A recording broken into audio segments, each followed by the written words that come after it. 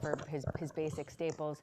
How does that sort of change the argument? Do you think that this will happen in the near term, in the next month or two, where subscriptions really fall off of a cliff or people cancel, or do you think that this will play out over a longer period of time, given that there could be stimulus in the mix? I think travel has effectively stopped real time, and therefore economies in the world that are dependent on travel are now really worried about their income and their expenses. What's up, everybody?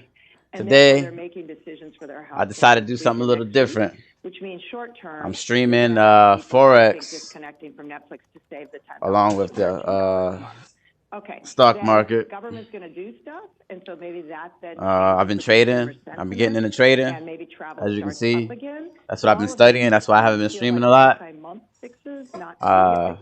It's been a cool past few days since the coronavirus outbreak kind of slowed down a lot of things. Let me make sure I got that up.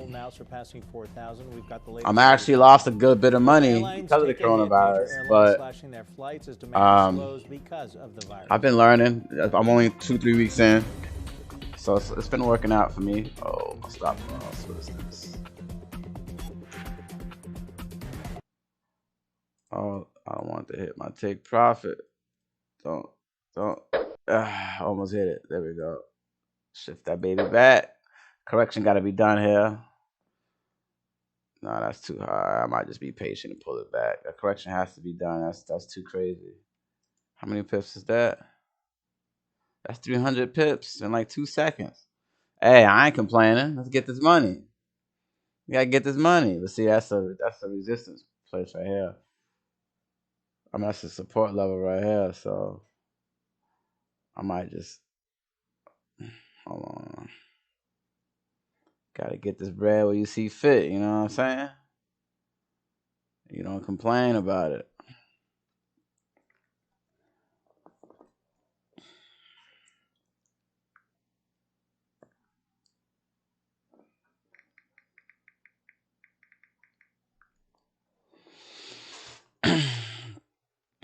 I lost about $600 in like 2 seconds when they had that oil thing going on.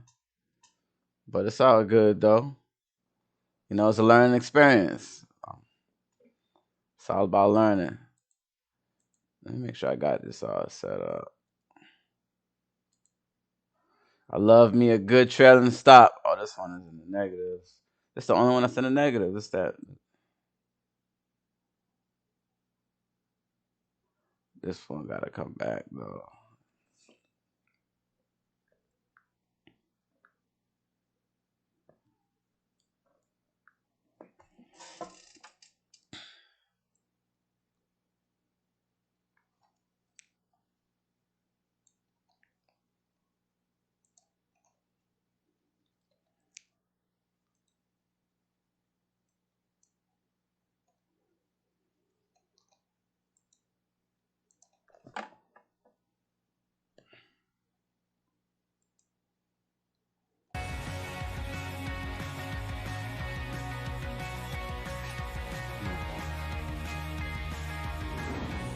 It's about noon here in New York City, 2.5 hours into the trading day, and we're seeing stocks bounce around quite a bit. You're watching On the Move. I'm Julie Hyman, joined by Adam Shapiro. So here we have the Dow Jones Industrial Average, for example, which opened up right around the highs of the session and has not regained those highs after yesterday's steepest drop that we've seen since 2008. Bespoke Investment Group says every time that's happened on a Monday, that we've seen the magnitude of that kind of drop, Adam, we've come back. Oh man, let me check this out.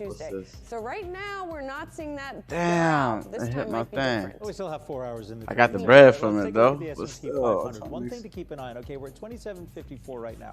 We had a guest on, Sam Stovall, who was saying, look, we could test a new bottom, 2,600. He does expect, or at least there are different guests on the show. That was crazy.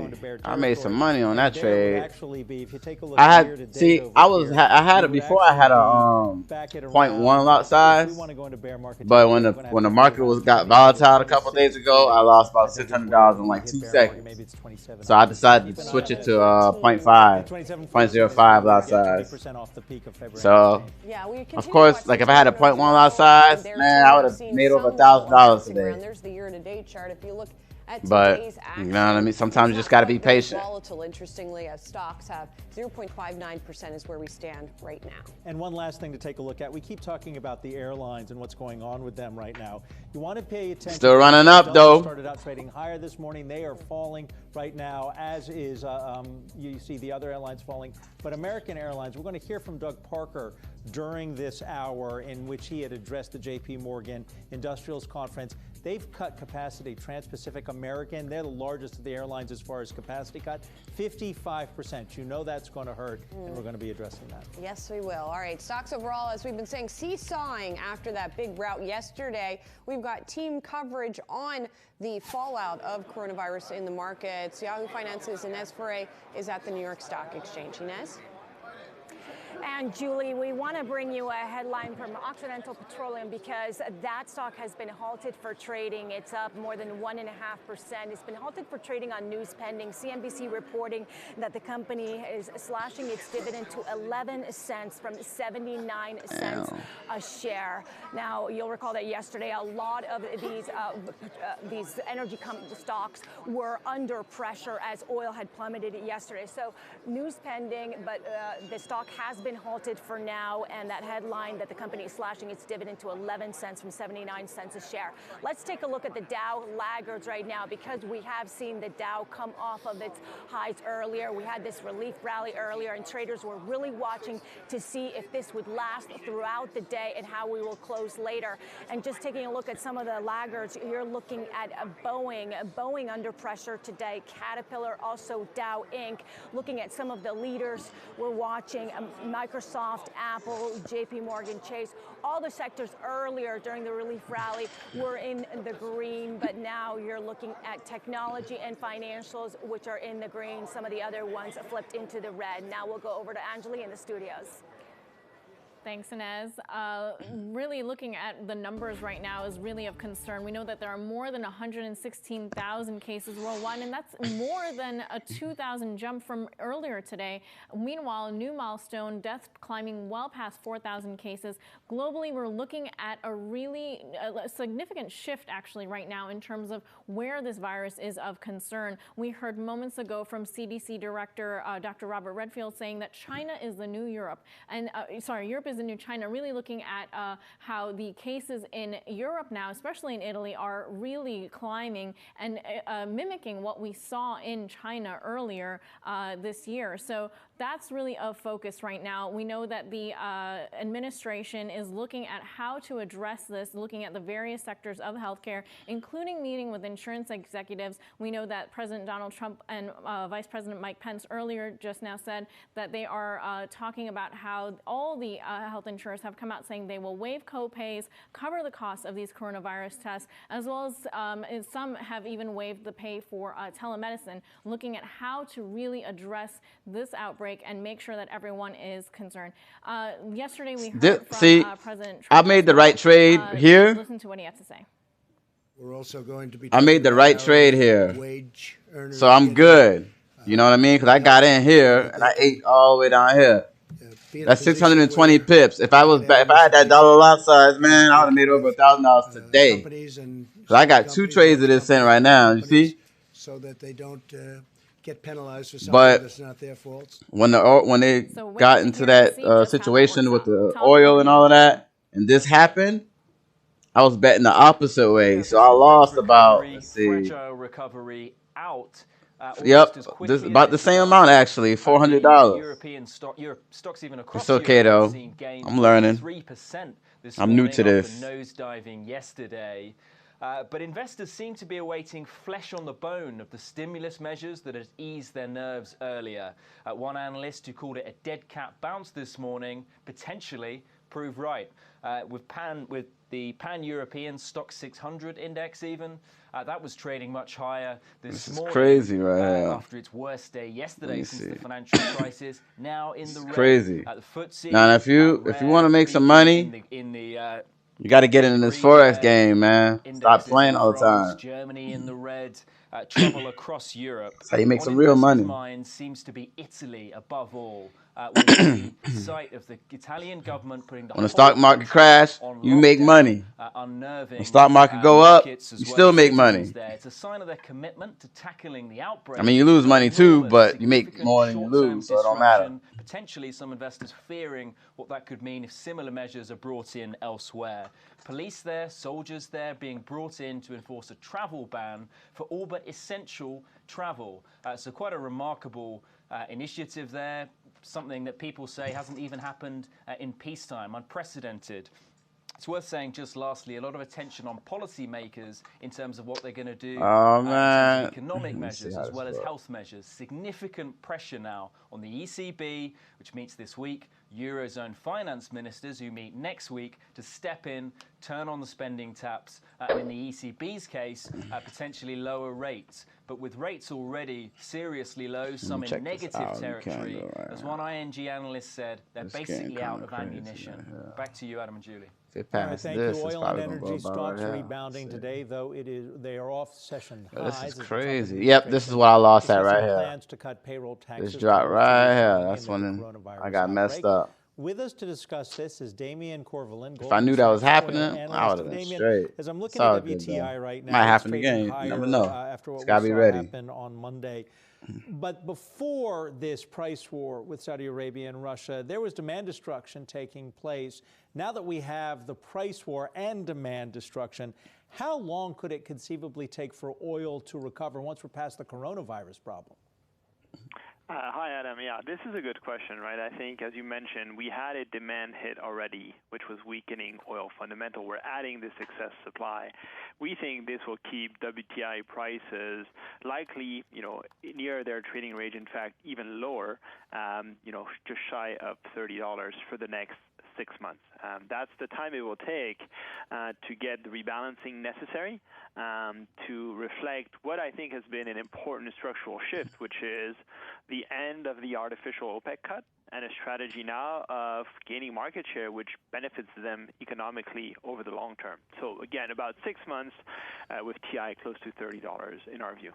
And this cut in prices that we have seen is obviously then pressuring not just Russia and Saudi Arabia, but of course companies that are producers here in the United States. We just heard the news that Occidental was slashing its dividend. I know you don't cover the company specifically, but given these changing dynamics of spending among the oil majors in the United States, what effect is that going to then have on oil? Will that further depress the price, or will we actually see, because of production cuts here, maybe a little support for the price? That's a good question, Julie. So I think there is nothing that U.S. producers can do in the short term, magnitude-wise, to offset what Saudi is announcing in terms of incremental production, right? Saudi just came out this morning with an official press release saying that they will provide 12.3 million barrels per day for the market. That's from 9.7 This market going in crazy. March. Look at that hit right here. That huge Boom. 2.6 It looks million like it's still trying to go down, increase too. cannot be matched anytime soon. I mean, I ain't complaining. US producers are doing. I mean, However, I made a sell trade, when so you I'm think good. about a year from now, even by the I know I ain't gonna end hit of this 2020, the slowdown we're seeing If it among hit that higher again, cost producers, which includes the boy some of could the be shale walking out here with the producers, Lamborghini out here. will Not offset this time. the I ain't losing increase again. in production from low-cost producers. On our forecast, by the fourth quarter of 2020, so just 3 quarters away, global supply is actually slightly lower than it would have been with an OPEC cut announced last Friday. Why? Because, again, we're seeing a big reduction in activity by high-cost producers that will more than offset the increase by low-cost producers. That alone tells you and helps illustrate why going back to a market share strategy is beneficial for Saudi and Russia, right? 2 years from now, on our economist number, the Saudi fiscal deficit is much smaller than it would have been had they tried to continue to support prices around $60. Damian, Dan Roberts here. I know that in the short term, we're talking about coronavirus and the impact there's been, and that was already creating some demand squeeze. But in the long run, when we talk about the tension between Saudi Arabia and Russia and all the tension with OPEC Plus, because that's obviously what caused the price crash Sunday night, kind of Saudi responding to Russia's latest move. How does all this end between those two countries when it comes to oil? Thanks, Dan. It's a good question, right? Because if you look at the rhetoric so far, it seems more that it's Saudi versus Russia, but they're on the same side of what is happening now, right? They're both low-cost producers with significant spare capacity. So, beyond what may initially appear like, a battle to try to get eventually to a deal, in our view, they will both benefit if they continue to gradually grow production. And so, the question we probably get most is there a deal coming? There may be in May or June, but it's probably a deal to continue to grow production, in our view, rather than revert to, trying to support prices artificially by cutting production once again. Damien, what do you think that the pullback in the price of oil does for natural gas? Do you think there's some short-term momentum there for traders to look at? I think that's an important point because natural gas actually wins in the U.S. on the back of this oil pullback. It may not be immediate. We've had a very warm weather pretty much all around the world. So I think, I'm more worried about near-term downside risk to gas prices. But keep in mind, right, the biggest and fastest growing source of gas production in the U.S. comes from oil. You drill oil, you get gas as a byproduct. It's not worth anything, but you sell it, and that depresses gas prices in the U.S. Now that U.S. oil activity is slowing down sharply, what we expect to see is a tighter gas market. We're going to lose that zero-cost source of supply, and so we need driller elsewhere to start drilling more gas, and so that's, Appalachia, the northeast of the U.S., and that does mean prices. So when we took down our oil price forecast, we also raised our forecast for Henry Hub. We think this winter will trade near $3, and the market is well below that still. All right, Damien Corvalin, Goldman Sachs oil analyst. We appreciate your being here on The Move. Thank you. U.S. airline stocks have been under pressure over fears of the coronavirus, and airlines are throttling back their flight schedules. That includes American Airlines. Man, CEO Doug Parker was one of the CEOs. It's crazy right now. The thing about it is, reducing its flight schedule. When they say the flu is worse than coronavirus, when we have the flu outbreaks, people still fly. Capacity reductions, which will result in a 10% reduction I mean, in our international statistics did show that more people died from the that includes a 55% flu than the coronavirus, but I guess I don't know. I'm not a doctor. 5% reduction in domestic capacity. I'm just not trying to get the coronavirus. That's all. These reductions are based. I got a vacation coming up, on customer demand, not safety concerns. and I don't want to have to change my mind because I see something on TV. Now, one thing to keep in mind too with American Airlines, their stock. What's up, Sun Dragon? Right now, Delta Airlines. I live in Mongolia. Yeah, I remember, man. Yeah, I didn't forget you live in Mongolia, bro. Airlines are all going to get a boost from the drop in the price of oil. For Delta, that's going to be about $2 billion. But he says his company. Oh man, I just realized my chat is not popping up on my stream. I think. Let me check. Is temporary. Or is it? That people fly have not changed. No? All right, I'm going to fix that right now. Our brand strength and our structural advantages are enduring. I'll fix that right now. The lesson that we all learned in 2009 is that while the demand drop is sharp, so will be likely the recovery. Oops. Oh, do you think that's accurate, that the recovery would be quick? You hope so, but it's all speculative right now, right? I mean, I really keep stressing it that no one is sure of anything. I mean, even doctors disagree on some of the kind of predictions right now for how long this will last and how bad it will be. But I guess it would take a moment where everyone is told it's really over and it's really safe. Now, what's interesting is how much this parallels the Boeing discussion with the 737 MAX that we were having, 6 months ago, because the issue is when will these things get back in the air, which they still haven't, and it was delayed and delayed and delayed. And there we go. Now way people can see your but chat. I remember a popular discussion on our live shows was, even if and when the 737 we had our first sign here, the sign would you from get the on dude one who came from France. And some people said, oh, he no, came here for said, look, if it's in the air, man, I know, man. See, everybody getting caught because of somebody else. If the studies were suddenly showing, okay, somebody else, man. Cases is down in the U.S., whatever, and suddenly flocked. I remember you live in Mongolia, though, bro. There are people flying now still, right? I mean, so it's not as though demand has gone to zero. You think I forgot about you, bro? 30%. Right.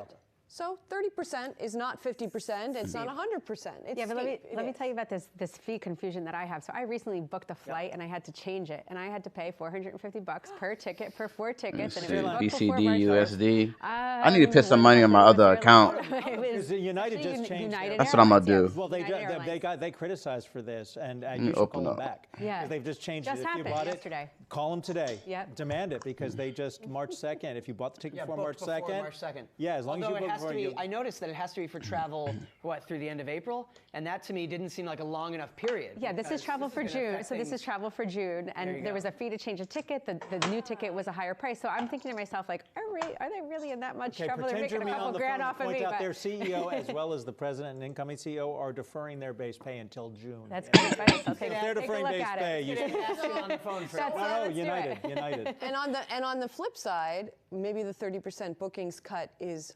actually would be larger than that if people weren't deterred by fees that the airlines are still charging for some of these cancellations.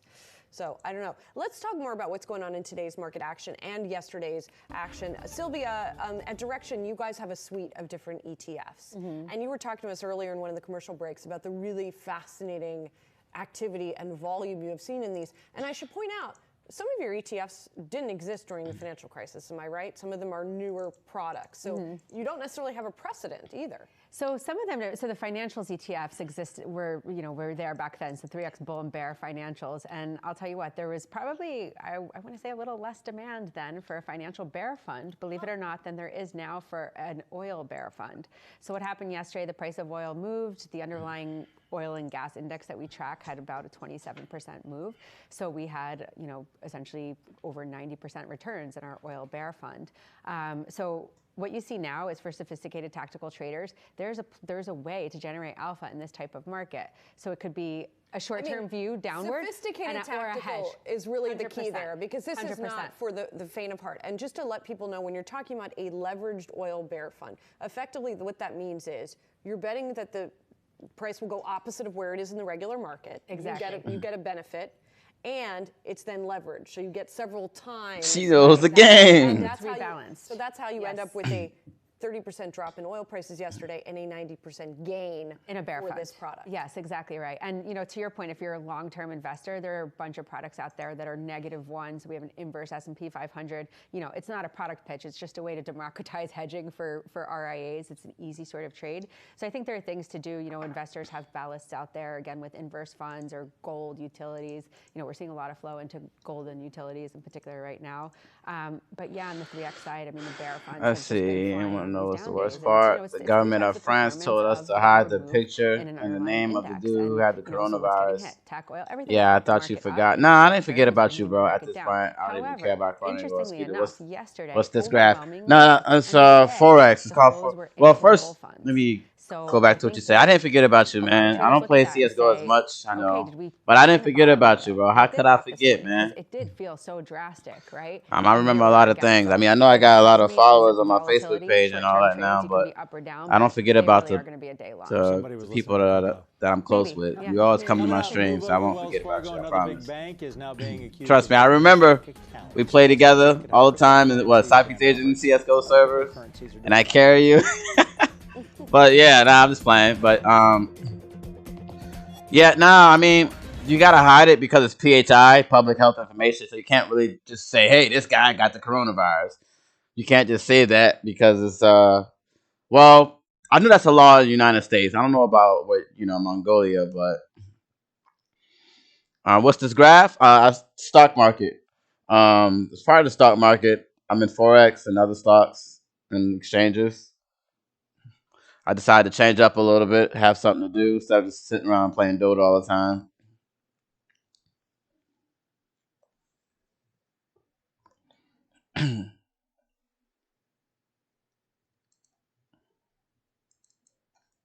Let's see, 2.5.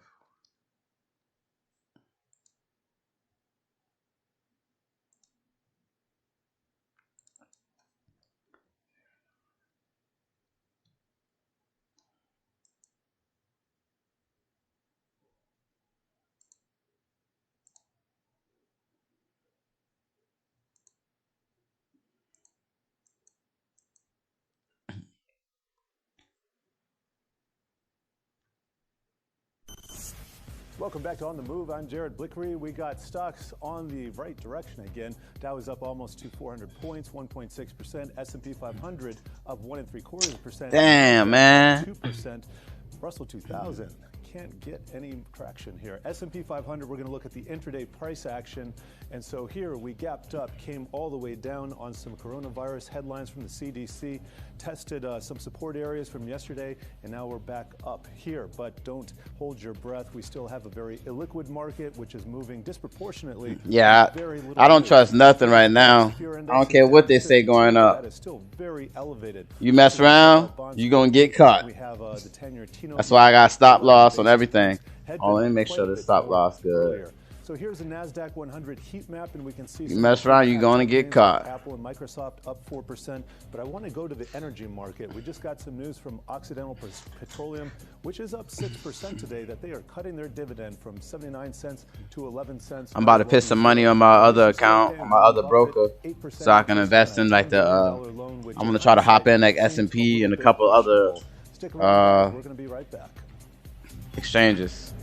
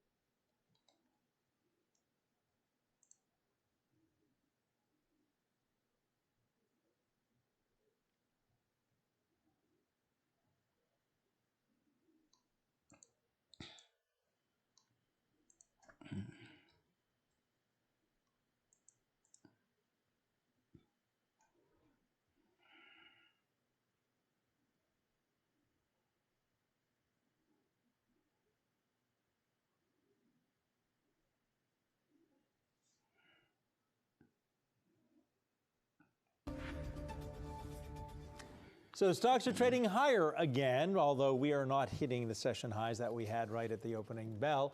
This is, of course, after yesterday's historic sell-off. Joining us now is Brandywine. Wait, what kind of trades I got going on? Head of Structured Credit, Tracy Chen. And can you make any heads or tails of where we're going to wind up in this market? We have a lot of people saying we will actually fall into bear market territory, but we're not there yet. We still have about 4 or 5% to fall.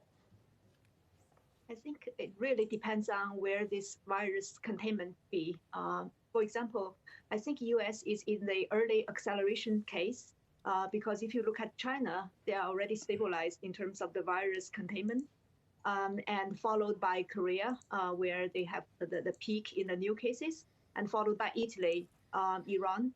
So Italy, Iran, and Korea are in the late accumulation stage, whereas China is in the recovery and U.S. is in the acceleration. So if the U.S. government strengthen their the virus containment case, I think there is a chance that we can look at some market risk rally in the near term. But again, I don't think that's the case because I think the U.S. government, they are still very lacking in terms of the containment of the virus. So I think probably the horse already left the barn. And at this point, people She said a for horse more, left the barn, boy. package from Trump. And today, I think they are going to announce something. But in terms of the efficacy of the stimulus, I think it's not very relevant because we're experiencing both supply shock and demand shock from this virus outbreak, and also the fear. And then you have the oil price shock. So the thing is, if your policy is not very effective, I think the market will have another route. So I don't see market bottoming here, but I might have missed this trade right here. In the short term, there is a reversal because yesterday's sell-off was just too sharp and too violent. So in the near term, we will see a reversal, but I think the market hasn't bottomed yet. So I might hop Tracy, in anyway, though. You work with structured credit, which is not an area of the market that many retail investors watch closely. So give us a little insight into what is going on there, because even though most people aren't trading it, it's quite important in terms of being sort of the underpinning of corporations and the debt that they take out. So how is all of that working right now? Are we seeing that close down? Are we seeing it open back up? What's going on? I think so far we still see new issue today, especially in the credit risk. Go ahead and set my stop loss up so I don't be mad at nobody. Credit, I would say you have residential-backed mortgage securities, commercial-backed mortgage security, and then you have consumer ABS. So those three sectors acted differently. In the residential space, I think that's the relatively lower beta sector, and you have the fundamental of housing market is quite solid, and consumers are delivering. I just set that up so that way I can see what's going on. Even though I gotta take, normally I do a trailing stop loss. I don't really take profits. But I set that so when this turns a certain color, I know to look at it. Like this is red. This is oh, that's this one. Corporate bond sell-off. We did see spread widened in that sector as well, but relatively the outperform. Oh yeah, this is my trailing stop loss. In the consumer space and commercial market, you see the this one's trying to make a correction after this big drop right here. I don't even know because this is kind of sharp. This is a sharp tip right here. That means whole business transaction where the kind of want to stay down low. They will face some headwinds. So I think this is going to come back down. Social distancing from the virus outbreak. So I would say each sector performed differently, but on the overall level, structured credit definitely with the structural protection, they definitely outperform the corporate sector so far.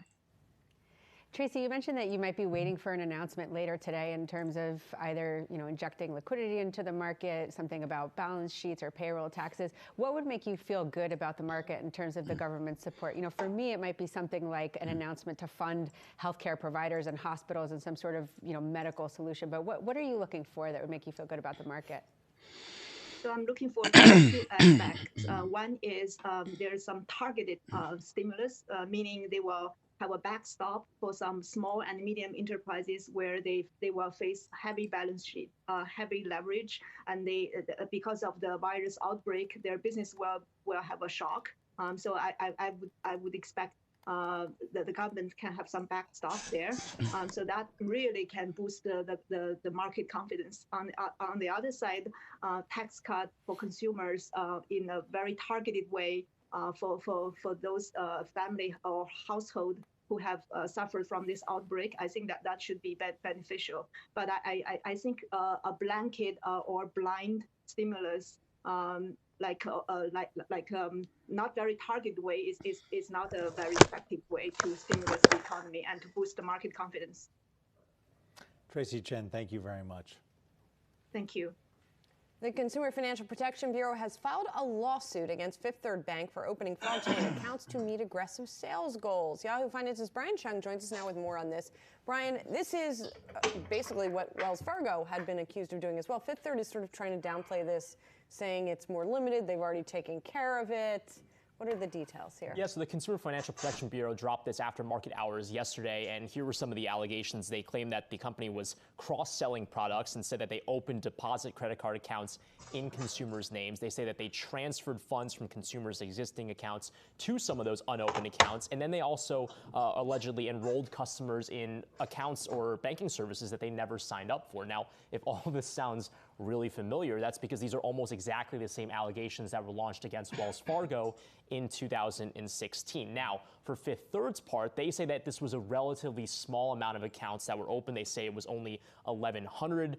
This was among 10 million accounts that were opened up during the period in question, which is at least through 2016, so probably a 8 or so year period. The Fifth Third says they want this to go to the federal court and for them to decide, but they have a quote that says, I want to read you the statement, they believe the suit filed today is unnecessary and unwarranted. So this is something coming from the chief legal officer, and Fifth Third wants to fight this thing. They say it's unfounded, but again, it's going to go to a federal court. Can you repeat, please, how many accounts or how many people, customers, did this potentially hit? So they say that the CFPB identified only 1,100 of 10 million accounts that were unauthorized and unopened. Now, what's important to know is that the CFPB suit does allege that there were systemic issues at the bank that allowed this to occur. They say that they were aware of these accounts being open but didn't do anything to stop them. They allege similar kind of operating procedures at the bank that incentivized employees to create these accounts, as was the case at Wells Fargo. But again, Fifth Third saying this is,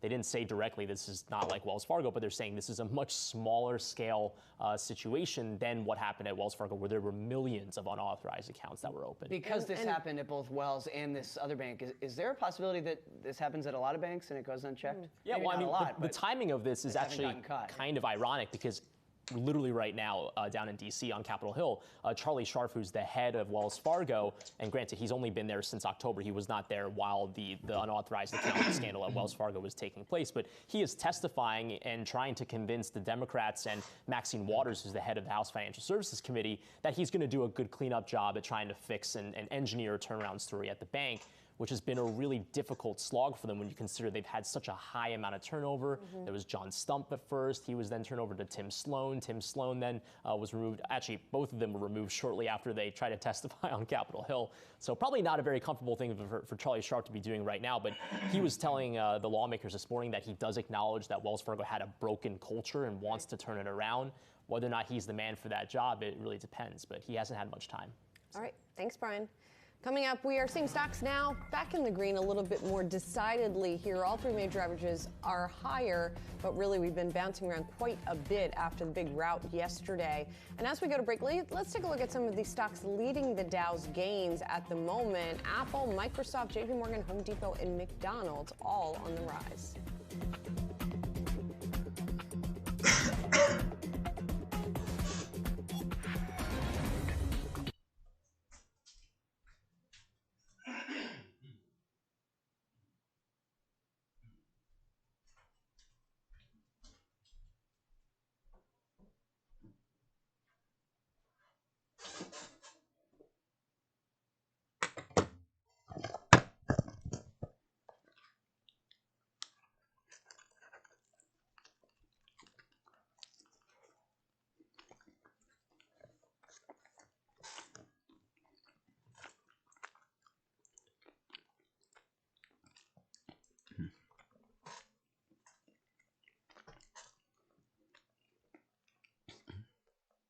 Oh, I was about to say, my money ain't doing too bad, and then I realized that's just today.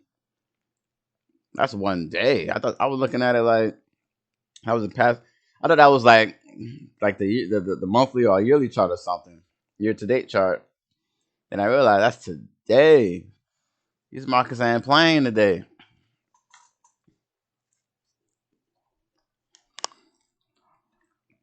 Everything dropping.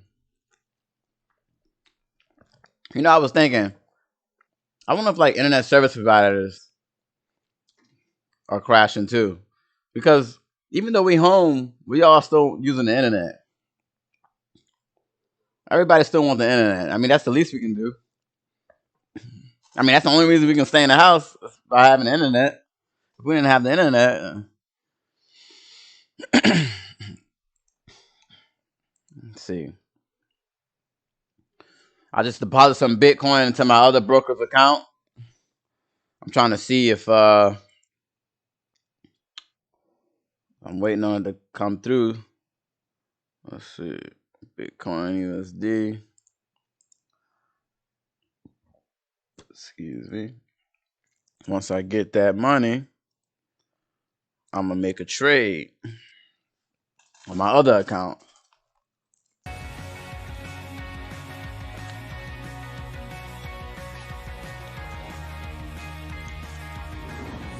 It's about 12:30 here in New York City, 3 hours into the trading day. Stocks right now are in the green, but we saw them dip briefly into the negative. So we'll keep an eye on the action as we head towards the close of trading.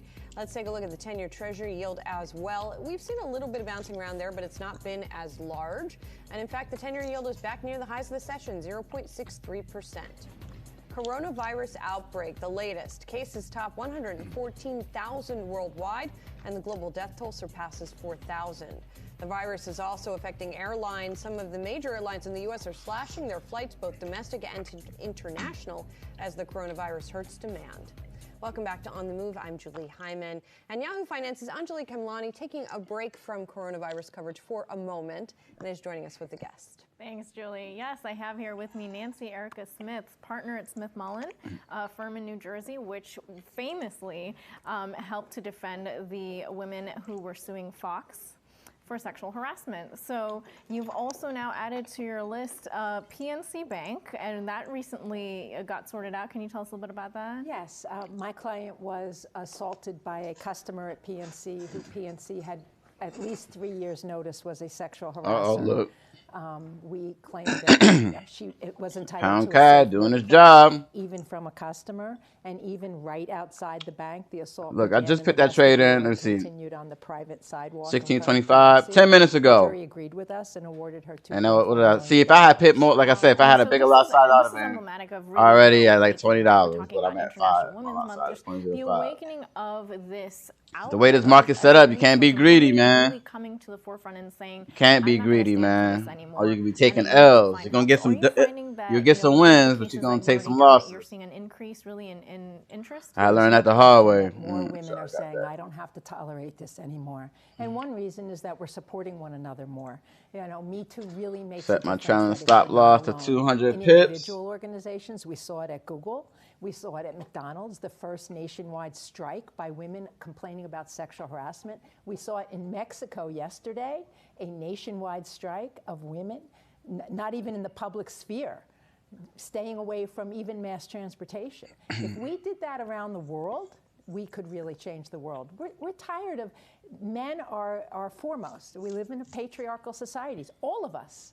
And men are in the forefront, and protecting men is always the first goal. And we need to change that.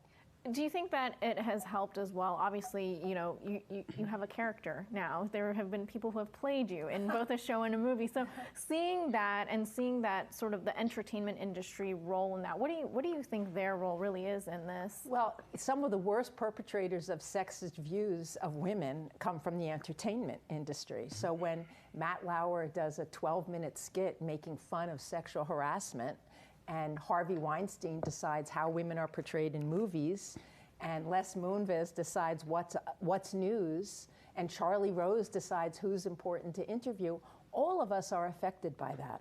So the entertainment industry is going to be in the forefront of changing attitudes, and women coming into the entertainment industry, and journalism. Women in journalism will change this, because shining the light of day on it is what has really changed things and really moved things along. When Gretchen Carlson first sued Roger Ailes, the media took notice. And that empowered other women to come forward and say, he harassed me too. We went back 5 decades of harassment by Roger Ailes. Same with Harvey Weinstein, Bill Cosby.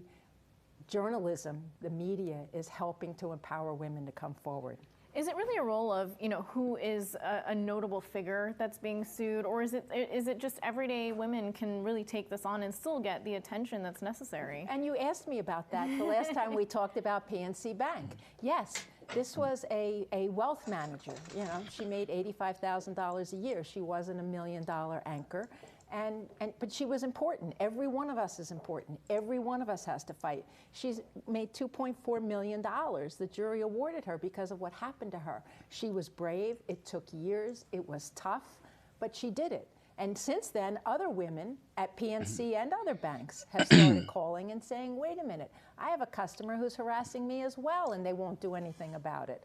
So women are supporting one another, and that's really important. Every woman, not just famous women, not just famous perpetrators. We all need to stand up. So this is one of those things where we really have to start hearing more about them as well. So what would you say to someone who is maybe in a professional environment about what they need to do? What they need to do is don't go to HR. HR is never your friend. Go see a lawyer and see what your rights are. In many states, it's legal to tape record conversations without the other party's consent. They're called one-party consent states. New York is one, New Jersey is one. Some states, amazingly, do not allow that, so you can't record your sexual harasser harassing you. But getting legal advice is really the first step. Going to HR is always a mistake. And I say that, I've been a lawyer for 40 years. Going to HR is a mistake. They're not your friend. And that goes against exactly what the protocol is in companies. So, exactly. Yeah, well, Nancy Erka-Smith, partner at Smith Mullen, thank you so much for joining us today. Julie, back to you. Anjali, thank you. Some interesting advice there. Thank you.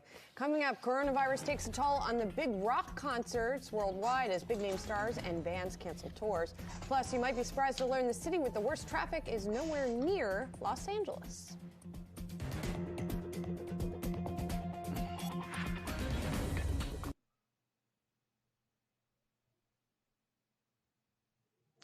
Look, I got in this trade right here.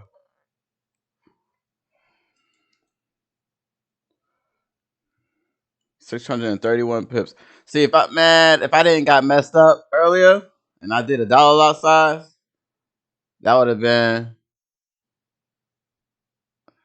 Well, I had this trade earlier and I've already took the profit, so I would have made over $2,000 in about an hour if I had a $1 lot. A lot size of 1. But I got that 0.05. Man, I would have been straight. Look, that's 600 pips right there. And that's the lowest one, because I got one trade was right here. I think the other one was right here. And I think I might have cashed out the other one when it was like here or something like that. And I think it hit my take profit or something like that happened. And then it came back up. And then I got some more. But I could have been easily $2,000 in about 2 hours. But it's all right, though, man. I'm going to get there. I'm going to compound this account, and then I'll start doing stuff like that.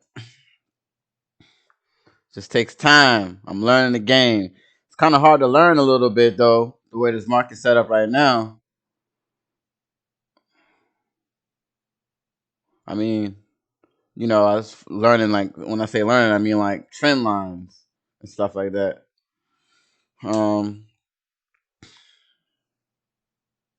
It's kind of hard to learn a little bit because stuff like this happens.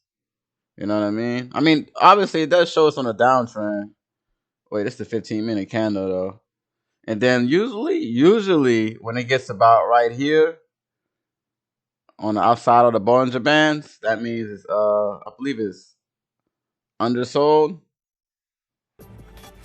And if it's above it, it's overbought. And normally when it gets down this low, it bounces, you know, it kind of got to get reset and come back towards the middle, which is the moving average. But lately, let me see if I can show y'all an example of what I'm talking about. And are negotiating to form a government already. And I'm gonna show you the one I got, the USD Japan. You find that. Concerts in Paris. Pearl Jam is postponing its North American concert tour because of coronavirus. And see how this one just was holding on to that line the whole time, and it finally boosted back up. County where they hold that concert would pull the permit, and again, they are postponing. Montana Governor Steve Bullock is running for the U.S. Senate and will. That thing wasn't playing no games, boy. Bullock, that market crazy right now. Run for president is prohibited by term limits to run for re-election as governor. This is part of a Democratic Party strategy to try and win control of the U.S. Senate, which Republicans now control. Traffic in Boston is the worst in the nation, according to data from transportation analytics company INREX. It found that drivers in Boston lost 149 hours due to traffic congestion last year, a little more than 6 days in the fast lane to nowhere. Chicago was second, followed by Philadelphia. Los Angeles holds the 2 worst corridors in the U.S. Traffic in D.C. and San Francisco moves so slowly, it's faster to ride your bike. Well, U.S. markets, let's get a check on where we are right now because we've seen quite a bit of bouncing around today. Stocks are up off the lows, down from the highs after the Dow saw its worst day yesterday since 2008. Let's discuss what to do now. Hillary Kramer is Chief Investment Officer at Kramer Capital Research. And Hillary, you seem fairly cautiously optimistic. One of the things that stood out to me is you're looking at some of the stuff that's been hardest hit as perhaps good buying opportunities. Hotels stand out to me because really we have seen a flight from those stocks. What gives you confidence enough to get in here? Experience to know that this passes and this will pass. This is not Ebola. This is very serious. There's thousands of lives that are going to be impacted. There are thousands of lives that may be lost, which is tragic. But we're going to get through it, and the market forgets, and the market moves on. I am not saying that all the cruise lines are going to are a great deal right now, because many of them are canceling big capital expenditure projects, that have cruise ships that are planned to be built. They're going to cancel those. You can't just turn that around overnight. So in that case, I'm concerned. Well, you've got conferences being canceled, though. That hurts the hotels in a pretty profound way. But there's been so much scale. There's been so many mergers that have been created, whether it be Starwoods and Marriott, and what it's done is it's created a strength with a lot of these hotel chains, and there might be some mom and pops that suffer and struggle, and I think that's what's saddest about this whole coronavirus situation. It's the small service companies that are really, it's going to be the hardest to get through. Real quick, we've had guests who have said we will go bear market, and then you've got also Mohamed El-Arian saying don't buy these dips. You're saying the same, it sounds like, but do you think we're going bear and when?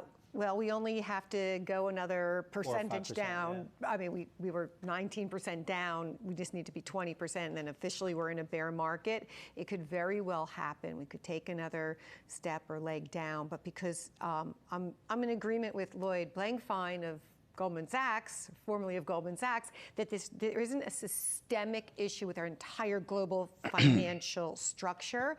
There might be a systemic issue with some hedge funds out there or fund of funds or something brewing. It might be with a big bank. It might be with a credit shop. It could be a bank in Europe that's teetering on the edge. So we don't know exactly what's happening there, but we could see some more selling, but I just am concerned about the individual investor. I don't want to see the individual investor be selling at the bottom, well, they're be selling out, now. It's such a shame, right? So the capitulation happens. Everyone else, the fast big money, gets out. And then at the person who hangs on the longest, that investor who knows to go the distance, is the one that then sells at the very, very end. And it's always that way. And so this is not the time. This is the time to realize, though, you don't want to let yourself get concentrated just in one position. I know people that companies like NVIDIA, ServiceNow, like the companies that have gone up 300% have become a bigger part of someone's portfolio, and they've depended on that trajectory to keep going. This is why you now know you have to be diversified. You want cash on the sidelines, and this is the time to step in, whether to buy these opportunities like, you know, I think United Airlines, they have the roots, I mean, it's going to be tough on them, but they're too big to fail, too. But right? What would you say, Hillary, I think boomers especially are panicking right now. You know, you say, hold on, don't sell, don't panic sell. But just anecdotally, I mean, you know, my parents are not liking what they're seeing right now in the markets, and they're very concerned. And I said, just hold on. And they said, well, you know, how long is it going to be? Because if you're in your 70s and you think it's going to take, you know, if it gets, worst case scenario, it gets really, really bad, and it takes 2 or 3 years to come back, you know, those people are concerned. I'm with you on that, because that's the problem of they're watching a lot of their wealth the baby boomers, and the whole job situation in this country. Anyone over 50, it becomes very difficult to find a position, and it's become well, obviously AI and, you know, all different areas of business, from risk management to service, has become it's become an artificial intelligence world rather than a people world, and even law, for example.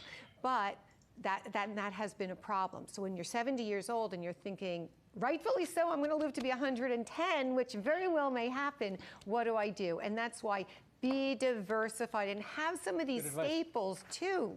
Have the Hormels and General Mills and 3Ms, which are a great opportunity and value here. You know, step in and buy some of the online companies, not Amazon. Buy a Chewy.com, buy Shopify. Hillary Kramer, Kramer Capital Research Chief Investment Officer, thank you. The life of a first lady. Barbara Bush's words live on in Arab 2, what's up, man? Are you using EA? Advice that go a long what is way. EA? The book was written by Jean Becker, who served as President George H.W. Bush's former chief of staff and speechwriter. She has gathered all that advice. What's up, Kyle Stocky? Is joining us now, and you had a chance to. This is Bitcoin. Jean Becker. No, this is well, I'm trading all kinds of things really, but I'm about to go into Bitcoin. But this is right here is Great Britain pounds to Canadian dollars Forex. But I'm about to trade some Bitcoin though. Who knew her best. And I sat down for Yahoo Finance Presents with her daughter. I had to put some money on my other account. And Jean Becker, who is former President George H.W. Bush's chief of staff. And here's what she had to say about how frugal our First Lady was. she was, as Doro said, the most frugal person I know. And she would not approve. She did not approve of the national debt because her big thing was, don't spend money, only buy what you can afford. She did not believe in running up a debt. One of the things that was challenging for me as their chief of staff, President and Mrs. Bush raised a ton of money for philanthropy. We did these huge fundraisers. For her, it was Celebration of Reading every year for her literacy foundation. For him, it was cancer, volunteerism. Oh my gosh, they would hold my feet to the fire about how much those events cost. They wanted every dime to go to the foundations. And I would say, well, you have to spend money to make money? No. Becker told me that President George H.W. Bush and First Lady Barbara Bush taught her a lot about how to raise money for charity. So good lessons there for all of us. I want to know what they said about how Barbara Bush would be viewing this current moment. Well, she wouldn't have approved of our national debt, so that says a lot. I think she'd have some other thoughts about other things as well. Thank Oh you, man, the pound cat acting up. Woods, despite a slight bounce back, Thought I'd be able to catch some bread in there. Looks like it's about to hit my stop loss. And let's take a look at the airlines today. We've been watching them closely. Oh shoot! Oh, they hit it. From the airlines, right now we're seeing a mixed. It's okay. It happens. Watch it. See, you see how they do me? They hit my stop loss and then go back up. See, that's messed up, man.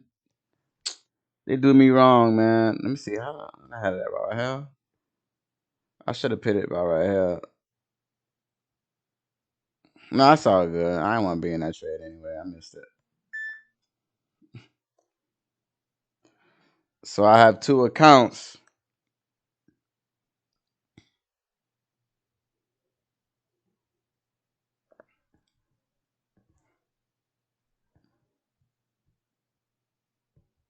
And on my other account, it's I trade a lot of other things on there. Let me see, log into the trade account.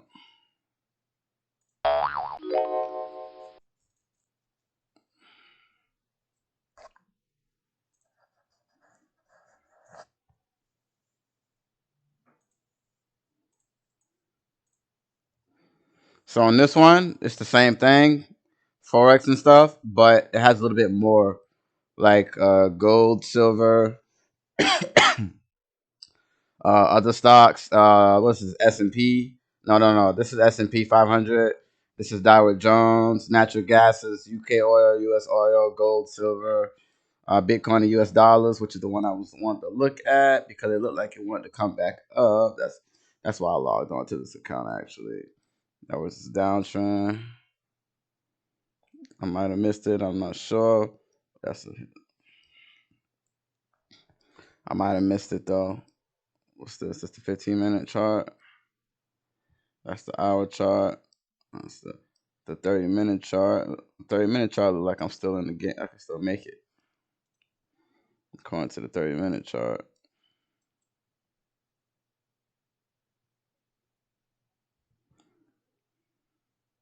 Oh, no, this ain't Bitcoin. That's why. This is Bitcoin. This is Bitcoin Cash, I think. And this is Bitcoin. BTC is Bitcoin. There we go. All right, so let's get this money, man. So, holy cow, that's how much it costs? The coronavirus escalating. New York Governor Cuomo announced schools and businesses in a 1-mile radius of New Rochelle will shut down for 2 weeks beginning Thursday. Our next guest says the coronavirus epidemic could create 4 probable scenarios for what's next in the markets. Joining us on the phone is Mike Schumacher, head of rate strategy at Wells Fargo Securities. Mike, we've got this news out of New Rochelle, which is only about 30 minutes north of where we are my stop loss now. right here. That's breaking. We also have the first death, unfortunately, a 60-year-old man in New Jersey. I'm going to ask you to give us your best case scenario out of the 4 which you outlined in that note. Yeah, the best case, frankly, is that it's really not incredibly deep or long. That's Bitcoin, Dash, other cryptocurrencies in case you guys don't know. Bitcoin, Ethereum, IOTA, iOS, Litecoin, Tron Exchange. Let's see what else you got. You got Apple. Let's see what Apple looking like. Months, let's say, and yields go up a fair bit. As you can tell, though, Amazon, the last few days has just which been is amazing. People really don't know how to AXP, American Express. I didn't know that. This is Boeing Corporation. It is indeed, and you Let's say see that what you the got. likeliest case. You talked about the best case scenario there. The likeliest case is On sort of a Facebook. moderate progression here. You What is this? also, as your FedEx, base case, Google. say that the Fed will cut another 50 basis points. And a bunch of other different stocks. You can trade all of them. Mike, about whether this is the correct solution. That's why I have 2 for accounts. this problem, because more money is not going to make people leave their homes if they're concerned for their health and safety. But why do you think the Fed is going to continue to attack it from that angle?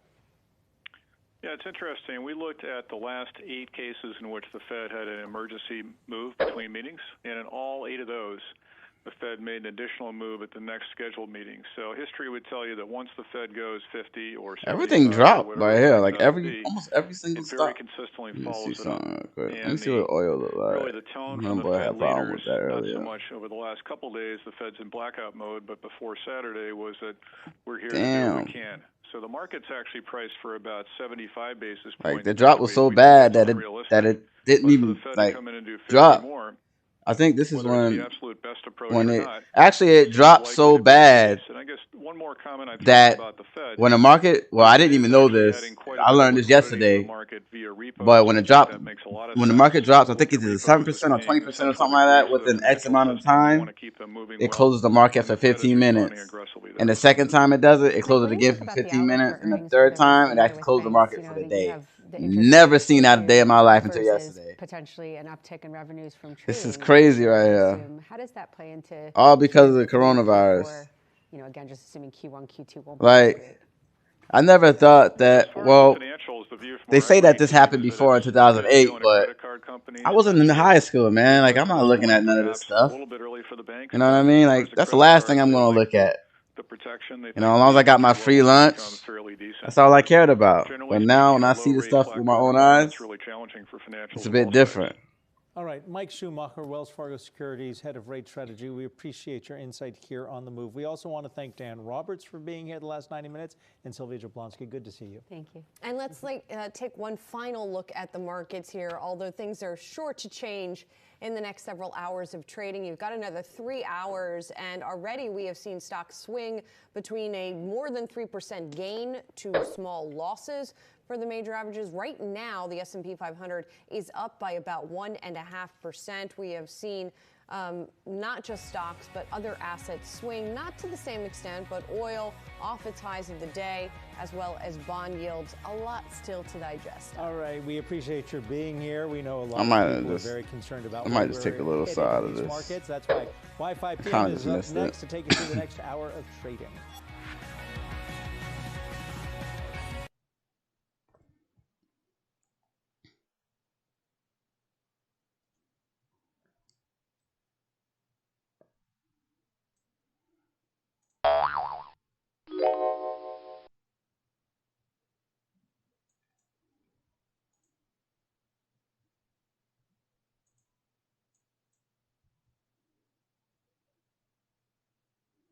Look at that, y'all. The market treating me right. And this is what I'm making now. Like, I've been making money earlier this morning. I'm still making it. Like, this is after a couple things hit my take profit. You see what I'm saying? That's after a couple of them hit my take profit. I lost a couple dollars here. I did lose a couple of trades, though. But I'm back now.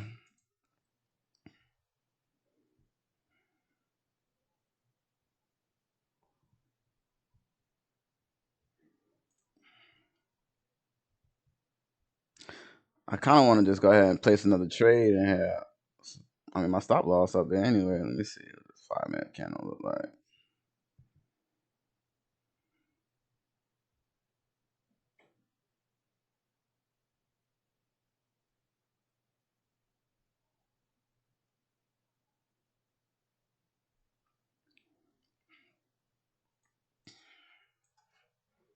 Nah, I ain't even gonna do that, man. I'm just gonna be patient.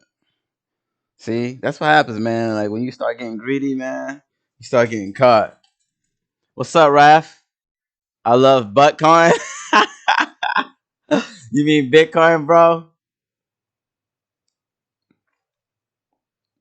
Nah. Bitcoin is I love Bitcoin, bro. I've been in Bitcoin since 2017 at $900.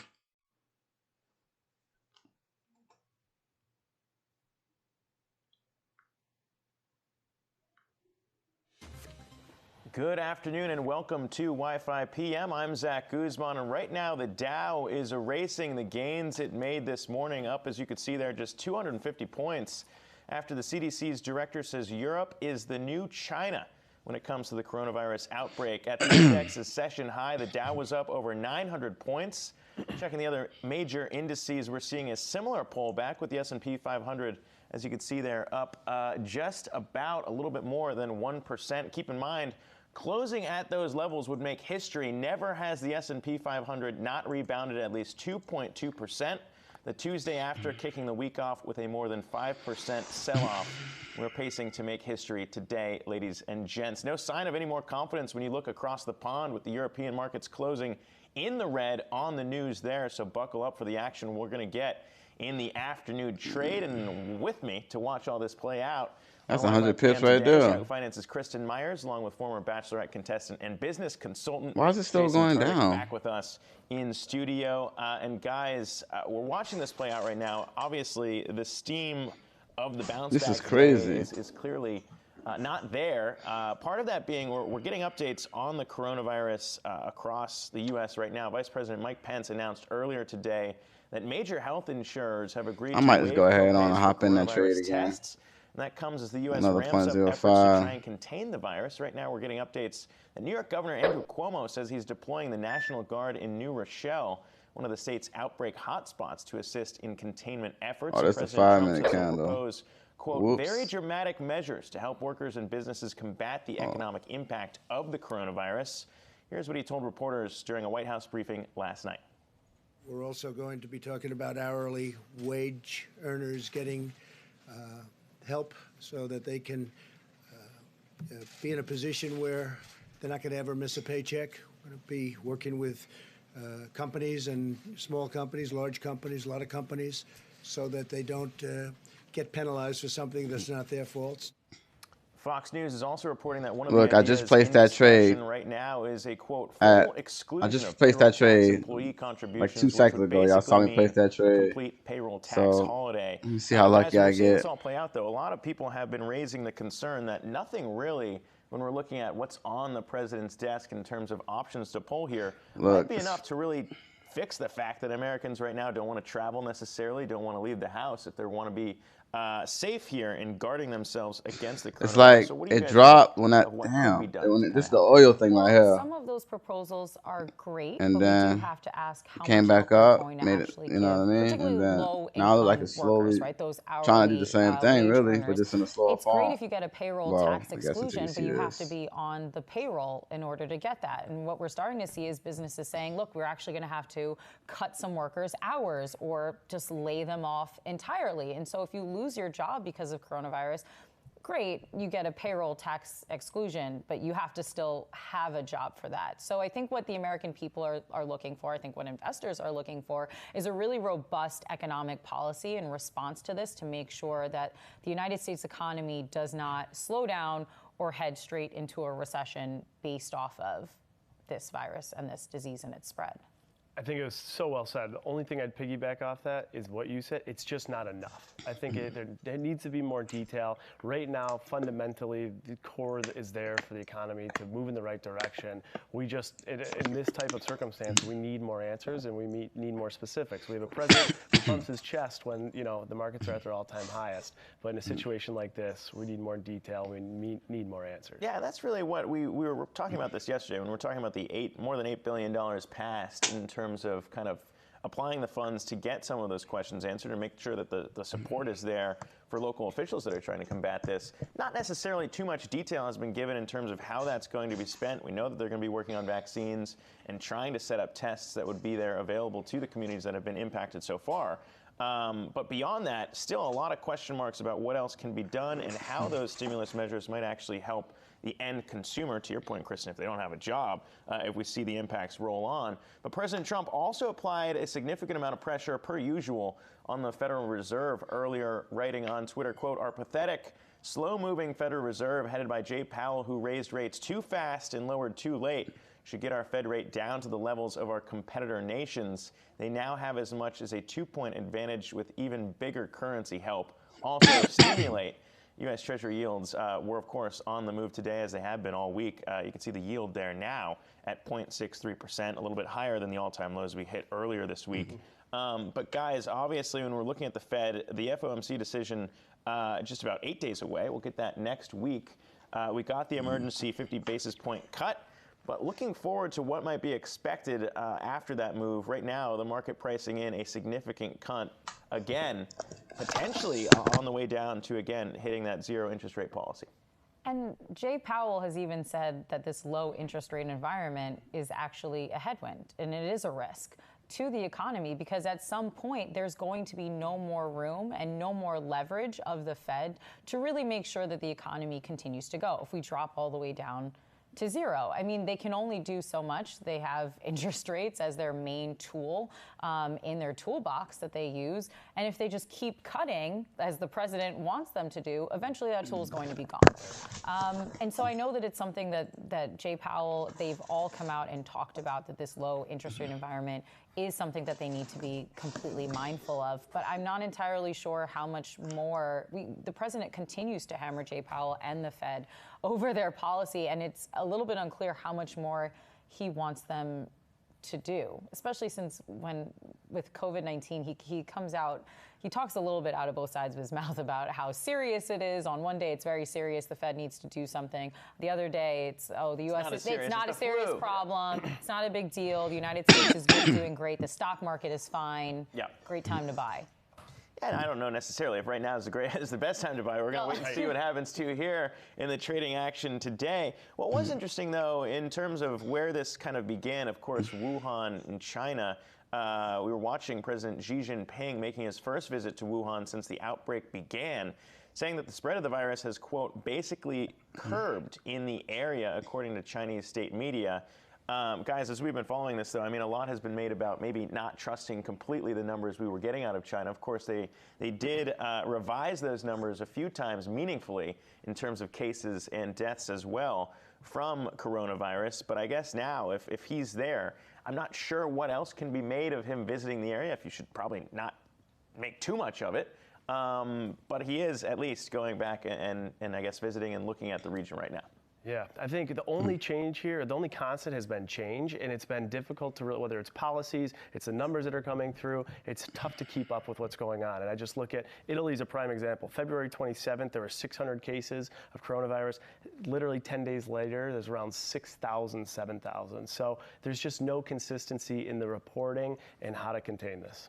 And especially as we get more data coming in from Europe as well, as we highlighted off the top of the show, the CDC calling that the new China. In terms of where we're seeing cases explode right now, Italy's been dealing with that, announcing that they're putting their whole nation on lockdown, trying to get a handle on travel there as well. It is encouraging, I think, to see the president of China visiting this area. He's largely been completely absent throughout the whole epidemic inside of his country. And so you have to think he probably wouldn't be putting himself directly into harm's way if the disease wasn't slowing down there, and if the virus wasn't spreading as quickly as it was before. We have to remember that more than half of the people around the globe that have contracted coronavirus have actually now recovered from it. And from a lot of people, it is something very serious, something to be taken very seriously, but a lot of people, if they are not immunocompromised, if they're not very young, if they're not very old, are able to get treatment and be fine.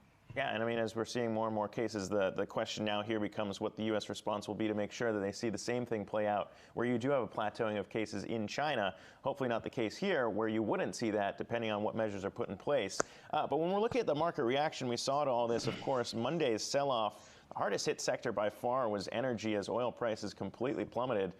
Today, we're seeing oil rebound slightly after yesterday's sharp sell-off. The possibility of economic stimulus and Russia signaling that talks with OPEC remain possible seem to be driving that rebound in oil so far. You could see oil up about 9%. It had been up as much as 10% earlier in the session. Joining us on the phone, though, is Canary LLC CEO Dan Eberhardt. And Dan, just want to get your take On the whipsaw moves we're seeing in oil, obviously people would expect a bounce back, especially if Russia's optimistic that talks could continue here. But how likely is it that we get a quick resolution to the back and forth between Saudi Arabia and Russia? Well, it's very important that we get a quick reaction. I think that, the market seems almost like a movie as opposed to a normal market mechanism right now with the fear and panic in the oil price and the severe whipsaw in the pricing. But I think it's likely that this has gone further than Saudi Arabia or Russia wanted it to go, and that there will be some kind of resolution in the next 2 weeks. But I think that it's possible, and, we at Canary and others, U.S. shale, are preparing for this to have much longer-lasting implications. Look at the implications moving forward, though, specifically on the U.S. shale producers, because we know that this would be pressure trying to get them to feel the pain here as they got a higher cost to produce. What are you making in terms of what could happen after we saw the move, the dividend cut from a major player there? What could happen for the other oil companies, the other drillers here in the U.S., if this does drag on? Well, I think you're looking at basically cash break-even prices with probably negative free cash flow for the oilfield service equipment sector.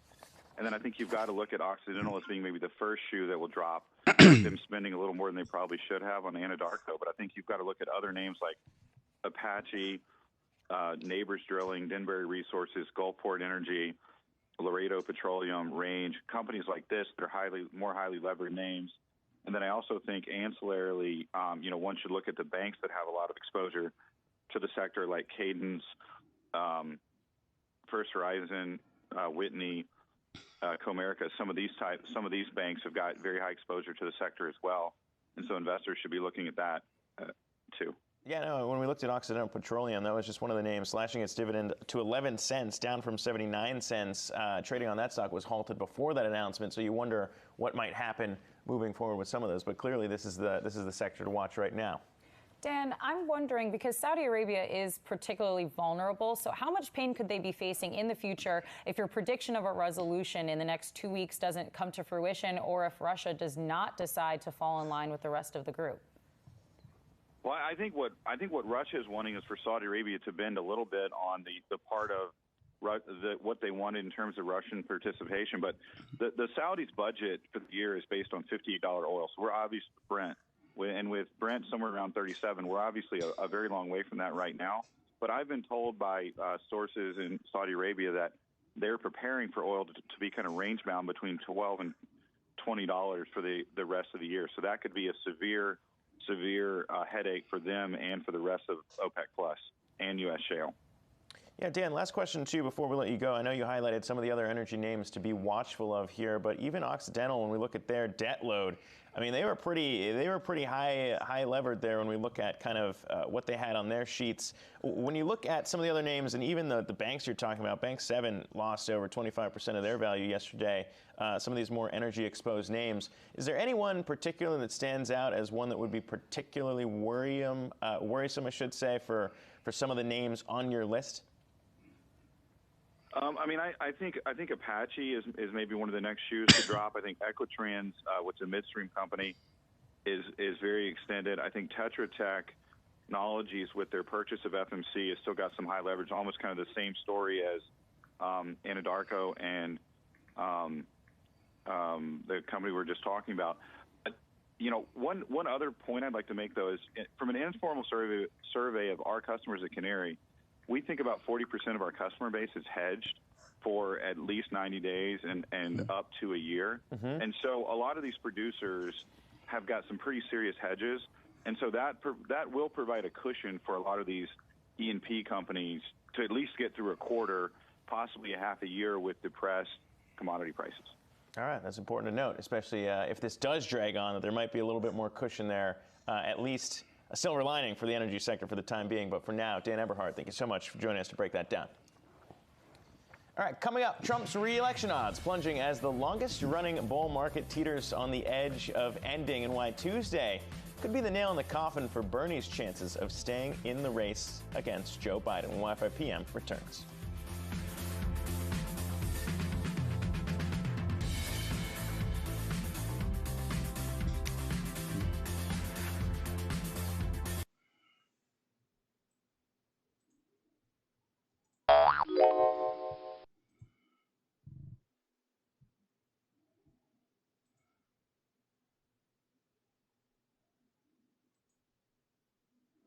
Just want to hit my take profit of Bitcoin. Yes. Let's see. Let's see what we got.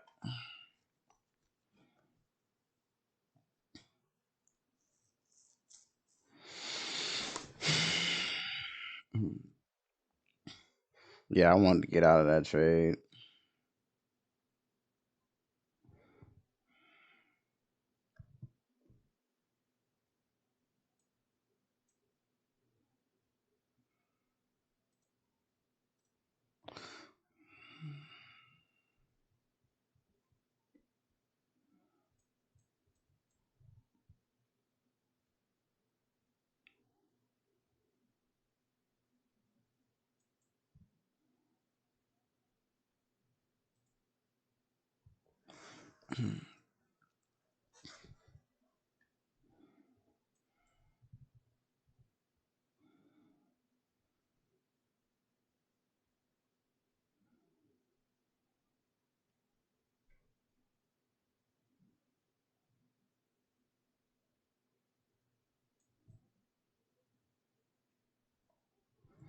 Amazon looking crazy, just like everything else. Let's see.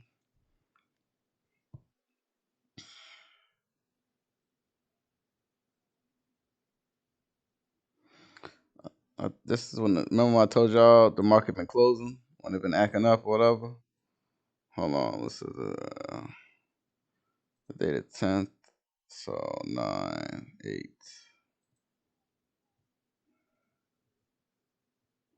When y'all see these gaps like that, that's when the market closed.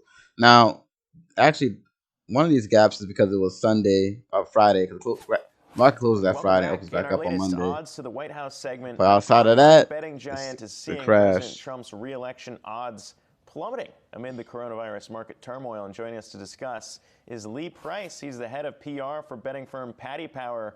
And Lee, what can you tell us about Trump's re-election odds? I mean, obviously he cares a lot about the stock market, but what are you seeing from bettors trying to figure out what all this means? I think, as of most things with coronavirus, we see caution. And while we're very bullish about Trump, even just a week ago, in that time we've lost around 11% confidence in Trump. Just because of coronavirus, who knows what's going to happen? We've seen the news over the last few days about warnings for elderly people traveling and how's that going to affect business. Trump's supposed to be good for business, coronavirus isn't. So that could be a factor. But in fairness, I should say he's still the overwhelming favorite in this market. And he's still favored to actually win re-election there, so that's important to keep in mind, only by a slight margin. But meantime, 6 states are holding primary votes today, and your firm is predicting the Democratic nomination will be for former Vice President Joe Biden. He had shot up in terms of the odds of him winning the nomination. What are you seeing in there? Yeah, some might call it a 2-horse race. We're calling it a 1-horse race, a foregone conclusion. This is an incredible turnaround for Biden. A couple of weeks ago, he was very, very low in our betting. Now it's more than 90% chance that he becomes a nominee. It's all going his way. Even that percentage for Bernie there looks a little bit generous, I'm sad to say. Lee, at this time last election, I think in the primaries early on, Trump was a 20-1 underdog. So obviously we see a huge underdog here with Bernie. Do you think there's any type of correlation that he could pull it off when looking election over election?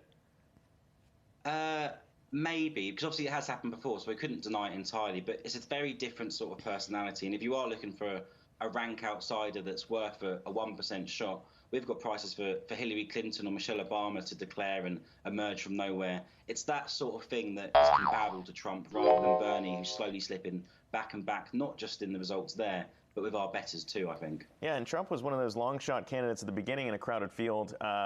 Different story for Bernie in terms of how he had been leading here for a while, up until Super Tuesday. We saw Joe Biden running away with it, and now the bottom looks like it's falling out for Bernie here. But when you look at Bernie's odds to become the Democratic nominee, you were saying 11%. Look at that compared to 38.1%. So that's a very steep drop. What can you make of how that might matter more as we get into the final stretch of things here too, though, because you know, it obviously shuffled a lot of people, but as you said, now down to just 2, or in your mind, 1 horse. I mean, is it too late for him to even swing that back around? No, he still has an 11% chance, and obviously people like an underdog, right? Or people who would have assumed that he was safe will now be saying, oh, right, he's in trouble. So it might stir a bit of a comeback, but the way the journey's gone, he's come from the favourite, quite clear favourite, was actually around 60% 3 or 4 weeks ago, to being now 11%. It's going down and down and down, and we don't think there'll be enough there for him to turn it around. Certainly to have a 90% confidence in Joe Biden, that's quite unusual at this stage. Lee, really quick before we let you go, wondering Look at that. how It's about President time. Trump is now faring This against is Joe Biden, especially now that he's surged among your bettors. Yeah, it has got RSI lines under 30. 52% to 48%. That was Sharp around and it's sharp and 56 to pointing. 44 So, barely a week but it's ago, also so looking it like is it's edging closer. Again, it's that barely caution trying to thing. come up, We're but being cautious. They're being that may cautious. be The market enough is, just everyone's to. buying But that's toilet also roll. We're taking it a very daily carefully. candle too. And no doubt they're probably going to be changing again when we get to the end of today, as we saw after Super Tuesday last week. Basically wipe the board clean and start all over again. We'll see what happens. But Lee Price, thank you so much for joining us to break that down. Appreciate it. As Lee just mentioned, though, clearly coronavirus and the fears around that is impacting how voters are thinking about the 2020 field and handling their rallies and campaigns as well. And Kristen, I know you've been looking into that as Trump continues to have rallies across the country. Yeah, not just Trump, but also Biden and Sanders. So I know that we have several states that are voting today, Michigan, of course, being one of the big swing states and battleground states that's going to be going to the polls today. But just next week, we have Ohio coming up, we have Illinois, we have Arizona. And so what we're seeing is that these candidates are not at all slowing down their campaigning. They're continuing to hold rallies. They are continuing to shake hands and kiss babies, so to speak. So I reached out to the campaigns to ask them, are you guys at all concerned? Are you taking any sort of precautions? Now, the Sanders camp did respond, and they said that they are going to be, they're only holding rallies in consultation with public health officials in any of the cities or areas that they're going to be, doing these events. The Sanders, or not Sanders, the Biden and Trump campaigns, however, just did not respond. But I think that this is probably largely due to the fact that these campaigns aren't entirely sure how they are meaning to respond and aren't entirely sure yet how they want to manage or mitigate the risk of coronavirus. I mean, in the last couple of days, we've heard how President Trump has already met with several congressmen and women that have actually been in touch with people or in contact with people that were later tested positive for coronavirus. We have heard Women for Trump, they had a bus tour going. They've decided to completely postpone that to later in the year. Of course, this is again around fears, but no, the campaigns. I might hop another one in the straight if full it pops steam back ahead. up I guess again. none of them want to let this virus in any way, shape, or form slow them down or scuttle their chances at clinching that nomination or victory in the general election. And outside of campaigning, I'd be curious to get your guys' take on how it's impacting what we might actually see play out at the polls or who voters right now are favoring too, because a CNN poll that just came out yesterday was asking voters about which candidate could handle the economy best, especially considering all the market jitter fears that we just saw come out around coronavirus. Interesting to see Joe Biden leading in that category by a margin of 57%. Only 31% of voters think that Sanders might be able to handle the economy better. I think that's to be expected, though, because a lot of people are afraid that Bernie Sanders in general is bad for the economy. So I think that they would approve of a far more centrist candidate like Joe Biden to be, quote unquote, a little bit more presidential than some of them believe that the president is currently being during this crisis. Again, we've had just complete misinformation. He said the other day he didn't know that the flu killed people, or that people died rather from the flu, which is alarming, I think. So I think that people look at Joe Biden as someone very presidential, able to steer the country through this. I will say, however, yesterday Bernie Sanders was actually speaking on a panel about coronavirus, and he made some, I think, pretty salient points around the fact that if everyone had health care, then people can go and get treatment if they do become ill from something like coronavirus. And a lot of the worker protections that he has been fighting for would be great for a low-wage worker in this and we exact might see that even crisis temporarily put in place here too, but even for those with health care, it's not entirely clear what could be done in terms of going to the doctor right now, because we've heard a lot of stories about everything just being in shambles in terms of actually getting this handled or not having enough tests. But I do wonder what might happen tonight too, though, when we think about who might be voting and how a more moderate candidate like Joe Biden could be impacted, maybe more or less than a Bernie Sanders when we think about people going to the polls. If you are an older voter, I would imagine you would want to stay away from crowds anyways, whereas if you're a younger millennial, we know Bernie's very popular with younger voters. I wonder if that might impact things too, if you're thinking about people going to the polls.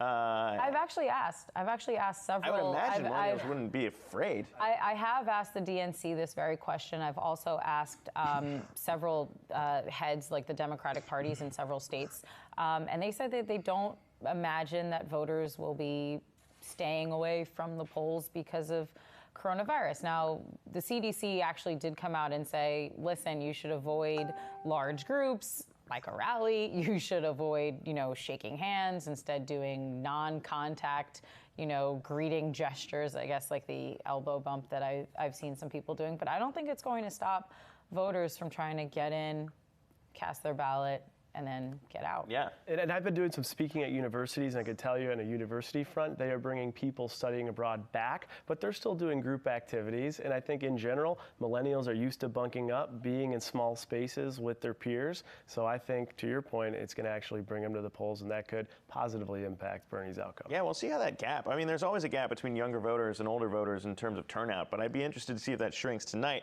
We'll keep our eyes on it, bring you the news as it develops, as always, right here on Wi-Fi PM. But next, after the break, speaking of handling the economy, why one union group is pressing the FTC to investigate Amazon's monopoly power to warp the economy. The director behind that new push joins us for more on that right after this.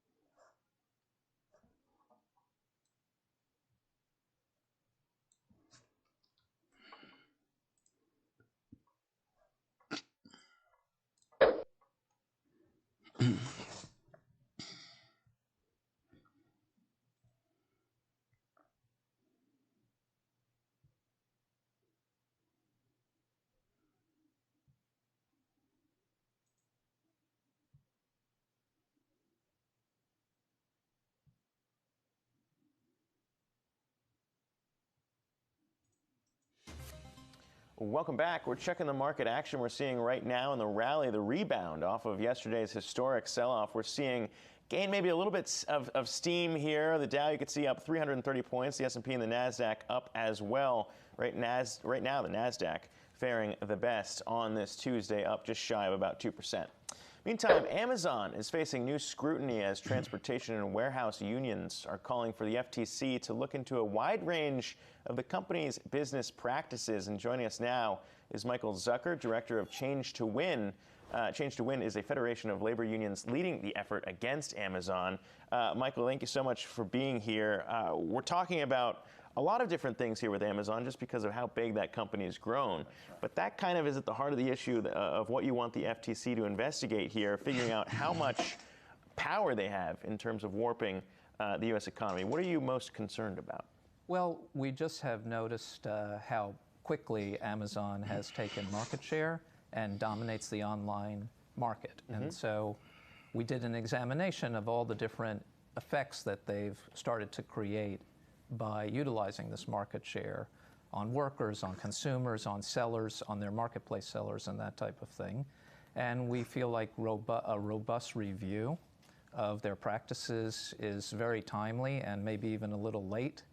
And we're hoping to convince the FTC of that. We've heard a lot of this in the campaign trail from Elizabeth Warren. Of course, she's not in the race anymore, but she did highlight a lot of the need right now to kind of look at these tech companies. We've heard it from the right as well.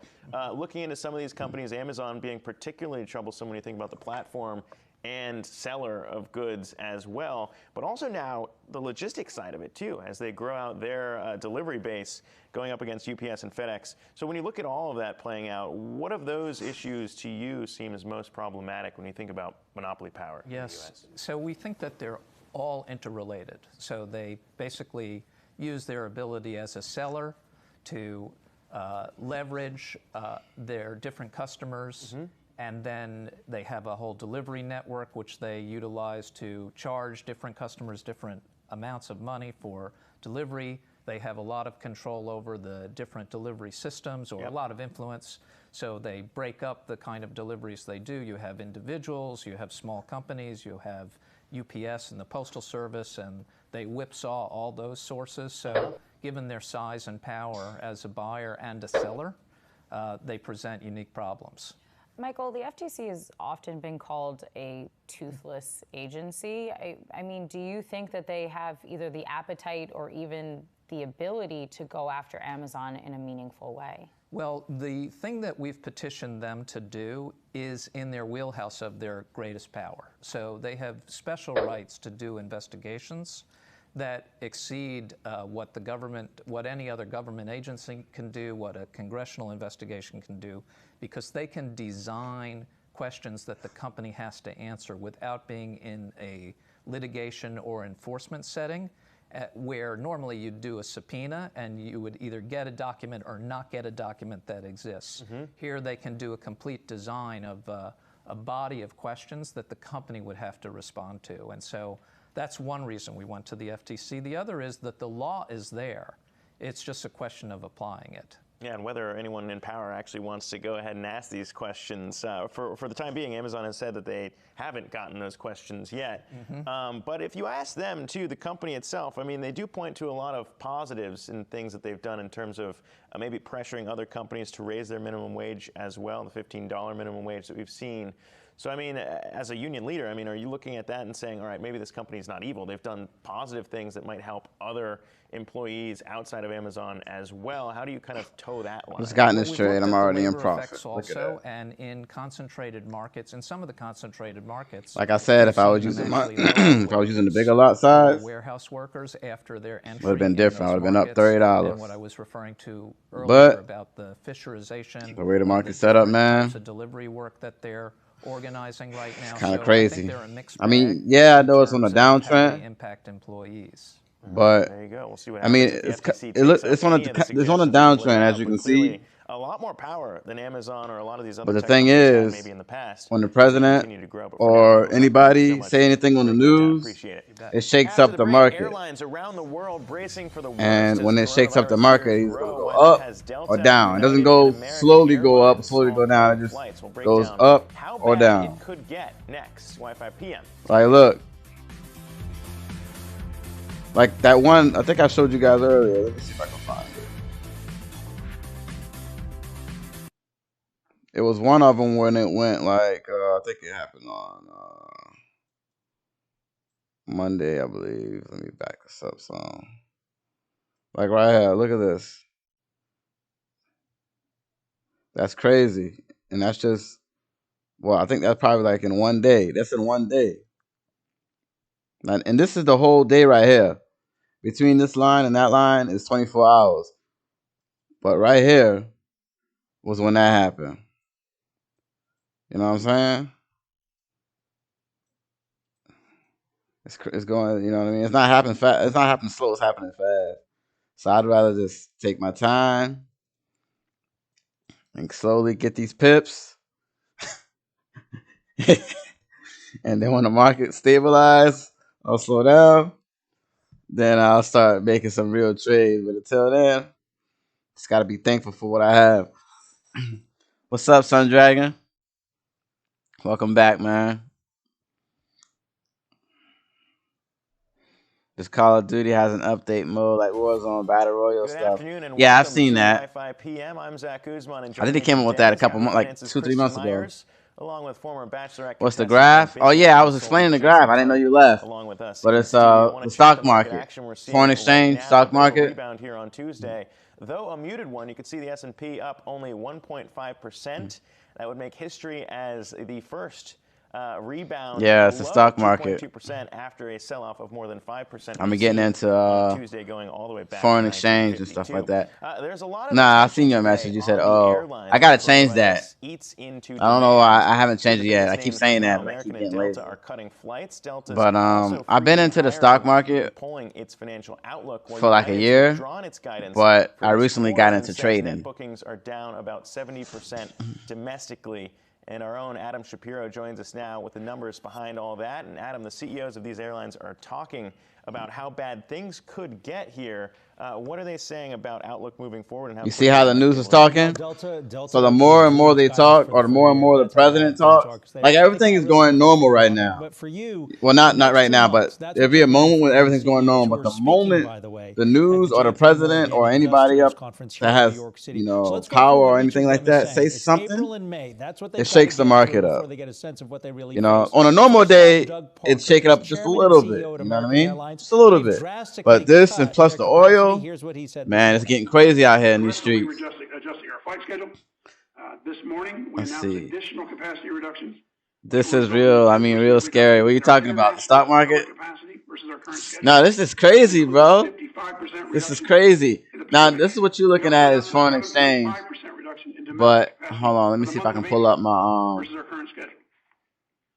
These reductions are based entirely on customer demand, not safety concerns. I'm going to pull up my my other and that account. demand obviously dropping not only internationally but domestically. Here is what the Oh, it looks like I'm hacking.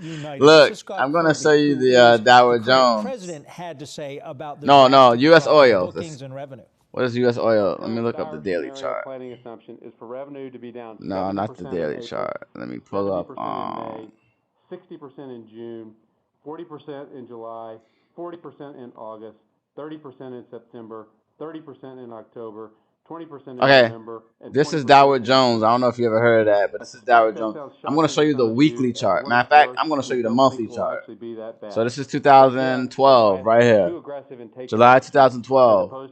As you can see, as time goes on, you know, it goes up. That's normal. It's supposed to happen. And then it shakes up a little bit. It's all about preserving still went up, went down, came back up, and then the moment they say coronavirus was here, because and all in all, coronavirus recently kind of hit the news, but it was really going on in China since November. It's just that I'm not gonna say people didn't care, but people didn't really care about it until it came to their country. I mean, right? I mean, it sounds crazy, but that's really what happened. Like when you hear coronavirus, it's like, oh, okay. And then eventually, when it came to us, it's like, okay, now this is real. And that's, as you can see, hope is not a strategy. Look at this. That's raise liquidity, cut OPEX, cut CapEx. That's 6 figures in 2 months. Ourselves to bounce back when the crisis ends and demand returns. Same strategy at Delta. Ed Bastian says they will have $5 billion in that's 6 figures in 2 months right here, and it's only the 10th. We still got 20 more days, bro. We still got 20 more days. And look. Better. Here's what he said this morning. This demand disruption. See, that's the full month right there. The reasons that people fly and this ain't even. This is crazy. Our brand strength and our structural advantages are enduring. Nah, this is out of hand. All because people coughing, man. You know what I'm talking about? Like all because these people coughing. So will be likely and getting sick. That recovery might hit is what. See, this is my other account. I don't know if you heard I said that, but on this account, I trade. These are the largest airlines. I mean, I'll trade Forex every now and then, but not much. Just how big, what we're I opened it like yesterday, really. And on this account, I trade like natural gases. This is Dow Jones. It's giant. It's an industry that's been hit hard by this. S&P 500, gold, silver, Bitcoin, cryptocurrencies, and you know, stock market stuff. Google, Facebook, Microsoft. Just staying in the green. And that's because that's what I use this account for. I only got a little bit of money in here though. The airlines are better positioned for this crisis than they were if you go back. Just to start, because I'm learning. It's my first time ever trading the Amazon and stuff like that. Some of the airlines went so I'm just going to compound the 250 I have in there. That right now would be weighing them down, but is not. Yeah, and that at least something positive for investors to latch onto here. But Adam Shapiro, thank you so much for bringing us that. Appreciate it. Meantime, when we're talking about all this, not just the airlines potentially getting impacted, but what might happen for some of these other ancillary businesses watching coronavirus cases spread, also impacting television. According to Variety, The Bachelorette nixed filming in Italy due to the outbreak and may be forced to cancel other abroad travel plans as well. Just to put that in perspective, contestants traveled to Singapore, Thailand, Vietnam, Portugal, and Spain during the last Bachelorette season, and during the current Bachelor season, well, Costa Rica, Chile, Peru, and Australia were some of the top destinations. And Jason, I mean, you were on the show, right? You've been to some pretty cool places, including Thailand during your season.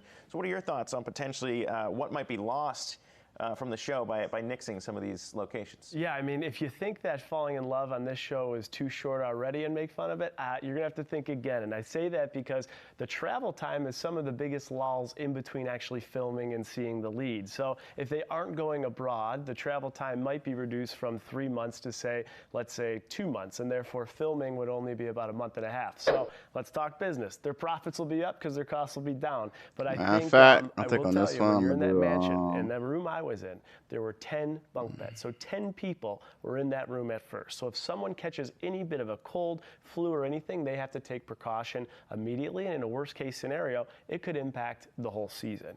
Now, this is talking about the season. Something we talked about earlier was some of the people that have been in the show and created businesses outside of the show. One big event that they normally go to is Coachella and Stagecoach, promoting their businesses, taking brand deals, etc. I'm about to go back to that. Delayed until October. So a lot of impact for former alumni and current contestants. Yeah, we should say, I mean, technically, Warner Brothers did release a statement to Variety saying travel will be, quote, evaluated on a case-by-case basis, but you do wonder what might happen on the show if there is that to come to fruition. And you just scrap all the travel plans. Well, you could visit the United States. There's a lot of places around here, United too. States. Okay, I admittedly have never seen The Bachelor or The Bachelorette, so I didn't even know you guys traveled. That, Jason. I didn't even know you guys traveled. Yeah, and that's a part of the show is kind of the scenery of seeing the whole world and falling in love in these unbelievable places. All right, well, now you guys can fall in love at the Grand Canyon. The Grand Canyon. You can go visit Niagara Falls. Buffalo, New York. Las Vegas. That's when they Hawaii? And we already know Zach has fallen in love in Vegas before, so I mean. I don't know if we can call it love, but it was an interesting trip. Las Vegas is always a good time. The point is, there's a lot of beautiful places in the United States that people don't think about and they kind of skip over. But that's why we're talking about the airlines here. Even traffic domestically, when you think about people, and even we saw cases of people panicking on a flight when someone's sneezing and coughing to get it diverted. I mean, clearly, there's some stress even just getting on a plane, regardless of where it's going right now. Me and my friends are, I don't want to say excited, but there's some flight deals to be had. As long as I want to take advantage. And it's funny how people's perception of the severity or prestige of the event is what determines how they feel they're impacted, right? Some people in Bachelor Nation see this and they're blown away.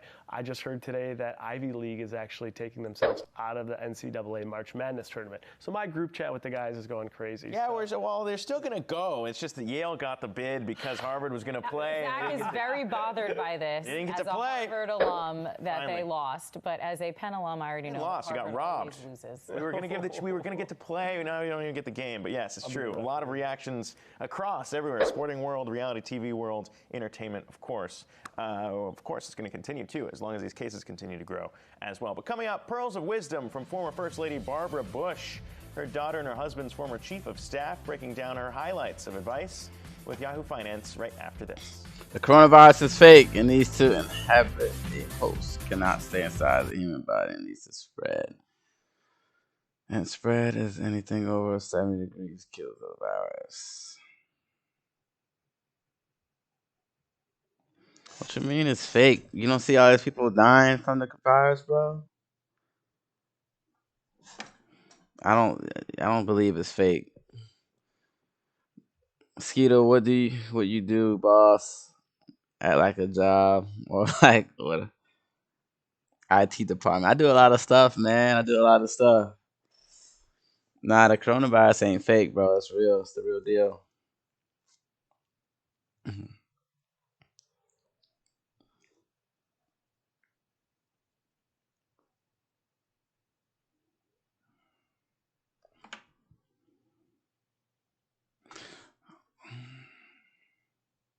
But Bitcoin ain't playing with you, boy.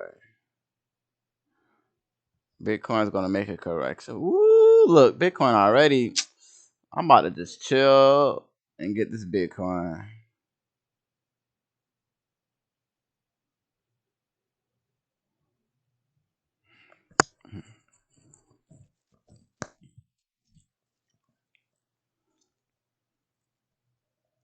I forgot to change that to 0.01 though. I made a mistake there. It's okay though. I should be alright. I believe in Bitcoin. I believe in Bitcoin. A lot of people don't. But this young man, Skeetaseasontv, I believe in Bitcoin. Alright, y'all? You know what? I'm gonna pull my take profit right here.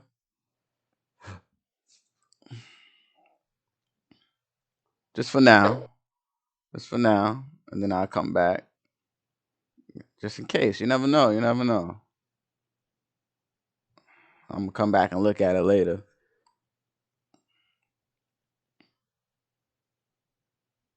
See, I was faithful to Bitcoin. Welcome back. The legacy of First Lady Barbara Bush. I was faithful. I was in Bitcoin since 2017. Bitcoin, don't you see? I actually hold Bitcoin, and now I'm trading Bitcoin. So don't play with me now. You know what I mean? I'm trying to get these pips. All right, where we at? Where we at? As a working woman, Is it a good time to buy a PC? I guess so. The stock market crashed and everybody broke now. So why not? Selection as commencement speaker, and they argued that she didn't gain recognition because of her own work, but because we're not compatible for the achievements hosts for this virus. Yeah, maybe Israel side effects of killing people. Well, the first lady, but it's not as serious because it can inhabit us for a long time. She had the perfect excuse. Okay, so here's the thing about it. It's not as serious, right? But what makes it so serious is the fact that, for example, let's say you got the flu. We had the cure for the flu, obviously, right? So imagine that we didn't have the flu, right? I mean, we didn't have the cure for the flu. So if you had the flu, the people that die from the flu, or like I say, people with the weak immune systems and older adults and vice versa, right? But the thing is, when you talk to older adults, so let's say I got the flu and I'm 60, 70 or whatever, or you know what I mean, or underlying health conditions, just like they said, right? What happens is I can't take that medicine that you take because I already got high blood pressure medicine or I already got diabetes medication. And you know how they always say that if you got medicines that interfere with the X, Y, and Z, that this can happen or that can happen. I mean, that's also a possibility. I'm not sure, but that's a variable that you got to take into consideration as well. Because at the end of the day, coronavirus is nothing but less more than a cough and a sneeze, in my opinion. But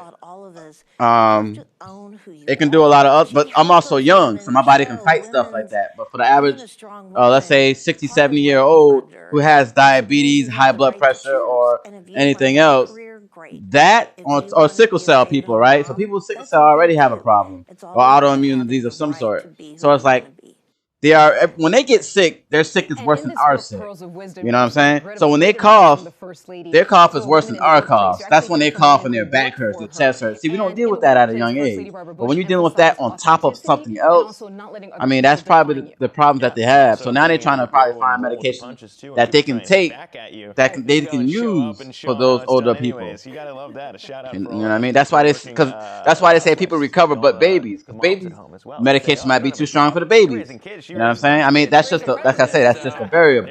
I'm not a doctor or anything, but it's just a possibility. For more from Gene Becker's interview today on Yahoo Finance. More coming up later on. But just ahead, Olive Garden owners, the virus kills the weak, leaves the strong. Hourly workers, how other restaurants might be pressured to follow suit when Wi-Fi PM. Nah, man, basically it does, bro. You're right. That's basically what it's doing.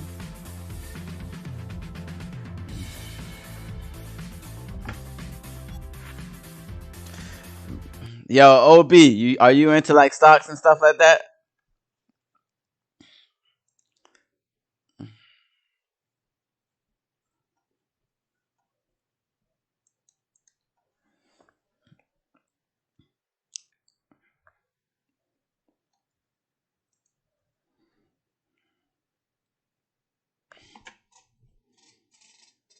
Let's get this Bitcoin, baby.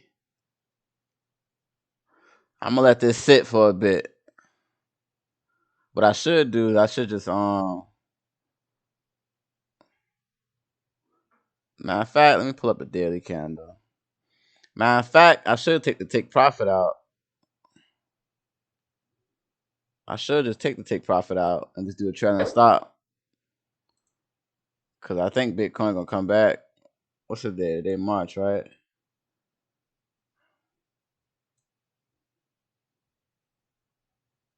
Nah, I think Bitcoin gonna come back.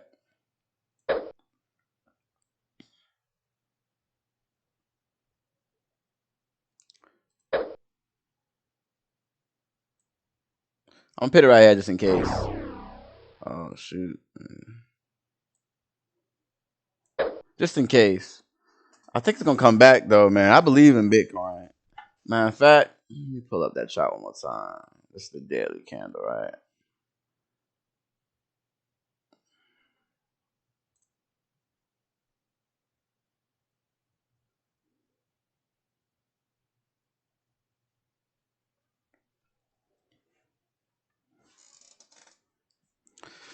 I like to watch, so I know how my payday and taxes are good.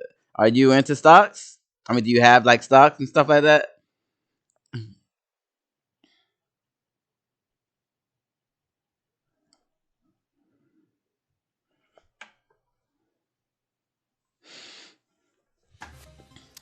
Welcome back. The Dow is erasing gains up, as you can see there, just up 100. I'm tired of them talking about some Dow going up. Every time they say that, it go down worse. Every time. Coronavirus outbreak, and checking the other major indices, we're seeing a similar pullback with the S&P 500 up just a little bit over 1%. I hit my stop loss. Closing at that level would make history, as never before has the S&P 500 not rebounded at least 2.2% the Tuesday after kicking the week off with a more than 5% sell-off. Of course, we saw a much larger sell-off than just 5% yesterday. Now we are pacing to make history today if we should close. It hit my stop loss. Not exactly the rebound you want to see after a monster sell-off like that, guys, yesterday. At the heart of all this, though, is the question of what stimuluses will be put in place when it comes to workers impacted by coronavirus fears. Perhaps no sector is more impacted right now. Maybe airlines, maybe travel, but also restaurants. Stocks. Yeah, I had a couple of stocks, and then I sold it right when this coronavirus hit. And then right when they say they got a cure, I'm gonna put it back in there because I know by then it's gonna keep dropping. And then by the time they say they got a cure, I'm gonna slide some back in. Guys, right it's now, gonna come back kind of up. at the heart of why I think we're seeing markets pull back right now. We're getting reports from the Washington Normally, I don't Post even that take out Bitcoin, Republicans but I and did this Democrats are time. really digging in here on the issue Normally, of the whether or not Bitcoin I it's just let gonna ride make more out, sense but I just took to some go with out. the payroll tax stimulus that President Trump has talked about. But the other versus what cryptocurrencies I left Democrats are in. pushing for, which is paid sick leave, and making sure that workers who are impacted by this continue to get made whole. It's interesting to see Darden come out and say that they're going to be doing this, because you wonder what pressure that might put on other restaurants who are facing the same problem here, but at least some workers getting some assurances. So I'm actually right now writing about this, and it's coronavirus's impact on low-income earners, low-wage workers. So here's something very interesting. See, about I hate leisure they and be playing with hospitality me, sector. bro. Only 48% of Like, those look, workers in that this field, junk that shot industry all the way. specifically, Oh, it's the have daily access candle. to paid sick leave. So the fact that Democrats are Oh, trying so it to did push come for up. It paid did come sick up. leave for some of these workers is great. A payroll tax exclusion is also great, because the point is that if you are not able, if you get your hours cut, or if you lose your job as these industries take a big hit, then having a payroll tax exclusion is not necessarily great, nor is having paid sick leave. That's, especially if you're working on support tips, level, really. right? Exactly. But you have to consider that the workers in this space get hit on both ends. One, if they do not have access to paid sick leave, it means that they're going to keep coming into work when they're sick. And these are workers that are interfacing with the public the most. So they are at the greatest risk for being sick, and they're also at the greatest risk, if they are sick, of spreading that disease. So it's great if you give workers paid sick leave so that you can really contain the spread of that virus. And then on the other end, they're getting hit because if they lose their jobs, if the tips go down because people aren't going to the restaurants anymore, they start bringing in less and less money. So as we were discussing earlier, we really need to see a very robust economic policy to ensure that these workers do not feel the pain of the slowdown in the economy because of COVID-19 for a very long time. These are people that don't have a lot of resources to bounce back as quickly as some other segments of the population. When you're looking at the specific restaurants too, though, I mean, it's been different when you look at the pain inflicted on these restaurants. You look at Darden. I mean, Darden's in the middle here, but we're going to show some of these Domino's.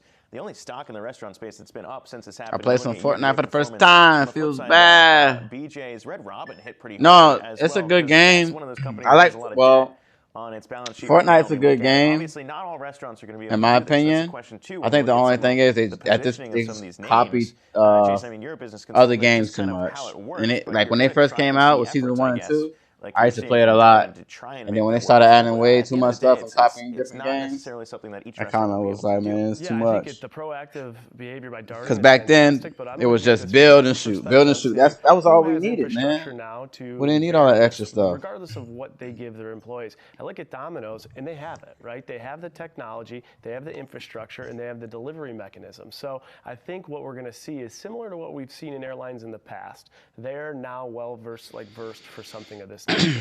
It'll be interesting to see what changes in the restaurant industry, full service, fast food, not only today, but moving forward, given the shift this is creating. Yeah, and as we talked about yesterday, whether or not it'll be a catalyst for shifting to deliveries and really making sure that you might be, because Domino's invested for years into their delivery service as well to make sure everything will be fine, that paying dividends now.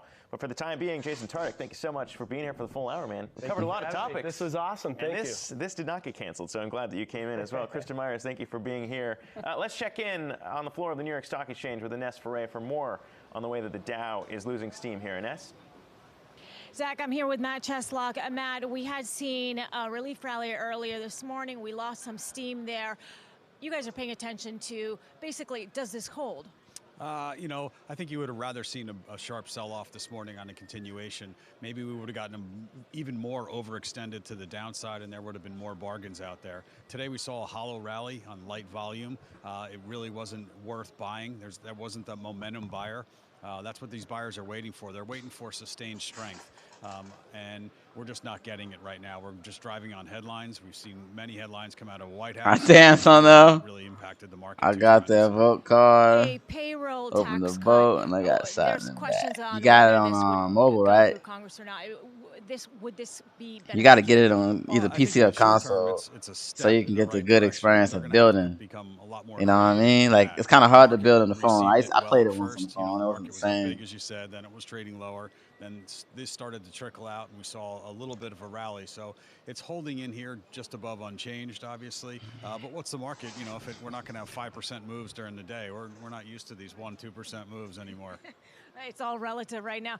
The downturn that we saw with oil yesterday plummeting, and today we're seeing a little bit of a relief, a little bit of a rebound. But how significant is this if oil prices stay around this level? Well, if there's a huge supply war going on with Russia and Saudi Arabia, and then you throw in what the U.S. can produce now that we're now an exporter and not an importer, you know, there's a glut of oil out there. And so oil's going to have a tough time getting through this. And also not a lot of respect now for OPEC and what they're going to come up with going forward. Who's going to believe it? And the production numbers that we saw out of Russia were already producing as much as they could during the cuts. So, you know, oil's going to have a tough time, I think, rallying off this. It could be, and if we have lower demand. Oh, Nintendo Switch. Oh, yeah, you know what? You told me that. I think you told me that about a week struggle ago. for a little bit. And it's got long-term effects as far as the economy goes, whether it's the percentage of GDP that it you know, holds, whether it's the high-paying jobs that are out there, whether it's, you know, the car loans, the you know, mortgages. All this has ramifications going forward, and it's a trickle-down effect. All right, thanks so much, Matt, for joining us. Zach? All right, coming up, an economist weighing in on the economic impact of the coronavirus as the Trump administration floats new stimulus measures and other proposals. The ticker all over that is the Dow up just 138 points. Ticker starts in 2.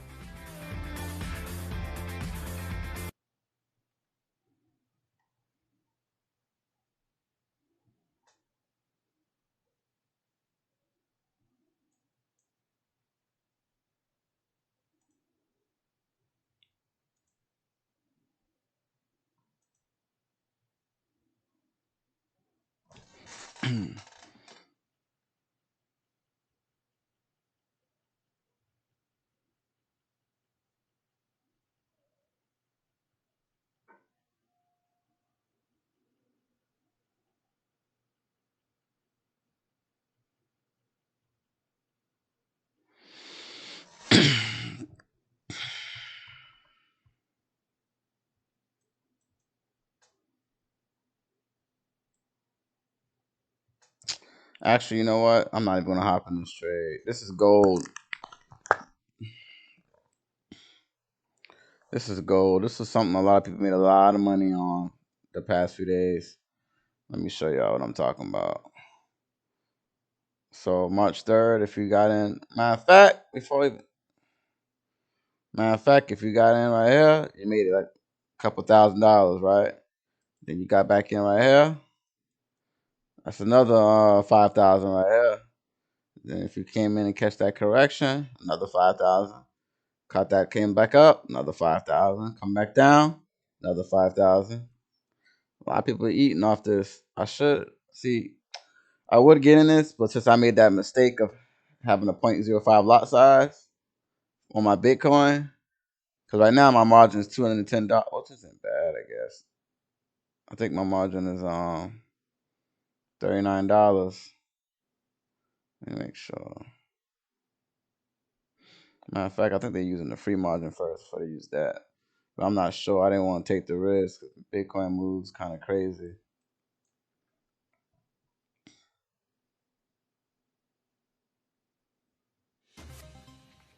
Good afternoon. Welcome to the ticker on Yahoo Finance. I'm Shauna Smith. We have the Dow almost erasing all of its earlier gains right now, though it is up 143 points. The Dow was up over 900 points earlier today. Now, this comes after the CDC's director says that Europe is, quote, the new China when it comes to the coronavirus outbreak. Now, at the index's session high, it was up over those 900 points. Like I said, leadership-wise, we are seeing the biggest gains in the tech sector. That's leading the way. We're also seeing some pretty solid gains in financials and consumer discretionary this afternoon. Taking a look at the other major indices, we have the S&P also holding on to gains. And flipping over to oil, we have oil prices rebounding after losing a fifth of their value yesterday. This comes as President Trump says that he'll propose, quote, a very dramatic measure to help workers and businesses combat the economic impact of the virus. You can see crude up just over 7%, as well as Brent. Well, joining us now for more on today's market action, we have D.R. Barton, Money Map Press Chief Technical Strategist.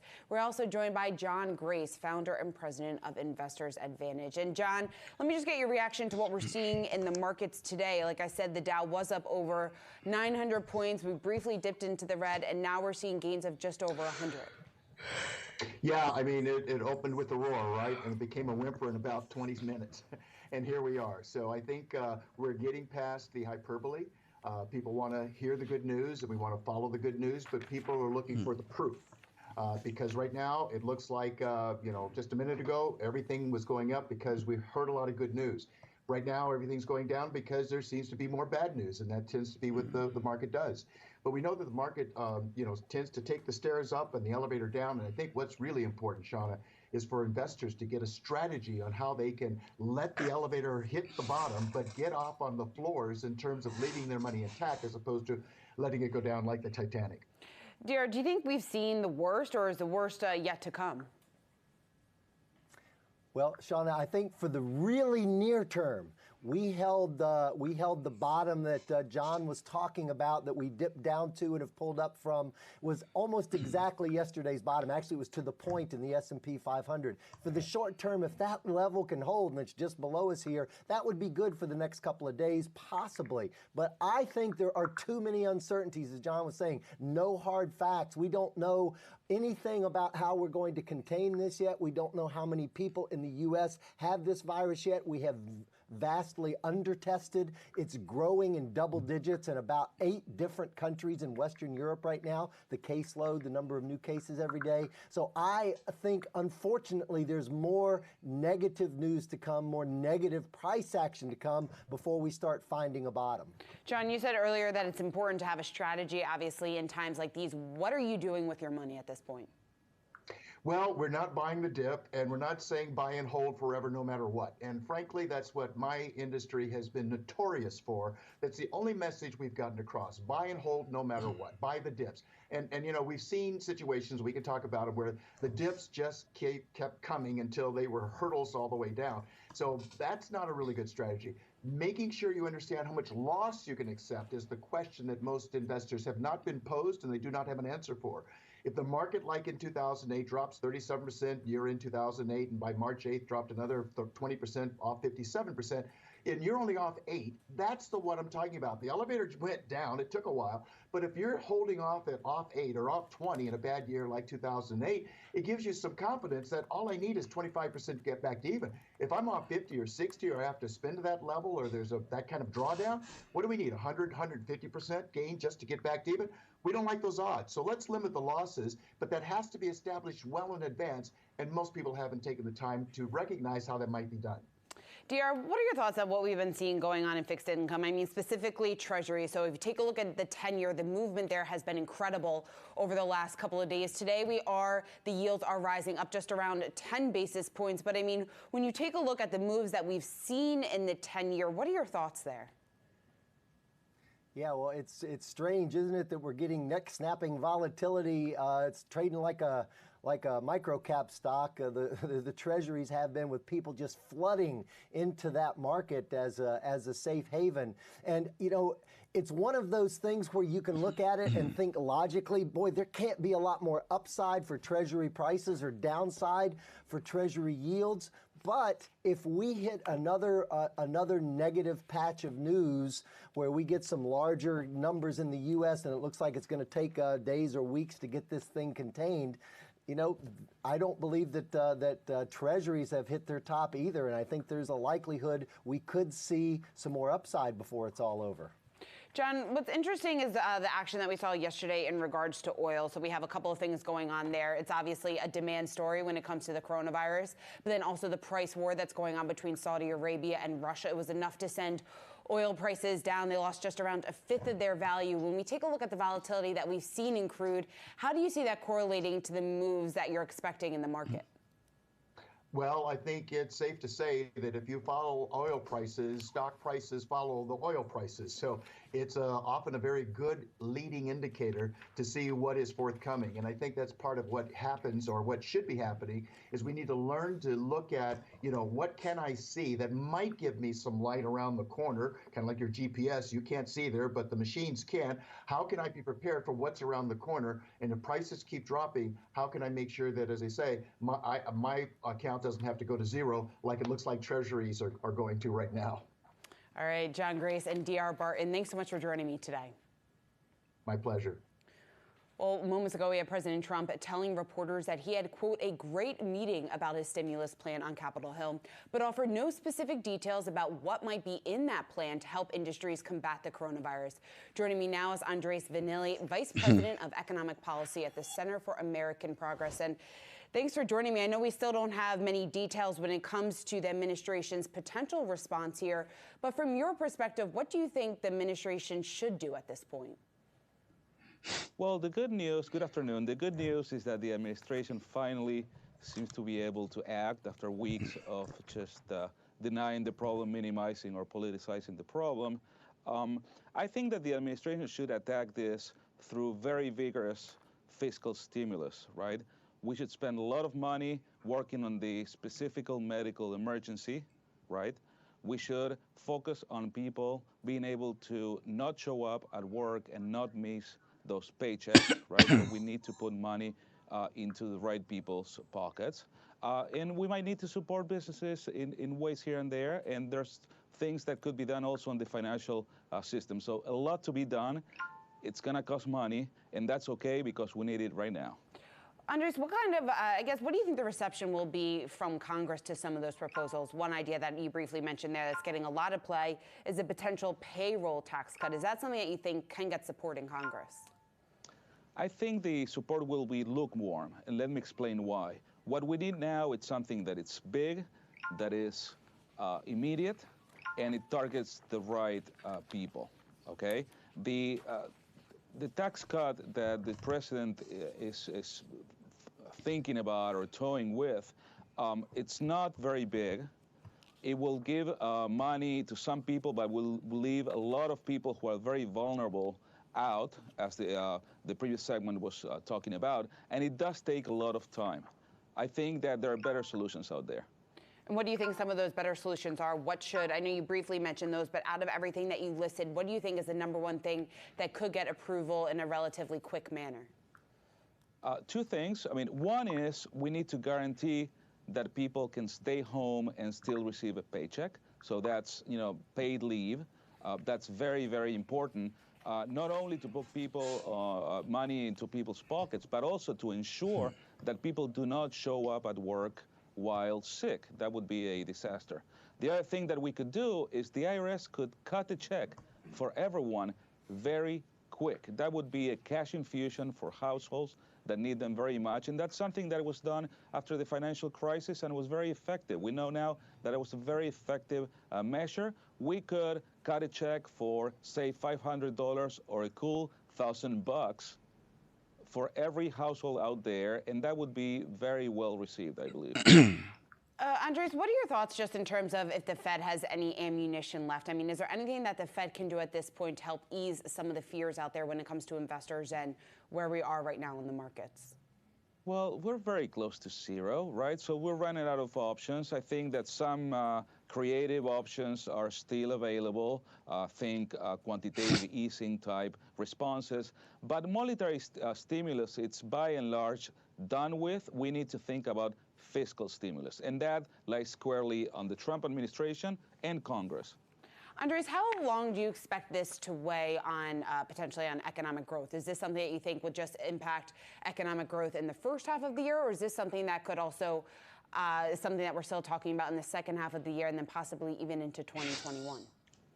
Frankly, it depends on two factors. First of all, we don't know very much about this disease yet and how long it takes to cure and all that. So there's medical uncertainties. And the second one is the administration's response. If the administration keeps dragging its feet, this is going to last for a long time. I don't think it has to be that way. I think there's a lot of consensus out there about fiscal stimulus. We just need to focus on it. The administration needs to show leadership, and I think this is a problem that we can leave behind if we spend the money the right way. All right, Andres Vanilli, thanks so much for joining me today. Thank you. Well, coming up on the ticker, a grim new forecast on what may be ahead for the cruise industry. We've got the details next.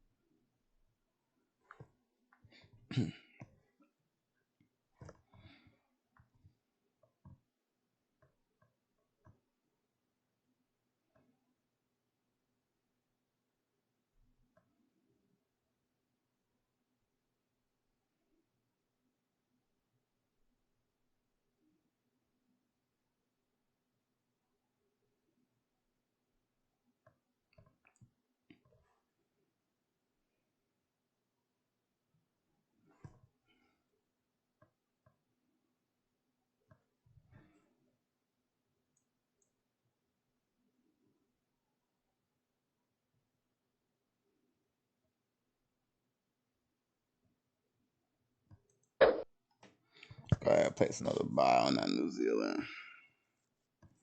I got faith in it. I noticed, well, I don't know if I'm right, but a lot of things that took that big dip came back up. So that's my theory right now. A lot of things did that. Look at this right here. I wish I did. See, I might start just doing 2 trades per thing. This one right here came out pretty good. I could have been. See, but you know what? I ain't even gonna complain, man. Like I said, if I did a dollar lot size, I would have been coming up right here. Like, look.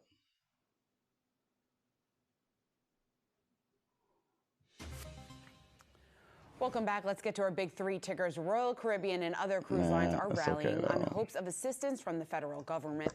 We have biotech company Novavax winning millions of dollars in new funding for its race to find a coronavirus vaccine. And the coronavirus may not be as beneficial for Netflix as some originally thought. I might, know what? I'm going to do 0.1 on my next trade.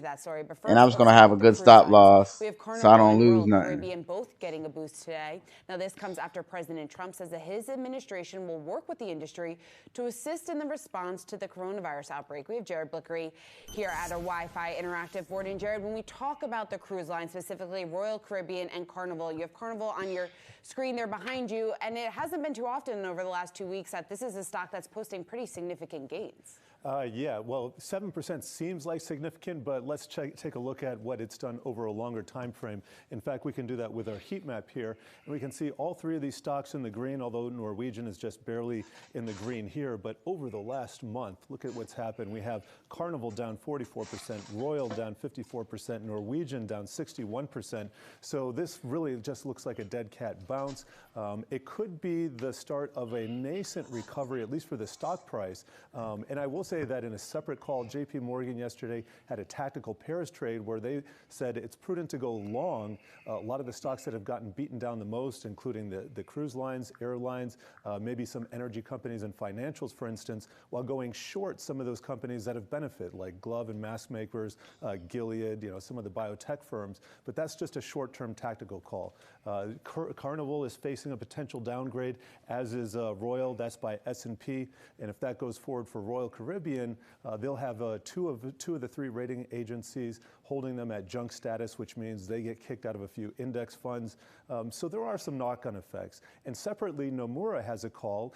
They're looking for a partial recovery into 2021, but this year they're looking for 50% bookings reduction as well as elevated cancellation. All of this means no V-shaped recovery, at least for the cruise line industry, is probable, more like a very extended U-shaped recovery into the next year. Yeah, and Jared, we were talking to an analyst from Wedbush yesterday, and he was just talking about how, I know we have mentioned this several times, but how there's just so much uncertainty out there. So there's a lot of forecasts. I mean, in this case, we had Royal Caribbean yanking its forecast because of the uncertainty, but just in terms of how long this could impact their business, it's still anyone's guess at this point, right? Yeah, Royal Caribbean, they did yank their guidance for the current quarter as well as for the full year. Understandable. I think the news flow is getting incrementally better with respect to certain regions. Korea's already turned the corner here. Their new outbreaks levels are reduced, at least on a daily basis, are going down. And it looks like Italy's flattening out. Now, the problem is the U.S. is still somewhere early in the curve, so we don't know how that's going to affect us. But we're probably a couple weeks away from everybody making that big turn in the second derivative. All right, Jared, thank you. Well, Novavax is a stock that we've been talking about recently over the last couple of weeks, and the stock is pushing higher today once again, up just around 6%.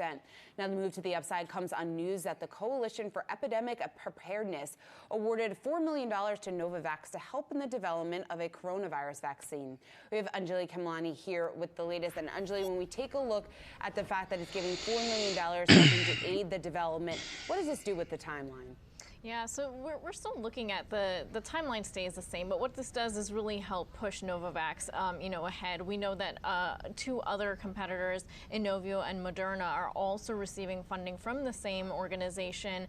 Those totaling just a little bit more. I believe that Moderna got about, or Inovio got about 9 million. So really looking at helping with that funding and looking at how these smaller companies can really compete against the larger ones like Johnson & Johnson, who are in fact working on a vaccine as well, to help with this outbreak. We know that as the numbers continue to climb, we know that the number of 117,000 cases now, a really significant jump within one day, as well as more than 4,000 deaths already, really affecting how everyone thinks about this outbreak.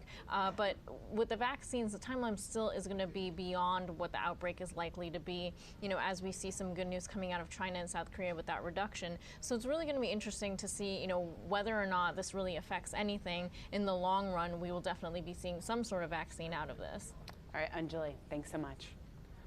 Well, this is an interesting take here from Needham. The coronavirus could actually hurt Netflix. So they're out with a new note today, warning that the outbreak is a risk to the streaming giant's global growth. We have Emily McCormick here. And Emily, I was going through this report, and it's interesting because over the last couple of days, we've been talking about how Netflix might actually benefit because more people will be staying at home. They'll be watching shows on Netflix, but they're actually saying that that might not be the case. What's the story here? Well, you're right. It is a really interesting call, and I think it's really two key points here. So the first is that if you think about Netflix's business model, because it isn't ad-driven, it means that even if more people are staying home, particularly in the US, which has the highest average revenue per user, even if more people are staying home, Netflix isn't actually capitalizing on each of those marginal additional hours that are being watched. So that's because Netflix has its fixed price. It's between $9 and $16 a month. If a user is staying home watching another hour, because there's no ads, it's not actually making any more revenue. And then if we think about it, because of the outbreak, because this is already so saturated, Netflix is so saturated in the US, it's probably not going to be picking up any new subscribers. So that's something that's also going to be a cap on its revenue overall. And then the second portion of it is the fact that the coronavirus outbreak is escalating in international areas, of course, like Italy, for example, which is very heavily dependent on tourism as a proportion of GDP. So as we have this country now in a complete lockdown, it means that these tourist workers, people in the travel industry, are not going to be getting their paychecks, not going to be get paid, and they're not going to actually be able to afford what Laura Martin of Needham calls a luxury product, and that's the Netflix subscription. Yeah, which is interesting here, just because if people are forced to cut something because they aren't going to work, because they're not getting paid from their companies, because they are an hourly employee or whatever the situation is, then Netflix does have a real problem on their hands. But it's not only Netflix, it's also a lot of the other streamers as well would be facing these same types of challenges. It's a good point, and I think that's one of the things we have to keep in mind here. I mean, Disney Plus is supposed to launch March 24th in Western Europe, and that's something that's going to weigh on them as well. But if you think about it, Disney Plus is priced, much more affordably compared to Netflix, and that's one of the things that you have to keep in mind here. So when you're deciding between two streaming products, someone who isn't necessarily getting a regular paycheck might choose the cheaper one. All right, Emily McCormick, thank you. Well, coming up on the ticker, Chinese President Xi says that the coronavirus is, quote, basically curbed at its epicenter. Should investors buy the seemingly good news? We have a top healthcare policy analyst joining us next.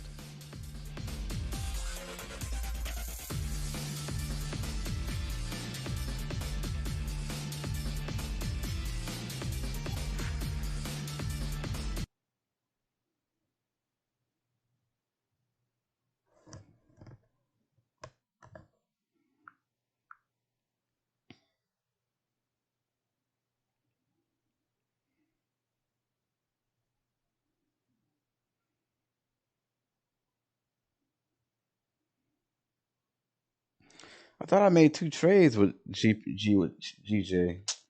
Damn, I didn't. I got myself. I could have been eating. It's okay. I'll do it next time.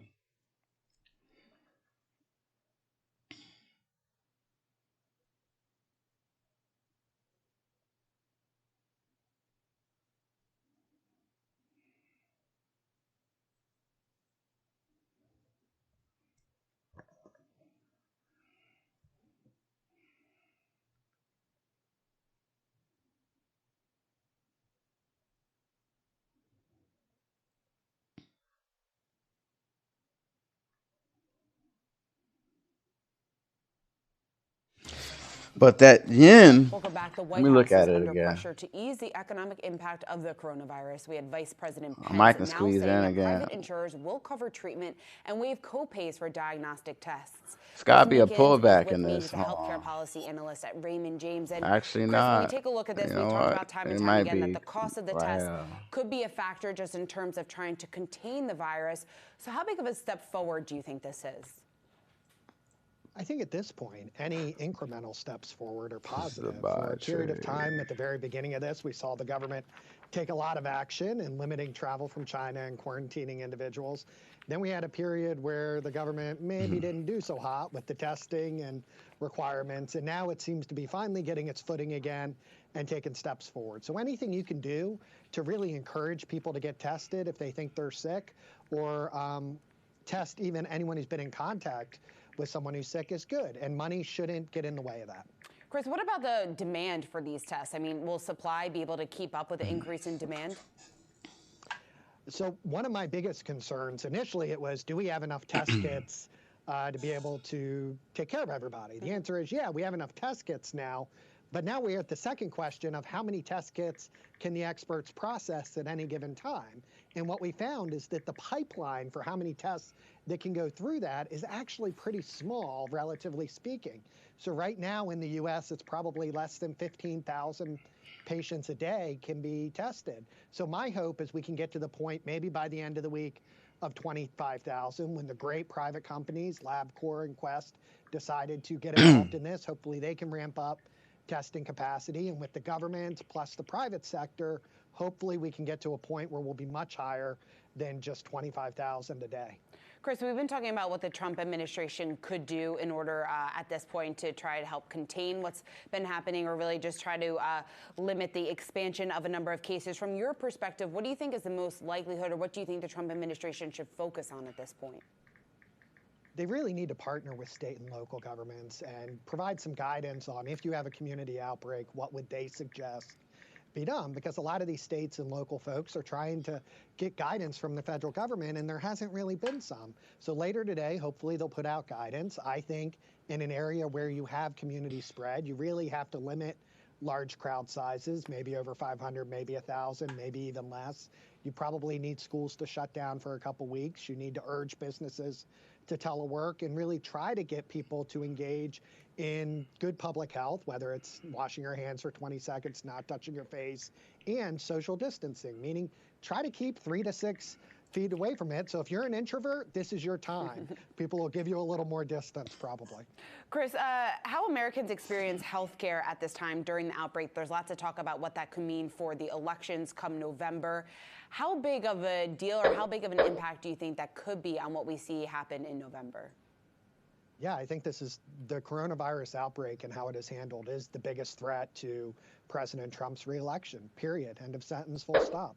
In my view, I think that if he does not handle this well, a lot of the folks who view their president as the protector in chief, whether it's from protecting you from a terrorist killing you or protecting your job, now it's about protecting your health and protecting your health security. And if you fail at that, then swing voters are going to really consider whether the other side will do better. And if it ends up being Joe Biden, and you can argue whether the Obama administration was great at the beginning of the Ebola crisis, but by the end, the reality is we didn't have an Ebola outbreak here. He had a crisis too. The result was you didn't have a big outbreak in the US. President Trump has a virus. Now we've got a big outbreak here. And that's what voters are going to have to consider. Chris, do you think the U.S. missed its opportunity to track and control the outbreak at this point? Yes, they did. The reality is they made a mistake, and they should have had testing available early. They should have reached out to the private sector. They shouldn't have allowed arrogance by some employees whenever the test first came back as a problem more than 3 weeks ago to get in the way of doing what was necessary for the public. If they had enough tests, they could have screened more people from other countries. They could have expanded the testing guidelines, and we likely would have been able to see community outbreaks start when they were small rather than when they're big now. And if we had been able to do it then, we could have relied on our great state and local public health departments to do contact tracing, and we wouldn't be in the situation we are now. If they don't take real action today, the situation's only going to get worse. All right, Chris Meekin, thanks so much for joining me. Thanks, Shauna. Well, Walmart is out with a new policy as concerns over the coronavirus grow. We have Yahoo Finance's Julia LaRoche tracking this story. And Julia, what are the details here of Walmart's new policy? Yeah, Shauna, U.S. CEO John Furner sent out a memo this morning to Walmart's 1.4 million U.S. associates. Keep in mind, this is the largest U.S. employer, confirming that one of their own associates in Cynthiana, Kentucky, that she tested positive for the coronavirus and is recovering. That store has remained open. They did work with state and local health officials to make sure that they reinforce their sanitation protocols there. That store is up and running. What's really newsworthy here is that Walmart is implementing an emergency leave plan, and this is unprecedented, and they are saying that there are 3 scenarios for those associates. For example, if you feel uncomfortable or you're unable to work, you can choose to stay home. And to make sure they feel supported, the company is going to waive its attendance occurrence policy through the end of April, but they ask that those folks still call in to make sure they are paid for this time and they can use their regular paid time off options. Now, if a store a club, an office, a distribution center is under mandated quarantine during this time, those folks will receive up to 2 weeks pay, and any absences that occur during that time will not count against their attendance. They chose the 2 weeks because that's the recommended quarantine. Now, if an associate is confirmed to have the virus, the company said that they will make sure they receive up to 2 weeks pay, but if they're not able to return to work after that 2 weeks, additional pay replacement will be provided up to 26 weeks. So here you go. This is another company coming out with different measures to counter some of the economic impacts. This is a human story. You're talking about people's livelihoods. So this is the largest employer coming out with some real action. I would expect, Shauna, that we're going to see more companies start to follow. Yeah, it's exactly what I was going to say. I'm sure that that Walmart is just the first of many of these retailers, especially companies that have consumer-facing employees, to implement these types of policies. Julia, thank you. Well, coming up on the ticker, oil is rallying after its biggest decline in decades, but is the worst far from over for many energy producers? We've got more on that next.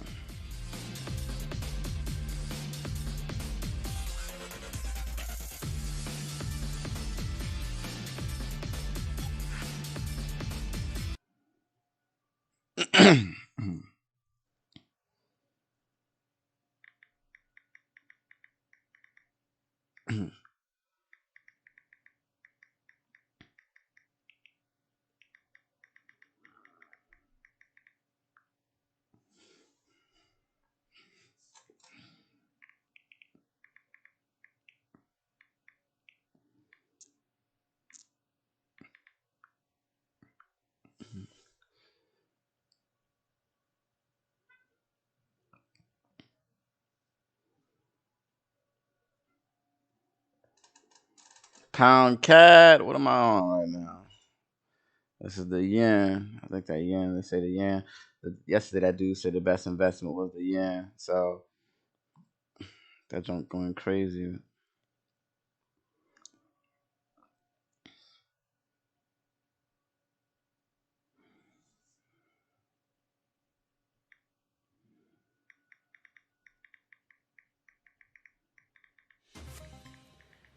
The Dow is pairing gains, now up 321 points, but well off its highs of the day. And this comes after the CDC's director says that Europe is, quote, the new China when it comes to the coronavirus outbreak.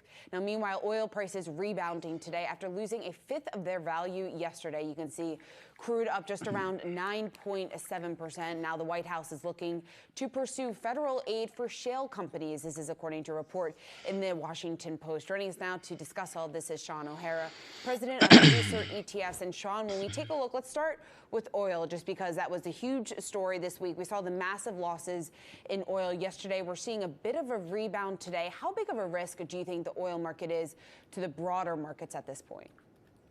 Well, I think they're loosely connected. They were definitely the catalyst for yesterday's big decline. You know, the price war that the Saudis started, I think, is squarely aimed at Russia and then secondarily at us. They've done this before. I think they're trying to cripple the U.S. shale and business here and those that are frackers. I just don't think they have the strength that they used to have as the world power in the oil production marketplace. I think we've keep going, baby. Let's go. Keep going up. Get me out the negative, please. Oh. Let's go, baby. That's what I'm talking about. You know how easy it is to just sit home and make money like this? And this the easy, see, this the little money I'm making, only because the market's so volatile. The market's volatile, so I'm making baby money right now. And my baby money is still better than some of y'all's 9 to 5 money. There's a longer-term good news story there once we get past the initial shock of what happened over the weekend. Sean, it's interesting just because we had the Spider S&P Oil and Gas Exploration and Production ETF, that's XOP, that was down significantly. And then we also had energy stocks like Marathon and Occidental Petroleum. They were halted for volatility today. When we're trying to decipher different areas of opportunity, what tops your list at this point just in terms of it could be a smart buy for a longer-term position? In the energy sector, we think it's balance sheet and free cash flow yield. So, you know, there are names like Chevron or Conoco that got hurt, not quite as bad as some of the other names that are a little bit lesser high quality energy producers. But there's an opportunity to come in Let's here get with these those pips. kinds Let of me go moves ahead and on. buy stocks that are Do high what I do quality with very best. strong balance sheets. Set up my Free cash flow and also 200 cash flow yield. point stop But the loss. prices that So you when my currently baby go back up again, Sean, we've seen demand for a lot guaranteed of these safety profits. plays. Now we are seeing yield moving higher today. Like that. That's of course after it's been Capital under tremendous P. amount of pressure. Profits. Gold also declining for the first time in a couple days. They though have been favorites amongst See, it look like it's trying to break that right here. See this right here? That's why it's struggling a little bit. At this point? It's like, well, we're not, we don't have the gold. you know what I mean? But once it go past, is it gonna shoot up or shoot down? We do have I think it's a whole gonna suite shoot of up because I got ETFs faith. that pacer that You know what I'm saying? use See that T-bills candle and right here? one that uses treasury That bonds. candle showed that it was Those are based on possible. risk-off metric. You know what I'm So a saying? lot It of our showed that it was ETFs have been, possible. either So I in got risk-off faith. mode for the last Let's couple go, of days baby. or moving Keep towards going up. I risk-off, should just blow my based on the monitor. current Maybe trends in the if I blow market. And I the would candle say, from the bottom, it'll go up. if you don't That's know what I what heard. to do and you don't have a clear idea what direction the market's heading in, Come on. the last thing you should do right now Let's get probably these is not profits. panic and do something. I think maybe you wait a little while to try to see if you can gather some more information and see how badly this coronavirus is actually going to impact corporate earnings and GDP. It could, wind up working itself out in the next 30 days or so, and then the impact might not be so severe.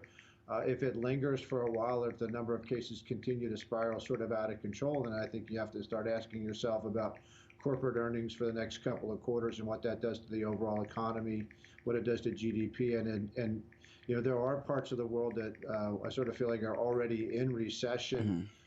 Or moving towards recession. I don't think we're quite there here in the U.S. yet, but if that happens, then I think you need to sort of rethink your overall positions. Sean, what are your expectations for corporate earnings at this point? Because we've had a number of revisions from analysts on Wall Street just in terms of lowering their projections in the wake of all this volatility. Well, I think it's irresponsible to not guide lower. Oh, look, I look down for 2 seconds and look at us already eating lunch. That's what I'm talking about. I look down for a couple of seconds. Just got a box of pizza that quick. Boy, that boy. I'm going to go fix something to eat, man. Stop playing all the time. There's going to be some impact. I just don't think you know what I'm saying? Really. Let me go fix something to eat. I'm out here making money for no reason, man. That's publicly traded to guide a little bit lower. Rather than not say anything and then have things sort of fall off, then and maybe surprise on the upside because you guided too low and things worked themselves out quickly. Let's go, baby. Thanks for joining me. Thanks for having me. Let's get to our next group of tickers. See, it broke this part. Warning about how the coronavirus outbreak now I gotta get past this because that look. See, it tapped that twice. It said bop bop. So it's gonna struggle. I think it might struggle right there for a little bit. After topping fourth quarter estimates. Well, first, let's get to Alphabet. Loop Capital Markets is cutting its price target on Google parent company. Now, see, man, if I got in right here, I would have been alright. It's okay though. Sometimes it happens. 20% drop in Q2. This, of course, due to the coronavirus outbreak. Jared Blickery is joining us now. And Jared, how big of a headwind do you think this is for Alphabet overall? Right now, just a small one. Now, they did reduce their price target by about $100 to, I believe, $13.25. So still expecting a price rise out of there. But travel ads only comprise a smallish part of the entire Google ad revenue stream. So it is going to make a dent, but in the big picture, probably not that material. I would be more concerned about its competitors because Google has only begun to really get into travel booking in a big way and to monetize that. And I think that it really hasn't monetized Google Maps, which is a huge super app, very much to date. So when Google came out with its revised travel features last August, we saw in the earnings report for some of these companies. After that, like Booking, Expedia, TripAdvisors, they actually took a hit in SEO traffic because Google was sending everybody to their own site, which you would expect. So I think the risk is more to the rest of the players in this group. Alphabet probably be just fine in the long term, but they will experience a little bit of a blip in the first quarter and the second quarter of this year. All right, thanks, Jared. Well, Tesla hit a production milestone. CEO Elon Musk says that the company has now produced 1 million electric cars. This comes after Tesla shares fell 13% in yesterday's market rally. You can see it rebounding today up just around almost 4%. We have Emily McCormick back with us. And Emily, when we talk about that 1 million mark, the fact that they have produced 1 million electric vehicles. How significant do you think that is? Well, it is significant for Tesla. I mean, it's a nice round number. We're always looking for those. But if we think of it in the context, as we often do, of other automakers, it isn't necessarily that huge. So if we think about Ford, GM, both of those delivered and sold more than 2 million vehicles last year alone. If we think about Tesla and its more than decade history, now just hitting that million mark. But it is significant again. If we think about it, Tesla has been growing its deliveries on a year-over-year basis, about 367,000 in 2019, and expecting to hand over more than 500,000 this year. That's something that could potentially get complicated, at least in the first half and first quarter, because of the coronavirus outbreak, particularly because Tesla does have so much of its strategy rooted in China, which has been an epicenter of the outbreak. But again, really coming into this year with some good momentum. And the stock is still up on the year, and the S&P 500 is down. It is. It had quite a run to start the year. Emily, what's interesting is we talk about all the trouble that's going on, obviously, over in China as it relates to the coronavirus outbreak, just what that will do for demand for products really in a wide range of industries. What's interesting, though, is according to government data, Tesla is now planning to expand car parts production capacity in Shanghai. So even though many companies are bracing for a slowdown in there, over in that region, it looks like Tesla isn't too worried, at least in the longer term. Right. So this is according to that report from Reuters that we got out earlier. And really, this is central to Tesla's strategy in China. The whole point of opening the Shanghai Gigafactory was to bring that cost of production down. So by having more of these parts actually sourced locally in China, that's just going to bring down that cost of production lower even further. So Tesla at the end of December had used about 70% of imported parts for the cars made in China, but did say that it was trying to get that to 100% of locally sourced. So again, huge part of that strategy. But looking again at that outbreak, or the impact of the outbreak with the coronavirus, new Tesla registrations did fall 46% in China in January from December. So we did see a pretty market impact of that just in the first part of this year. Yeah, and then we also talk about just the fact that as Tesla's stock has skyrocketed, obviously expectations have also risen. So as we get, I guess, more and more will be emphasized, or more investors will be closely looking at its next earnings release, just in terms of whether or not Tesla is able to live up to those lofty expectations at this point. Absolutely. But again, hopefully we'll see that it isn't too much of an impact from this outbreak. They did just say 1 to 1.5 weeks at their last earnings call. All right, Emily, thank you. Well, Dick's Sporting Goods beating the street's earnings expectations. Now the stock today is moving to the upside, up just over 2.5%. Now the retailer topped analyst expectations at both the top and bottom lines for the fourth quarter. And same-store sales jumped more than 5%. We have Anjali Kamlani joining us with the details. And Anjali, just taking a look at these numbers, it was a pretty strong quarter for Dick's. It was a very strong quarter, and it was surprising considering that we know that Dick's was one of those stores that really responded to, concerns over firearm sales in the country, and had in fact said that they would stop. They're now reporting that they're going to close off those sales in 440 stores, and already took a $5 million hit of destroying ammunition and firearms earlier last year. So really an interesting move for the company, and to see it still continue to grow after that is very interesting. Kind of reminds me actually a little bit about when CVS was going to stop selling cigarettes, and everyone thought it was going to, really ruin their bottom line, but they're still doing quite well. Yeah, that certainly is interesting. Anjali, what was also caught my eye in this report was on the earnings call. Now, Dick's was saying that they expect enthusiasm with a degree of caution. That was a quote because of the coronavirus outbreak. Just in terms of how the coronavirus outbreak could impact their business, do you have any details there? No details, but they did say, I noticed that they did say that they're not quite sure yet. And I think that's where a lot of companies are right now. So we're waiting to see, as the next quarter shows up, what that impact will be. Definitely some concerns about the supply chain disruption. So that's one thing. But how it plays out in terms of, consumer confidence, et cetera, will remain to be seen. All right, Anjali, thanks so much. Well, straight ahead, the CEO of Dannon North America joins us on how the food and beverage giant is grappling with the impact of the coronavirus outbreak. You don't want to miss it.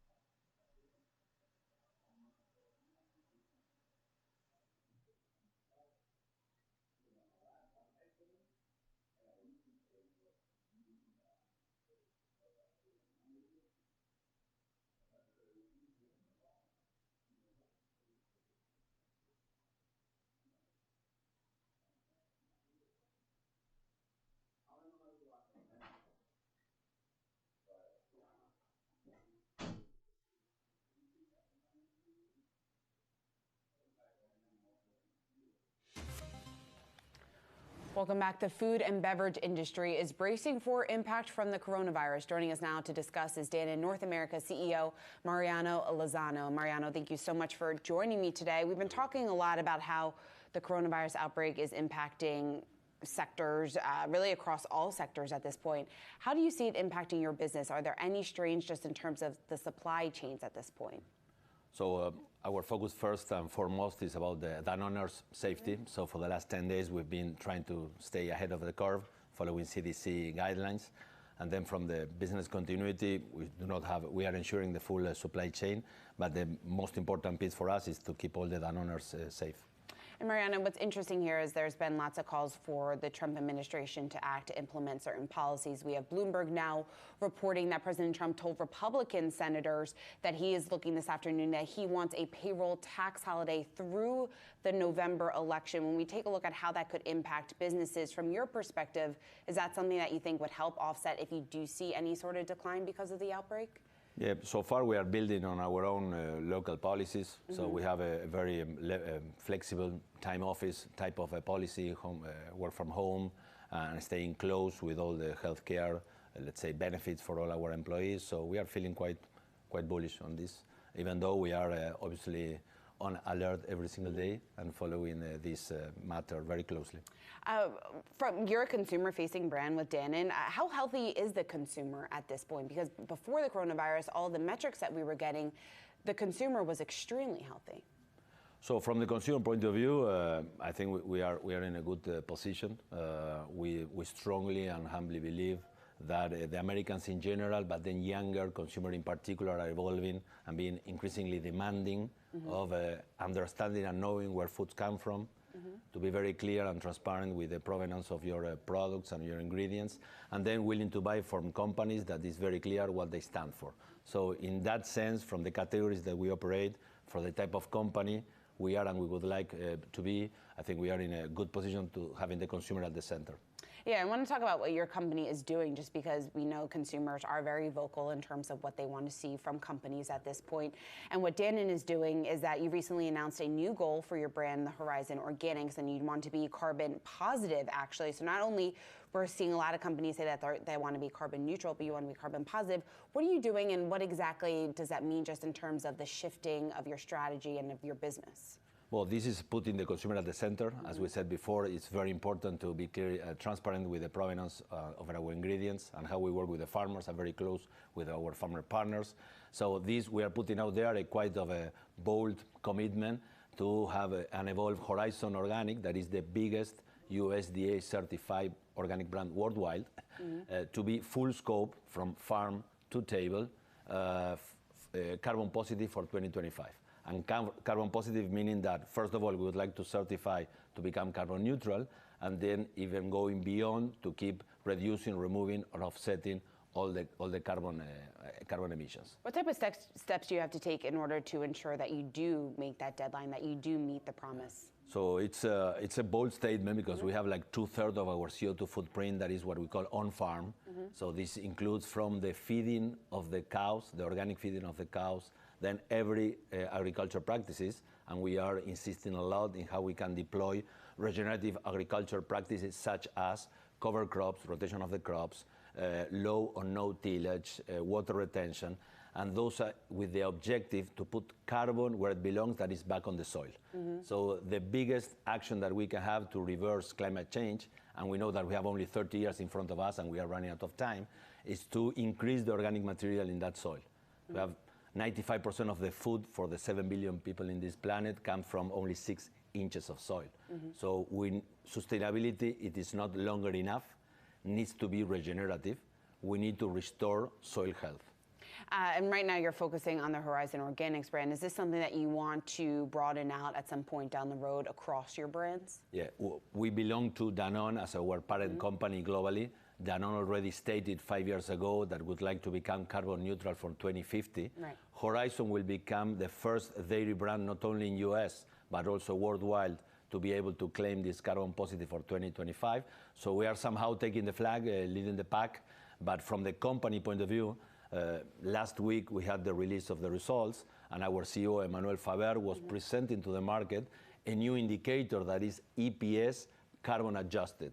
meaning that we need to commit to the consumers and the market and shareholders that we are capturing faster carbon emissions rather than the growth of the business. And with this measure of metric of carbon adjusted EPS, we are attending our two objectives of creating value for the shareholders, but at the same time taking good decisions and having in mind the common stakeholders from the social and environmental point of view. Mariana, what's been interesting, there's been a lot going on just in terms of geopolitically that could be affecting your company. So we already mentioned the coronavirus. We also had the trade wars over the last couple of years just in terms of how that's impacting dairy, just the dairy business. Overall, dairy farmers in the U.S. have been very vocal just in terms of how that has been hurting their business.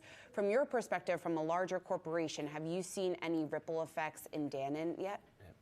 Not from the direct effect of the tariff, but as you say, we work very closely and directly with more than 700 farmers. One of the big burdens of the farmers is debt. So we need to keep working side by side how to ease that burden and to have this green finance or to be able to put dollars that could support this revolution, this food revolution and the implementation of regenerative agriculture practices. Therefore, yes, the impact could be felt by the farmers, and we need to stand by them and to support them mainly with the finance debt community. Yep. All right, Mariana Lozano, thank you so much for joining me today. Thanks a lot, pleasure. And just a quick update to the wild day in the markets. We are seeing a surge in the stocks leading up to the last hour of trading. You see the Dow now up 633 points, creeping back to its high of the day when it was up just over 900 points. Now, moments after this move comes, reports that Italy is discussing a stimulus package of as much as 16 billion euros to offset the impact of the coronavirus outbreak. So we will keep you updated on that, of course, throughout the rest of the show. We also have coming up how the coronavirus is causing potential home buyers to reconsider, despite those rock bottom mortgage rates that we've been talking about. We have all those details just ahead.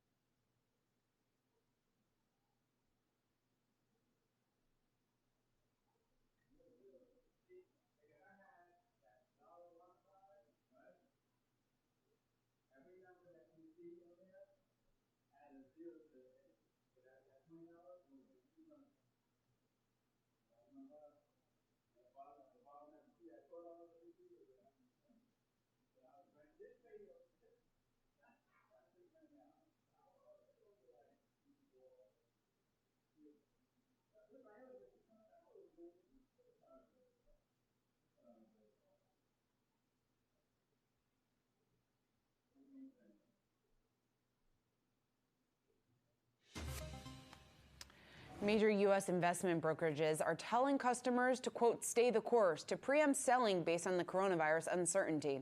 Does this sound familiar? Well, of course, this strategy isn't anything new. It's the same approach Warren Buffett uses in times of turmoil, like the 2008 financial crisis. We have Yahoo Finance's Ethan Wolfman joining me now with the latest. And Ethan, it was interesting. I was reading your article here, and Vanguard was telling you that Americans are actually still favoring equities over fixed income at this pretty volatile time. Yeah, talking to Fidelity and Vanguard really kind of paints an interesting picture about what average investors are doing right now. It seems like a lot of people are heeding that advice to really not panic and kind of mirroring the Buffett model in two ways. I think number one is to not panic and to maintain that long horizon for people who have these long-term retirement goals or, goals to do things, whether it's saving for a child's tuition or a down payment for a house. People are really not panic selling, which is really nice to see. I think even more importantly, people are taking the opportunity to get into the market at cheaper, discounted prices. This is like the classic Buffett playbook. If he sees something go under a certain price, he buys. And it's interesting looking at Fidelity's list of securities from yesterday about what people were doing. And, I have right here for some S&P 500 ETFs, you saw the Spider SPY, 7 buys to every sell. You had the iShares Core S&P 500 at 9.8 or 8.8 buys per sell, and Vanguard's version with 9 buys per sell. So people are really taking this opportunity to get in, and this is also the case for individual stocks. Fidelity told me that a lot of people are really taking the opportunity to buy things that they like at a discount. Yeah, and what's interesting was you listed some of the stocks that people are favoring. Apple, Microsoft, Inovio Pharmaceuticals were on that list.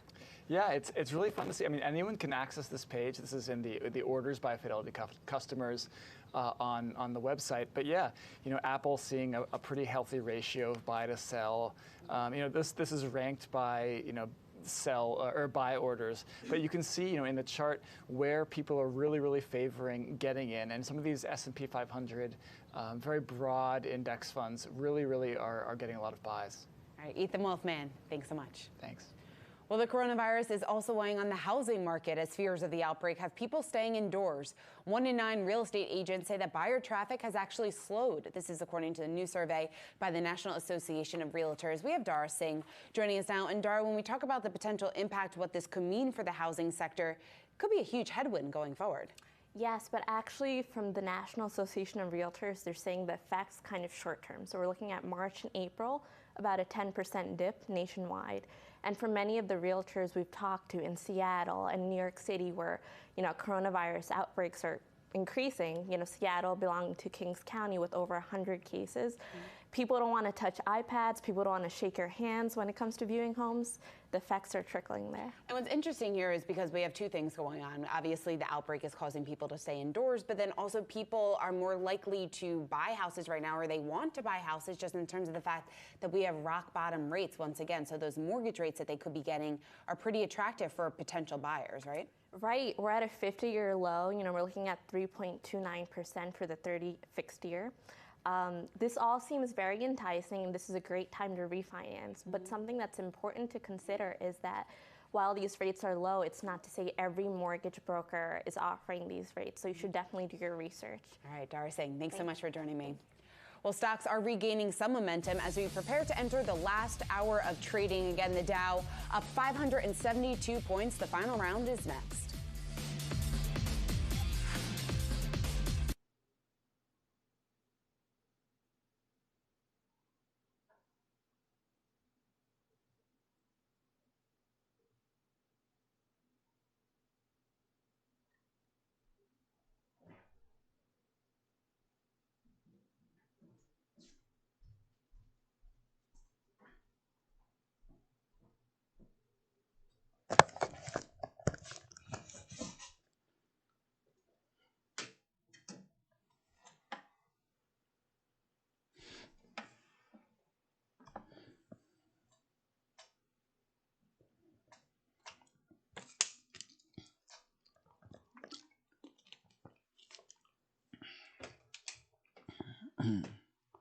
I need to get back in this trade, man.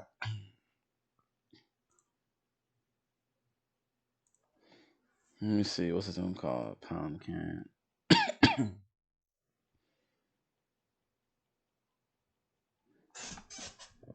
I want to get back in there.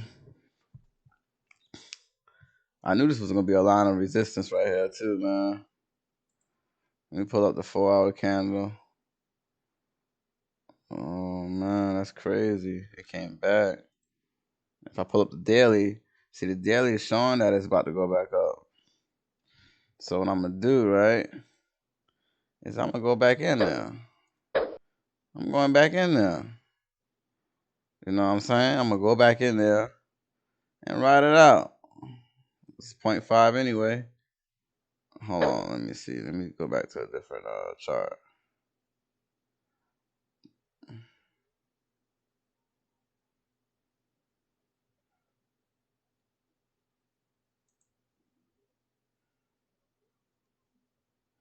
See, it's just a spot right here where they're hitting that resistance. Let me see. So as you can see, it's right here.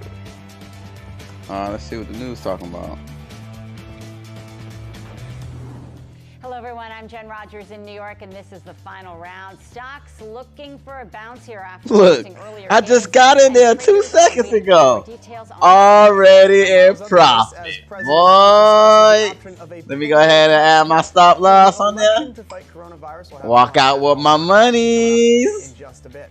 Plus, we have the latest on the coronavirus outbreak with airlines making deep cuts to operations.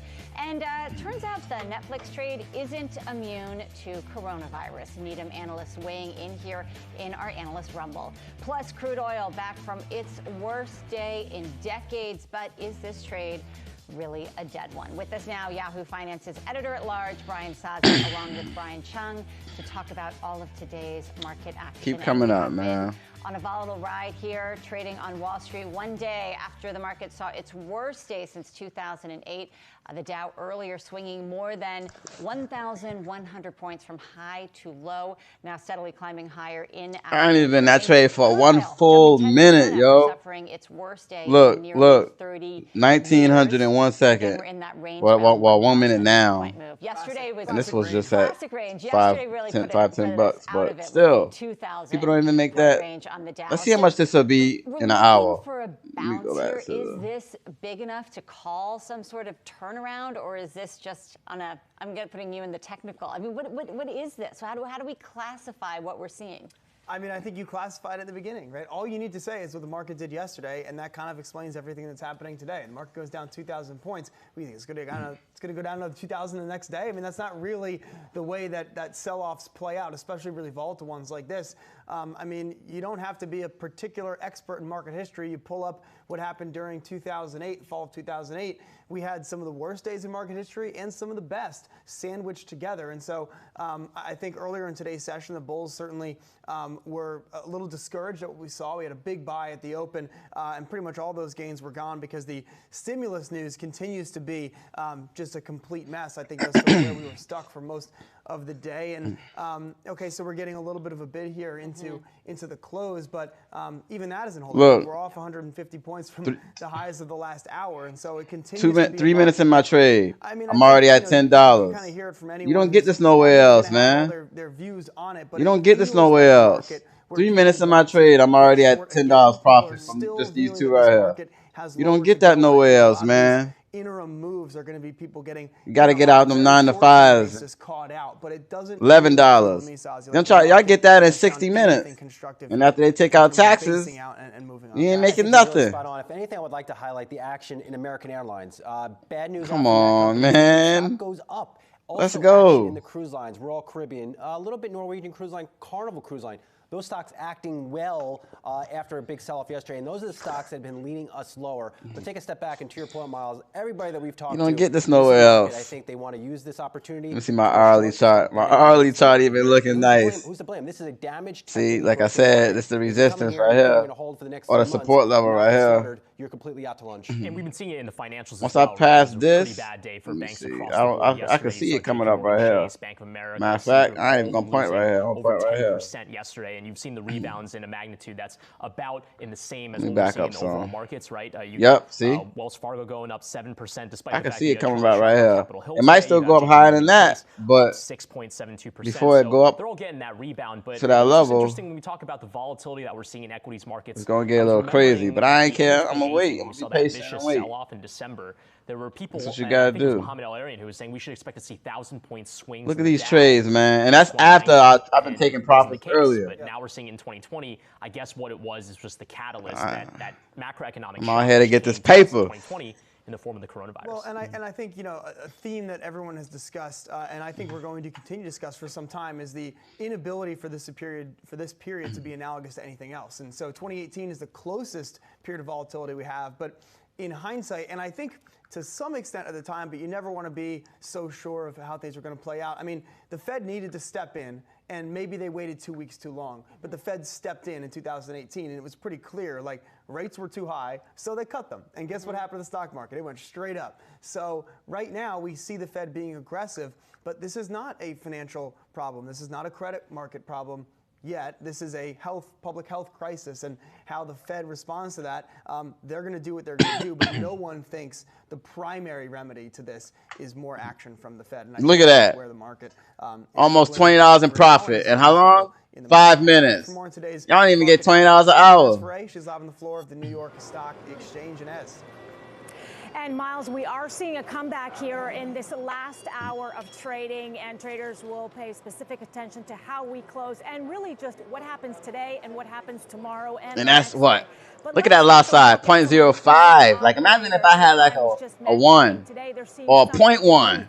And you can really tell when they rallied this morning around 11:40 a.m. Eastern. That's when Y'all better stop playing, man. Saying that his administration is going to help the cruise liners, also the airliners. He didn't give any specifics, but he said that they will be helping these companies.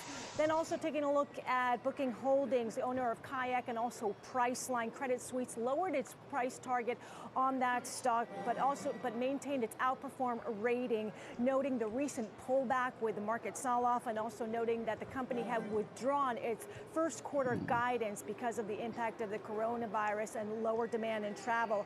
And then just taking a look at UPS. UPS was upgraded at Stifel with a price target of 104, upgraded to a buy, noting the recent decline during the sell-off and noting that the company has a steady cash flow and earnings profile, which should be attractive to investors in this fearful market. Oh, don't hit my stop loss. Let me check. The New York Stock Exchange. CDC Director Robert Redfield spoke earlier before Congress today, where he condemned the lack of federal funding in health labs across the United States, claiming it has hurt our response to the coronavirus outbreak. Joining us now to discuss is Yahoo Finance's Anjali Khemlani. So, Anjali, where do we stand right now? What is the very latest on the outbreak? It seems things are happening at the state level, but we're also having a lot you know of what? action I need to at the increase federal that. level So, today as well. That's correct. We have a lot going on. So at the state level, we know that New York is one of those that is, really trying to contain the virus and taking really specific steps to do so by including the National Guard to kind of zone off a public space. But that's one of the things that's really, happening right now. We're also looking at just the increase in terms of cases. We know that from earlier this morning, where we had more than 114,000 cases, now we're up to 118,000 cases worldwide. And while we started off the day, be like that for a bit. That number has increased. But this is the part it always struggled at. So really seeing real time how those for y'all new to the stream, testing has been. I'm gonna show y'all what I'm talking about. Other countries really you see right here? What's this right here? Going back to what Dr. Every time it comes to this point, they either bounce or sat there right here. Boom. And then it did the same thing again right here. Boom. See, it came down right here, and then boom, did the same thing. Boom. Then boom. It's gonna do that same thing right here. It's going to chill for a little bit, and he was saying that there's not enough equipment, and then I think it's going to bounce up right after that. So I'm patiently let that go up and down, including in healthcare systems like hospitals. So, Anjali, I know you've also been able to talk with you know what? I'm going to keep my stop loss right there. That'll guarantee my profit. Unit as well. What did they have to say? It won't be as much, but at least I ain't in the negative. Spoke to me Let that sit there for a bit. How really unprepared we are, and what could be seen in the coming weeks. Listen. If the virus starts to spread, and we have a really concentrated time of the outbreak where it's spreading really, really rapidly, it could overwhelm our healthcare resources. It could overwhelm our primary care practices. It could overwhelm the emergency rooms and hospitals and maybe ICUs. So what we're trying to do here is slow it down. Instead of it being really sharp up and sharp down, we're trying to slow it down, spread out the time over which these cases all occur. So really looking at, what the steps the country can take in order to slow down the spread like we saw in China, but without the, full containment and without what we're seeing in Italy of full containment. Anjali Kamlani, thank you so much in the newsroom. So you heard Anjali talking about different executives speaking about how testing has kind of been troubled rolling out. President Trump, though, speaking this afternoon regarding the coronavirus outbreak, and here's what he had to say to reporters. The testing has gone very well, and when people need a test, they can get a test. When the professionals need a test, when they need tests for people, they can get the test. So this was not market-moving news per se, but for a market that is having trouble here on price action to the upside, seems to be waiting for stimulus coming. We have very confusing messages on what's happening in terms of the outbreak, how it's being handled. And is that bleeding into some of the concerns over the stimulus actually getting out here? You can't have a stimulus package if you continue to have a lack of consensus of what even the issue really is. I mean, I think essentially the president continues to argue that this is not $20 in 10 minutes. Come on, man. Stats about how many people Let's go. The common flu, how many people will die from the common flu.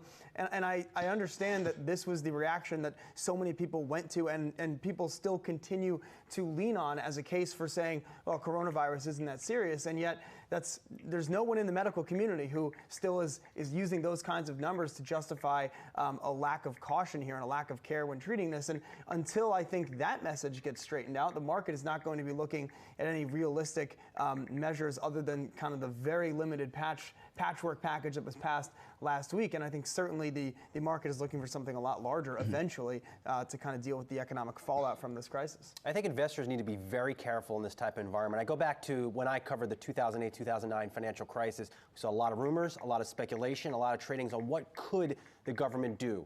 And we didn't see true stabilization in the market, I would argue, until we had a clear, definitive plan. And then you were able to assess, should I move forward with putting money into the market? And the answer was yes. And it could be that simple this time around. Well, and I think to that point, Brian, you look at like what happened with 2008. It was a full. You could really go from 2007, you started to see the cracks in the housing market, and it was all the way to the beginning of 2009 before we saw any big package, and maybe TARP is the interim there. But we don't have that kind of acute distress right now, but certainly the market, actually, I think there's a this lot of could come up a lot higher than I think. How difficult it was to get like, clarity on what as I scroll in, this is the daily chart. And people don't want so to see those kinds of it's actually been up here 1,000 pips higher than where it's at right now. That we're in right now is that's a lot toxic than it was higher than where I'm at. Even harder for any sort of stimulus package. And even though the coronavirus is spreading, it seems like the market is recovering. It's a mixed Congress, right? You have the Republicans controlling the Senate, you have the Democrats controlling the House with a president that has been. What I might even just open up my trailing stop loss to 300 pips. Going to get done this week, and I think and ride this whole thing up. A little bit disillusioned for markets to maybe ride high. Specifically, I can see this going all the way up to that's 4,000. Quick fiscal stimulus that was going to come from this administration. Probably higher than that. Really Let's see what this is. Kind of baselined in our expectations for how quickly something might get done. And Brian, you have to ask a question. Who is the adult in the room? Back then, it was Hank Paulson.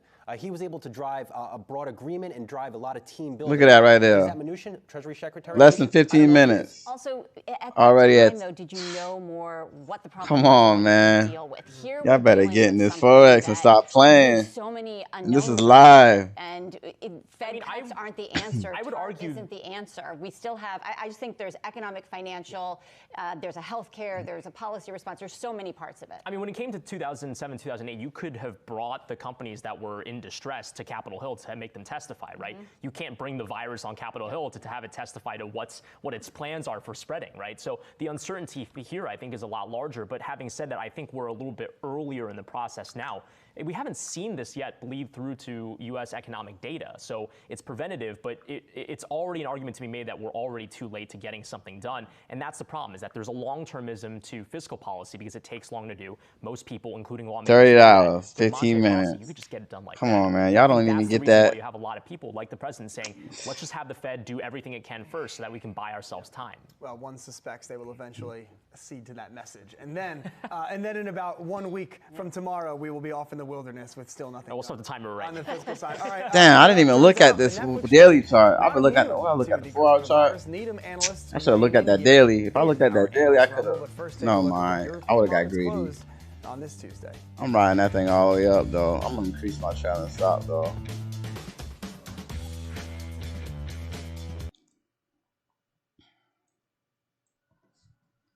I'm gonna go with 250. We'll go with that for right now.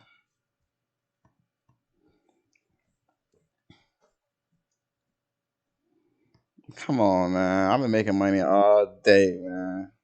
All day. I can go home to my mama house right now, eat dinner, come back. Look what these numbers got for me, man. Let me stop playing, man.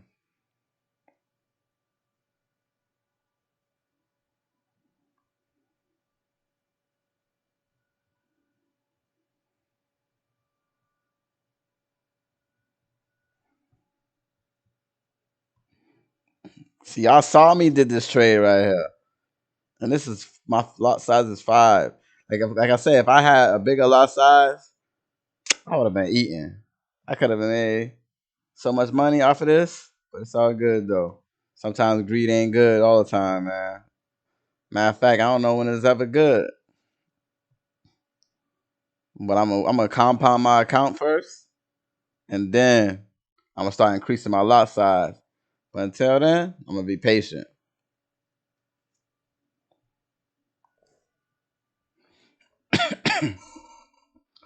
Let me see, pound can.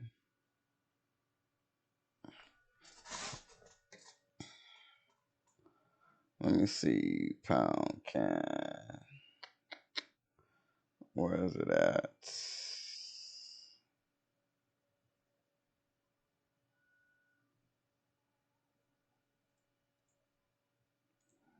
Chart window, templates, boom. 15-minute chart.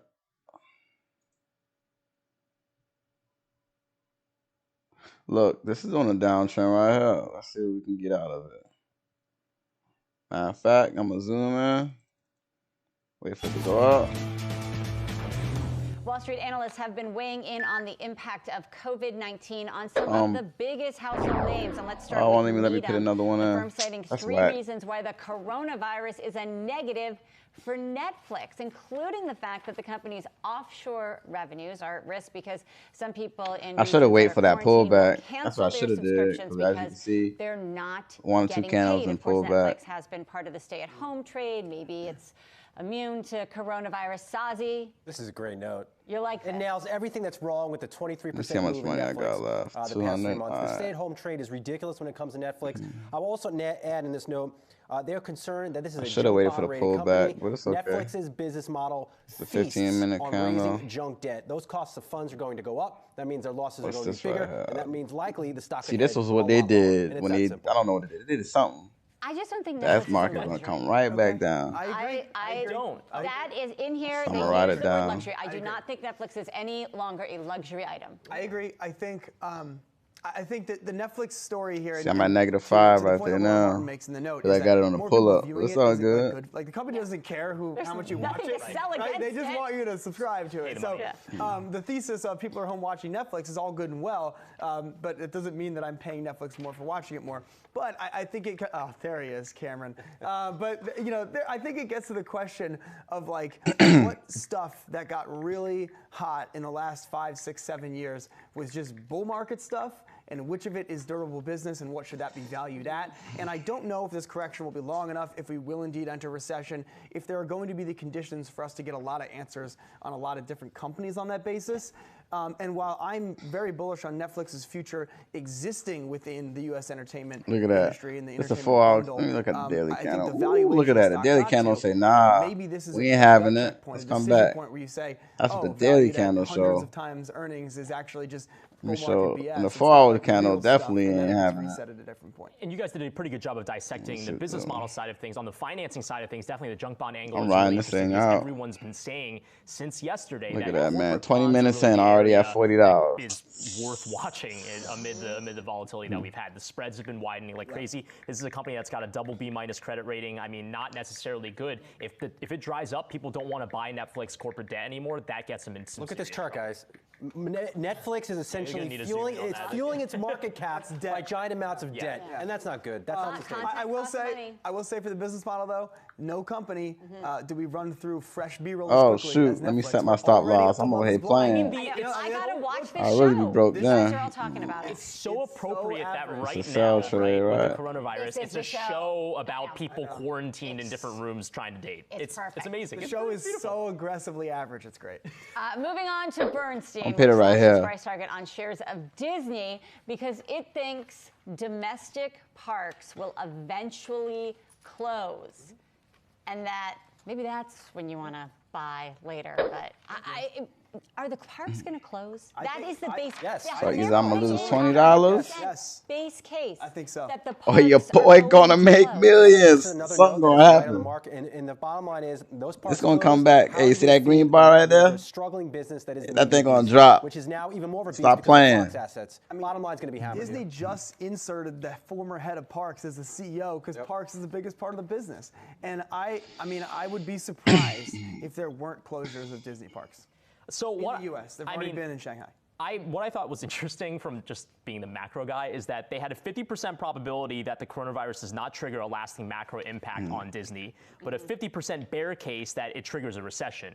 So I'm not even interested in the Disney part of things. This is Bernstein saying there's a 50% chance of a recession and a 50% chance that there's not a recession. But remember, you know, the individual stock guys get that from their macro team. From their macro team. It's not like Todd Junker said like, oh, that's my view. It's like no, my analysts on the macro side think this is their view. My favorite part, first of all, Disney, by the way, is up 5% today. I know everything's up, but is the title, The Definitive Complete guess. Yes, which is what everybody, at least they're being honest in here, because this is what everybody is doing right now, is making your best educated guess of what's going to happen, because we have so many inputs coming in that nobody understands. I want the entire plunge protection team to be Disney analysts. And here's a question: why is Disney Paris still open? What are you doing? What are you doing? Close Paris.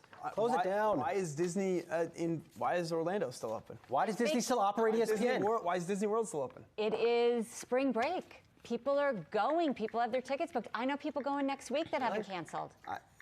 We all. Kid, not saying I that, don't know. Yeah. Okay. I don't want to start. Yeah, We had a whole I'm not a conversation with doctor. Tom Lee in the break about this stuff that we said we really should do that on the air. So maybe. Look at that, $80 and what? 22 minutes? Come on, y'all. Y'all better get on this Forex train, man. And that, like I said, that's a .05 lot size. Man, you know, see, I'm only what 3 weeks into this. Right now, rally with. See, when I get good at something, I'm good at something, and I'm still learning. I'm still learning. Let me check on my Bitcoin. See, I got another account that I use. That's my Bitcoin account. Ooh, Bitcoin look happy.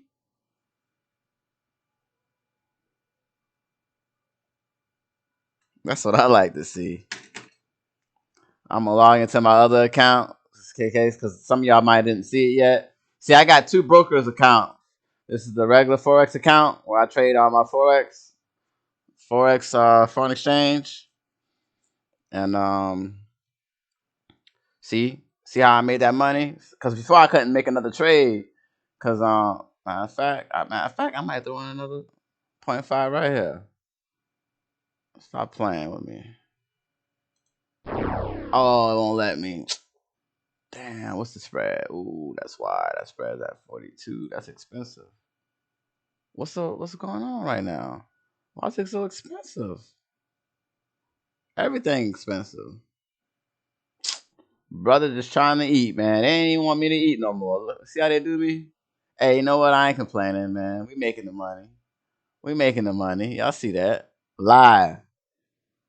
Y'all see that live? See, I could have ate off that dip. Just damn, this thing's so expensive, man. I might just throw a 0.1 in there and be happy with it, better than nothing.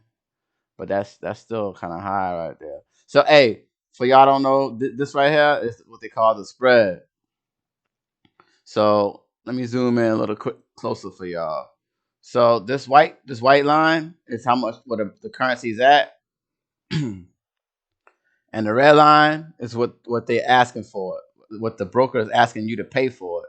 That's why when I get in my trades, I start in the negative because it's like a fee I have to pay. So normally you'll see me start my trades in the negative. Now, if you see me start my trade in the positive, it's because I did pay the fee, but I made money. Ooh, the news. Let's see. The Federal Reserve will be meeting next week, where it's expected that at least a 50 basis point cut will be made in response to coronavirus impact on the markets. Joining us to discuss is Deutsche Bank senior U.S. economist Brett Ryan. So, of course, the impact on the economy that we've seen here.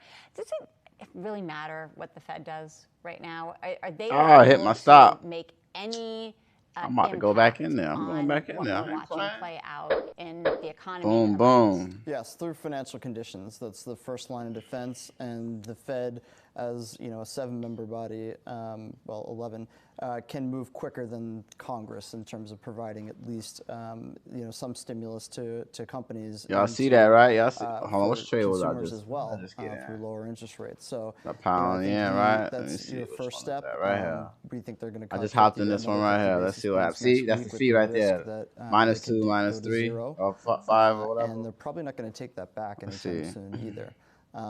But this is going to require a multifaceted approach and a coordinated approach across all G7 governments in terms of fiscal stimulus. That's the 1 hour chart. Discussion of a payroll tax cut, which would be the easiest, I think, the quickest way to address that, because if you waive the payroll tax, it's 12.4%, 6.5% is paid. I'm gonna stop it right 2 there. is paid by you, 6.2 What's by this your looking employer. like? That Oh, saves man, companies it's making cash me at a aggressive. time when demand is Don't going to do me like that, y'all. I'm trying to disrupted, eat, man. Y'all for can't be the only one airlines, making for money. travel, and the way to think about this in terms of this look GDP like? is, take the 9/11 experience where you had travel, recreation, and food services and accommodation declined about a little over 4% annualized over the 2 quarters back half of 2001. That's probably going to be a similar type of impact this time, with even more severe disruptions as this spreads, and it will. And so you're talking about the GDP impact that we could see. We're still a couple of weeks away from getting even flash data for March. Are there certain data sets, certain reports that come out on a monthly basis that you're looking at for those initial signs of how the economy has slowed down here in the US? The most important one is going to be jobless claims. That's going to be your first line of defense. It's always the most timely indicator. You get them every week. If we According to the daily, this one needs to start come down increase, anyway. That's end up going in to this point trade to anyway. a slowing down in the Getting labor market, which we're likely to see at this point.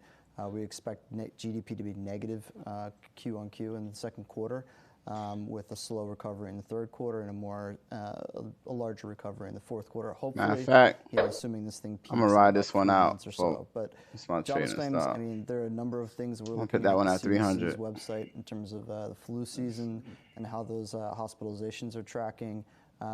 Movie theater receipts. Those are sort of the things that you start to see.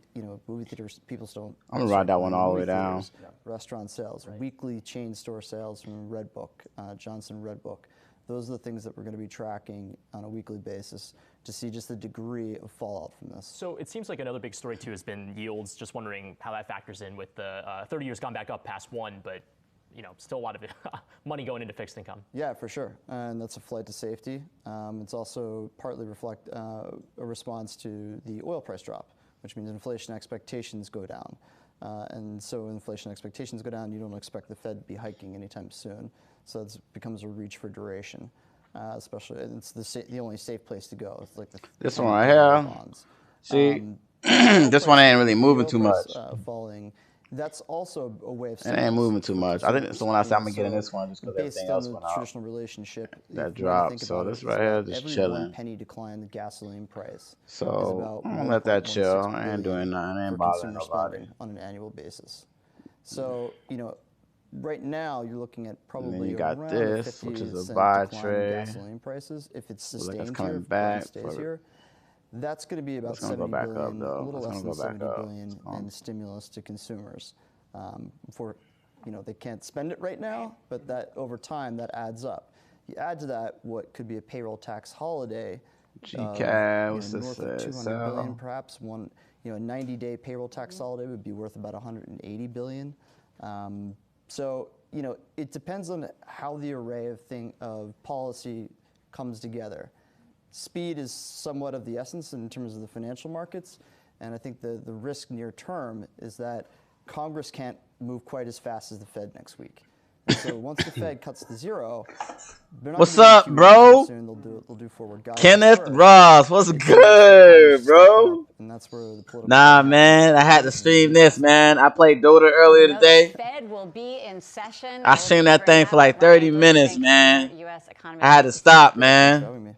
I had a Mars with a Kaya, bro. A Mars with a Kaya. Ahead of the Fed's big meeting next week, we'll discuss whether Powell will disappoint the markets and what they can do here. Plus, crude bouncing back from its worst day. I lost that game, man. He had a Kaya. And what else he had? He had something crazy, man. I ain't even want to look at the game, man. Matter of fact, I'm going to pull it up.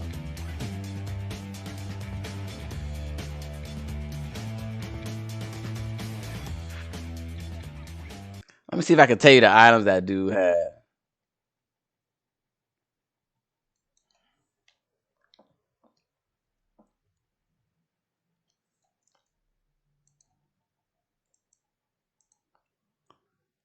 Yeah. Hold on, bro. I'm going to tell you right now. He had a Mars now. He had a Kaya, Noel Talisman, Phase Boost, ain't nothing wrong with that. Midas, and a Hurricane Dragonlance. Come on, man. I had to stop playing, man. I had to stop playing, man.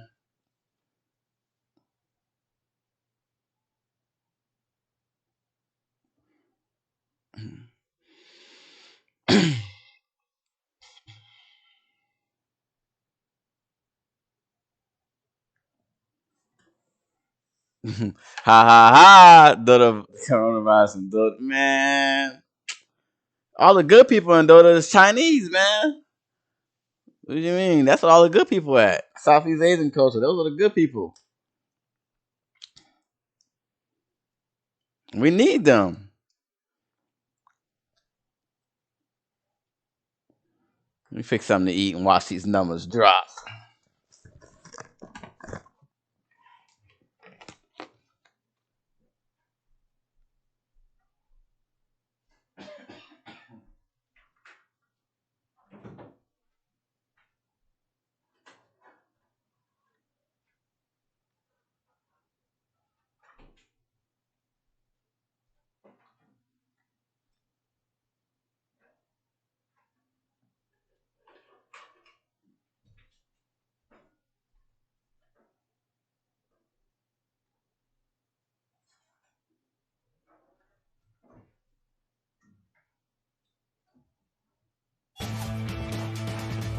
Welcome back to the final round here on Yahoo Finance. Miles Southern with you in New York. I am joined, as always, by my co-host, Jen Rogers. Got a full house today. Yahoo Finance editor-at-large Brian Sazi stopping by, as well as Yahoo Finance Fed correspondent Brian Chung. We've got 28 minutes to go in today's trading session. Let's take a look at where we stand. All three majors higher. A lot of volatile action here in the last hour. For more on all of today's market action, let's go to Inez Ferre. She's live on the floor of the New York Stock Exchange. Inez. And Miles, we've moved around a lot today, but going into the close, we are seeing a comeback. You've got financials and technology. Those are the sectors which are leading the gains going into the close. Taking a look at Qualcomm in the green today after it was initiated as a buy at Nomura Instinet, highlighting the company's portfolio of patents, also saying that the company receives license payments from virtually every smartphone maker because of Qualcomm's modems and 5G phones. And also taking a look at Cypress Semiconductor, the company said that it has received approval from the U.S. Committee on Foreign Investment to go ahead with that merger with the German company Infineon Technologies. For that merger to go through, the company still needs approval from Chinese regulators, but from U.S. regulators already now has approval. Miles. All right, and as Frey, we'll talk to you after the closing bell. Oil prices bouncing back a day after the biggest rout in almost 30 years. And joining us now to discuss is Scott Shellady of Merrick Solutions. So, Scott, we're just trying to figure out, is this here to stay? These numbers that we're seeing right now, have we hit a bottom? Well, I think $27.50 a barrel yesterday in the thick of things was probably at least a short-term one for sure. And we've got the tussle between Russia and Saudi Arabia. That's going to be a problem. Ultimately, that could be a problem for the U.S. too. So it'd be interesting to see how this all shapes up. I think, yes, there's going to be some headwinds for oil in the short term, but slowly but surely, I think that we'll make our way back to that $45, $50 level, and it won't take that long. And, you know, Scott, looking at that 45, 50 level, it wasn't too long ago that we were talking about $60 oil price. And so I guess the question is, when you're trying to get a handle on where the market might, you should say, rationalize or steady out, does it seem to you like 45, 50 is still a level that U.S. shale producers could live with? Because I think coming into the year, that might have been below a lot of folks' expectations. Well, it was definitely below expectations, and for a lot of them, it was below break even. You're right. The only problem with that is that, you know, Saudi Arabia and Russia have a lot lower break-evens than we do. So this fight that they're having there is ultimately not going to be good for our guys here. That's a problem. And I can get a little bit more dark about it and say that, you know, yeah, we see a lot of this savings at the pump for the U.S. consumer. And I've always said that's the fastest way to put some money in their pockets once, maybe twice a week. There's no other better way to do it or faster way to do it. But you know what? If we have a slowdown here because of this virus, and a lot, you know, you don't have a job. You don't need petrol if you don't have a job. So you can kind of take those things all the way down the line. And I would say that I looked at the calls in that market yesterday just for some customers, and they're just so darn expensive. It's almost too difficult to play because there really needs to be a spike for those calls to be worth anything. So interesting to see the volatility levels so high. I guess that's also expected. But at the same time, I think over time, this is, you know, look, you're only going to be losing $33 because it only can go to zero, right? So the propensity for it to go higher is going to be there, and I think that that's going to be the case in the short term. Scott, do you think we could see a snapback rally in crude oil prices as China jumpstarts or just restarts its economy? I think restarting is probably a better way to say it than jumpstarting. And I think the restart will be, I think that these economies, we're going to be under a false sense of security here that we can get these things going very quickly. That takes time, and so will a recovery, right? We've seen a great recovery today. We saw a recovery in the equities as well, or in the midst of one. But I think that, you know, the expectations for something to be short and sharp or V-shaped, I think are overblown. I think it's going to take a lot longer than people think, but it will definitely get there at some point in time. But it's not going to be overnight. I mean, these things take, you know, you've heard that line. We take the escalator up and the elevator down. All right, well, I had to make my time food. taking that escalator back up. Scott Shellady, Merrick Solutions, always good. I'm right here. I'm back. All righty. All right, so breaking news here. U.S. Treasury Secretary Steven Mnuchin convened a call today with the President's Working Group on Financial Markets. I'm tired of seeing this Dow jump up. Every time I see that, a couple minutes later, it drops. Virus threat, Brian Chung, all the names that you would expect on this call. And I guess in some ways now it's a different group than Mnuchin called back in December of 2018, but a similar idea, letting the markets know we are talking to each other. Yeah, so the subset of people that were on the call included, obviously, it's Treasury Secretary Steven Mnuchin, had Jay Powell from the Fed over there, the Vice Chairman of Supervision at the Federal Reserve, who heads up the Fed's bank supervision operations. That's Randy Quarles. He was on there. Then you have the bank regulators, Joseph Otting from the OCC, Yelena McWilliams from the FDIC. You also have the SEC, CFTC in there. So it's all the major bank and non-bank regulators, financial regulators that were kind of on this call. We don't know exactly what they talked about beyond the fact that the coronavirus was the subject of it, but there was no readout like we saw from the December 2018, a situation where they said,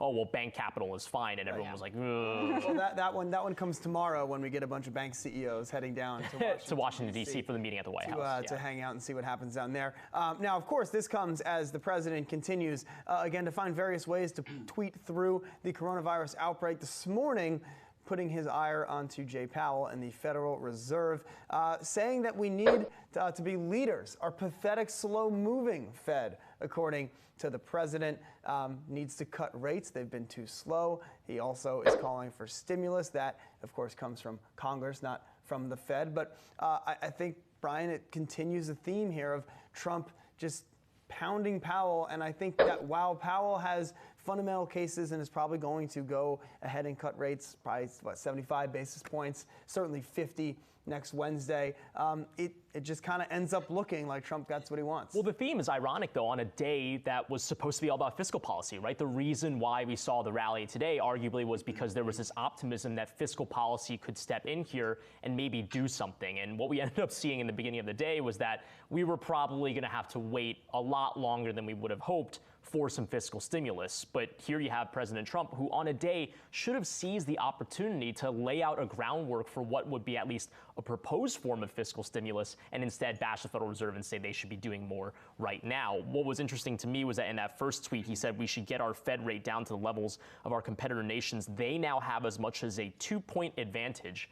And I could not figure out what the 2-point advantage was. I think maybe one of it is because the high end of the interest rates here is 125 basis points. It's negative 75 basis points in Switzerland. That would get you to 2 points. I was thinking that deposit rate is negative 40 basis points in the ECB, right? ECB, but that's not quite low enough, right? Whatever it is, whatever you did, you spent too much time trying to figure out exactly what he was saying. One thing that's worth mentioning is that some steam has been taken out of the dollar already from the Fed cut last week. So President Trump already got that, I guess. Is there anything so this is coming ahead of tomorrow when they're actually going to meet, and we have like David Solomon. Those are the Wall Street folks, yeah. Yeah, is supposed to be there, and a Gordon bunch Smith from JP Morgan. Will anything come of that, or is that a lot of grandstanding as well, too? Well, we don't know if what public-facing aspect of that meeting is going to be. We don't know if there will be any. It's probably expected the White House will have some sort of readout saying the meeting went well, but you have to wonder to what degree the banks would want to tell the White House exactly what's going on, right? If we're talking about liquidity, that situation should have theoretically already been solved with the Fed out of the New York operation expanding the repo facility yesterday. And again, as we saw from the December 2018 issue, you don't want to create the panic by saying, this is a saying that you have, right? Never talk about your balance sheet. Never talk about your balance sheet. So you don't want to stoke panic by doing anything that would even remotely hint at the fact that things are not okay. So I think it'll just be a meeting. It will have happened. We will know that it will have happened, but the details probably beyond us. I know we're really focused on the day-to-day, as we should be, but you take a step back and we're sowing the seeds for some form of epic second half 2020 rally in markets. You have a lot of investors that have raised significant amounts of cash. You have severely depressed valuations. You have fiscal policy. You have interest rates probably headed to zero next week. It's going to be hard to time the bottom, but you could be making large sums of money in this market by the end of the year. Long and strong. Wow. This guy. Yep. I know we're Don't call him Tom Lee. Sometimes you have to get out of the fray. Sometimes you have to just look out there a little bit longer term. And we're sowing the seeds of something pretty big here.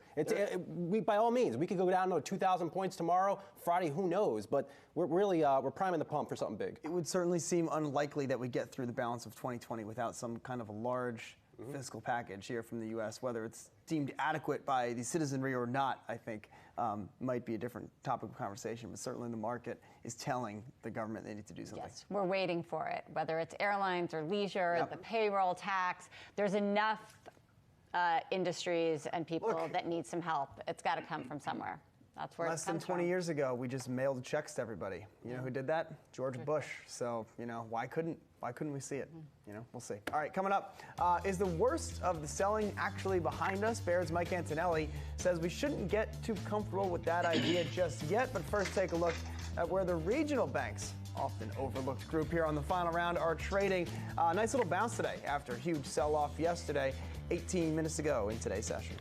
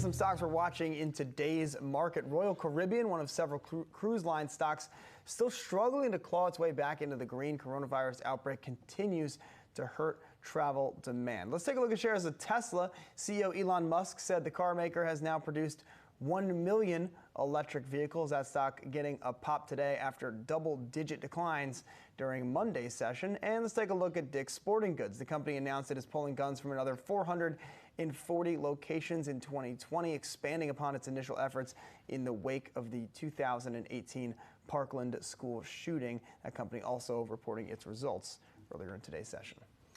All right, the market's wild ride continues on Tuesday. Joining us now to discuss is Michael Antonelli. He's a market strategist at Baird, and he joins us now. Mike, last night you talked to about 60 clients after one of the worst days we've seen in quite a long time. What's just the mood like among folks who are certainly getting calls from skittish, to say the least, if not panicked, investors right now? Yeah, so I work in a role where I engage with both financial advisors and their clients, and I was with 60 real-life human beings yesterday talking about the market. And you see our headlines, we talk about it on Twitter all the time. These are real people, and they're human just like we are. They see scary headlines, they see coronavirus updates, and a lot of them, and I can see it on their faces, lived through 08. A lot of them lived through 01. A lot of them lived through a great many market panics. So the sense I got from them was, I came to you for help. I hired you for help. I hired your firm for help. And this is when I need your help. And we're engaged with them and saying that, look, in order to be an investor, you have to be a couple things. One is optimistic about the future, but two, you have to recognize that volatility is kind of your price of admission here. And I think that if I had to take the temperature of the room, it was, I'm concerned, but I'm grateful that I have somebody to help me.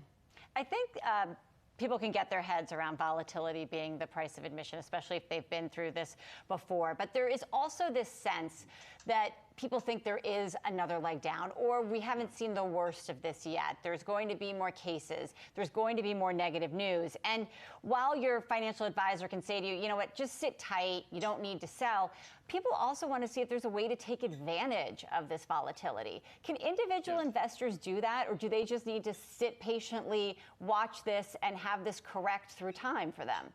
So I lived through 08. I cut my teeth as a trader in 2008, and I remember thinking along the way, various events must have marked the bottom. I remember when Prince left Citigroup, I'm like, oh, that's got to be the bottom for Citigroup. I think that was at 24, it went to 0. I remember when Warren Buffett wrote the op-ed in October of 2008. I'm like, this has got to be the bottom. Warren Buffett just wrote an op-ed. The market fell another 30%. So markets like these can really do crazy things. They can get scarier. They can keep going down. It's really tough to call a bottom. The thing that we would remind people is that you don't have to play the same game that other people are playing. If you look at the market right now and who's trading, who's gamma hedging, who's trading convexity, who's trading the market, those people have a horizon of a day or a week or a month. The people we engage with, their horizons are much longer. So when you say, what do you do right now? Well, what's something you could do? You could certainly control your savings and spending right now. You could say, maybe I'm just going to kind of go out one less time. But you could also kind of increase your savings rate. That's something that's under your direct control. You'll never call the bottom, but this is what buying low, selling high feels like. Buying right now when you just hate it, and then buying a little bit more when it goes down further. That is buying low, selling high. Mike, do you think we're sowing the seeds for a major second half rally in the markets? I'm not in the V-shaped camp just yet. I think that this is going to do some lasting damage. Universities are teaching online, cruise ships, airlines, all these kind of consumer-based things which are important to our economy. Certainly, if I can't play the path, I want to play the destination. I've said that a few times recently.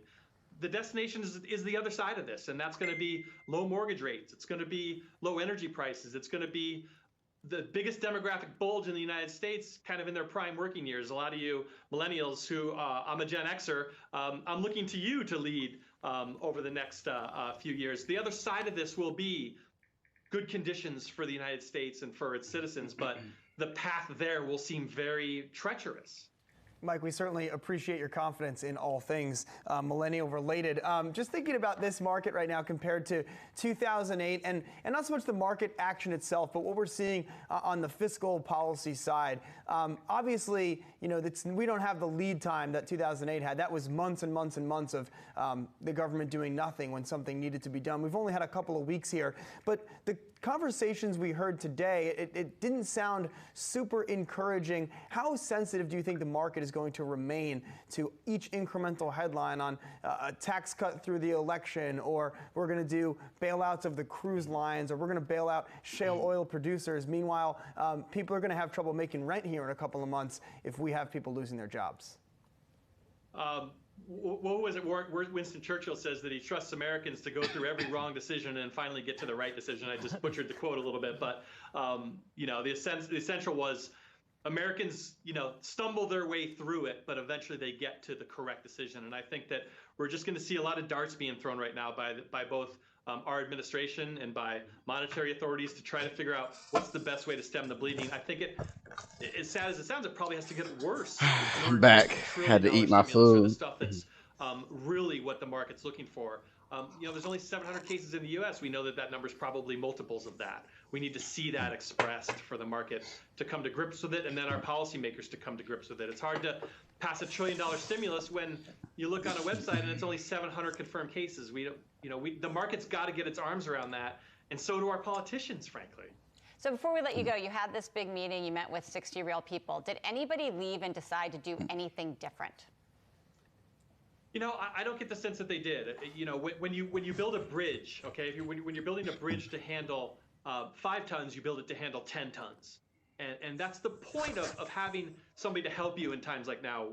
A firm like ours builds financial plans to handle being hit by an iceberg or to handle being crazy times. Look at that. No, I don't See, get the like sense that they did. the 1 hour chart says it's going What up. I'm seeing right now isn't See that people like point? me. If you look back to When you see a circle like this, that means whatever happens type of thing. nothing during the economic crisis. But when you see that point, oh yeah, that baby's coming up. It's a lot of things. Normal people. See, that's that point. They just want I missed the point though. I did miss the point, but it's still showing it's gonna come back up though. All right, Mike. So I'm gonna let it come up, and that's on the hourly chart. Churchill quote, Big Gen X The 4 hour chart says, thanks, Miles. See ya. Some kind of correction need to be made, but opposite happened. And then you got the daily chart that shows that point right here, the same point I'm telling you It's about. been a tough day for me because I was supposed to interview I need to Gene fix Simmons, this Kids Legends, indicator next right week. here. He's no longer coming to New York City. He's canceling a lot of his trips. That's that point right here. So I'm very bummed. He's the man. So I kind of want to ride this whole thing out all day. With Simmons into some of our market coverage here as well. So we could do it all. We'll figure that one out. See, I can't. When you see this red line right here, this red bar, that means you can't really get. I mean, you can get in probably like one more trade ish. Their capital needs have been fully. Something like that. Sounds a lot like. But that's risking it.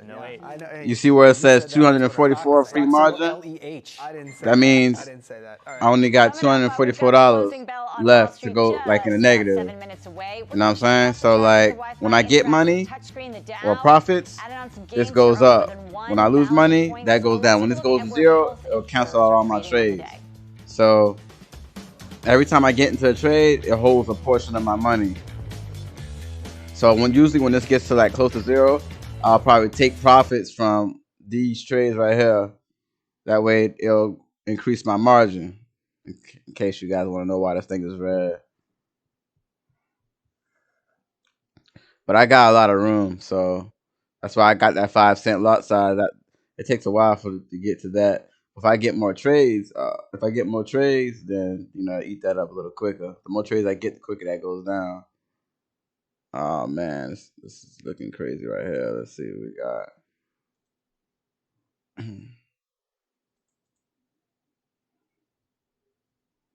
This is a sell trade, right?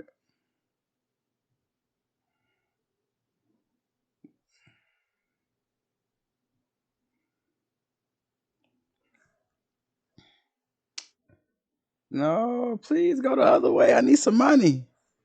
I need some more money.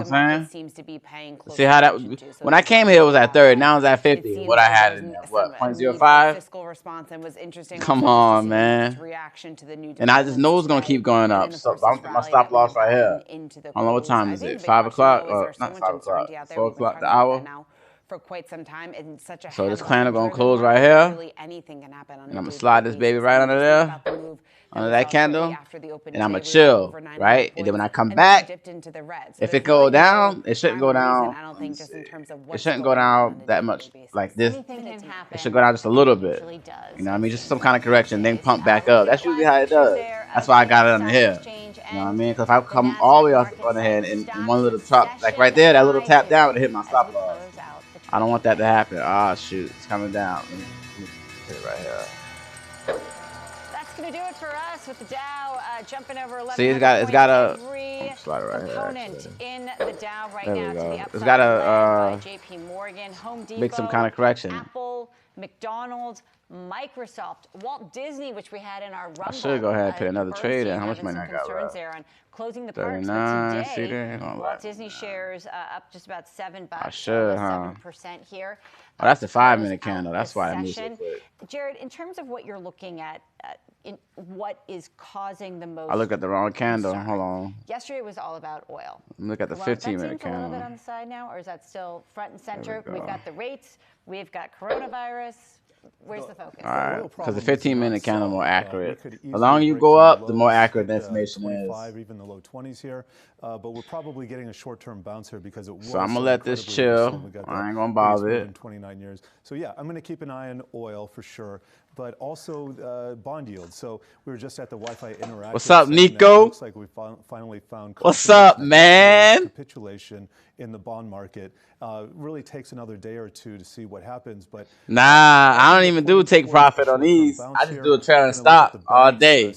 Yeah, I missed this cat, y'all. Plays on the other markets that we've been talking I just do trailing stops, man. I like trailing stops better. falls into line. Now, the reason why I'm doing the trailing stop is because I know, oh, see, they got me. Any kind of I'm going to go ahead and get back in there, though. rise in the 10-year T-note yield. And if we start seeing some hinky things going on, like a strange leadership, that would probably getting be back some in there, kind of man. Convergence where we expect things to break down again. So huge rally. True comedy, cyclicals and value leading. I saw you cracking a smile. I mean, come on, we just had energy. Oil prices were down 20% in a day. We have energy companies when you have it now. I know. I'm getting back in there, man. Junk off the bottom. Yes. All right. Huge rally though. Yo, do both. The reason why I don't, because I just, like, look. Move here. Looks like for the S&P, it's going to be the biggest since 2018. But this is what we're to expect when we are in a Like, phase I know of Bitcoin going to go back up, man. I got faith in days we can Bitcoin. have big down days. It takes a lot longer to get back, though. 10% down, when you go 10% up the next day, you're not at the same place you were. Yes. Fourth grade math, kids. I just did it for you. See, they learned that in fourth grade. do multiple positions, just smaller ones. Yeah, I do that. I do that, actually. I think I barely But understand that now. this, I got two accounts. I'm going to show you right now.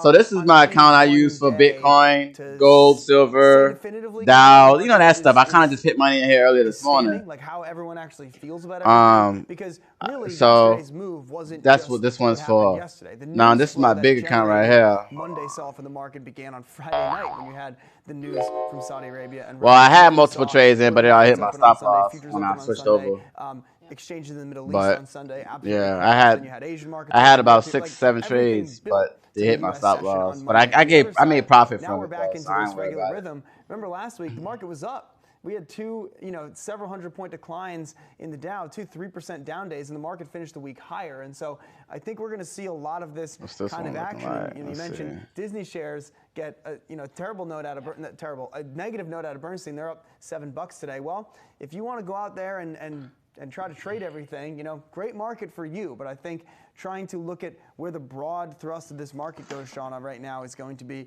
near impossible until we allow a certain amount of time to pass so that we can maybe get some stabilization here, whether it's see, that's what I do. See, normally what I do is like, I should do that. I should do that. The reason why, what I usually do is I'll just take multiple trades. On Friday night, and then we saw it on Sunday. But sometimes it depends on how much faith I have in the trade. Like if I have faith in the trade, I'll take multiple trades at the same time. But if I don't have that much faith, I'll do like one. And then when I go up to a certain point, I'll set the, I'll set the stop loss and then do a second trade. Jared, you would be better at this, but just in terms of why exactly we saw I know, man.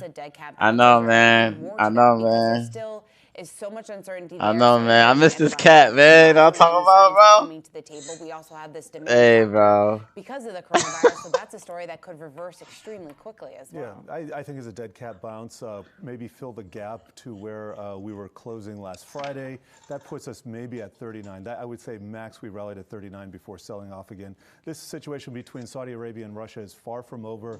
Saudi Arabia. We got Nico Booming 10X in the house, boy. But just to build on the stat that you threw out, this is the best day for the S&P 500 since 2018. That would be the December 26th low, which really kicked off the entire 2019 rally. And those are lows that we actually hit and are testing yesterday and today. So, you know, we're kind of in the same situation. We got to develop a strategy. Much more quickly than it did in the fourth quarter of 2018. I feel particularly Christmassy. I don't know about you. Yeah, man. I'm getting ready for New I know, Year's. man. You know what I'm talking about, bro? Hey. Gave us, but we actually didn't get to during Yo, we got to get this bread, man. Stop playing. You know what I'm talking about, bro? Of 10-to-1 ratio in terms of advanced decliners. I caught a lot of pips today, bro. We got to catch these pips final style. Yeah, bro. 10-to-1 up days. Okay. So that might indicate that with the worst of selling. Nah, I caught a lot of pips earlier, bro. Session, you know, all the stocks making new lows, and just that ratio of new lows. That was 2008 kind of stuff. Yeah, something like 1,600. My lot size was a little small though, man, because I had made it because the market has been acting crazy, man. It either shoots up or shoot down because of the coronavirus and the oil thing. You know what I mean? So that's why I got a smaller lot size. See, like if I had, because normally I have like a 0.1 or 0.2 lot size. But the way this market been setting up, man, I ain't been trying to get got like that, man. You know what I'm talking about? Actually, all the sectors ended in the green, but leading the gains today. What you been trading? Forex, you know, Bitcoin, gold, S&P, Dow Jones, whatever, really. I just look at the chart and keep it going. And I look at the news. I watch a bunch of people on YouTube. I watch the live streams. I see what they've been doing. I'm in trading groups. So, you know, whenever they say something, I look at it. You know what I'm talking about? Because, like, I never thought about trading oil and silver. First I was just trading Forex. And then when this stuff right here went down, I'm going to show you. Let me show you. Will mark 1 year since the FAA ordered the grounding of the 737 MAX jets. Miles. All right, and that's right live on the floor of the New York Stock Exchange. And they're already trying to steal from your boy. See that? Weighing in on the impact of COVID-19 That's fine. Let me show you this right here. XAU, three right here. reasons why the coronavirus is a negative for the streaming giant, including the fact that the company's offshore revenues are at risk because some people in regions that are quarantined will cancel their subscriptions because they're not getting paid. How much percent do your account are you risking? According to my YouTube videos, they say 1%, but I don't even think I risk that much, to be honest. 7.5% off its 52-week high. Normally, I'll take it down the stop loss to like 20%. So Netflix. I like to trade based off of like the. I mean, 15-minute count ain't bad, but I like the hourly trends. I mean, 15 minutes you get the money quicker, but I thought it made a lot of sense. I mean, once you start you get more strength in the pattern with the hourly candle, at least the hourly candle. Simply going to benefit just from people watching. And with that, I would kind of usually bring it down to like the or you know if it's a buy, I bring it down to like the lowest part of the recently closed candle type of thing. You know what I'm talking about? And that's usually not even 1%, to be honest. I'm gonna show you. All right, bro. I got you, bro. I got you, bro. Oh, but let me show you this right here. So first I was getting in Forex, right? So I'm trading is where the money's at. I know, but you know I'm still learning though. You know what I'm talking about? 2 words. Bop, bop. You know what I'm talking about? Economic. Yeah, see, I don't know. I'm still gotta learn all that. 2 words. I thought she was gonna say bop, bop. But yeah, look. First it was just Forex, and then when I saw this, you know what I can do with this? Like this would have been my Lamborghini right here. Hold on, let me. The trading has been recently because it was just a. No, hold on. Let me pull up. Obviously, it's not going to sell off as much as it. All right, look, this is a daily right here. Well, and something we I ain't even gonna go to August. I'm gonna go to the one I was looking at earlier. I was talking with Sam, like I'm as gonna pull up the 4-hour chart. Continues and how long look, continues will give us hold a sense on, of where whether March it's at? long or right. Is Netflix's stock price and the right enthusiasm with which everyone look when I've been seeing this money, money, all that, nothing but money. I'm missing it. I could have got a Lamborghini, bro.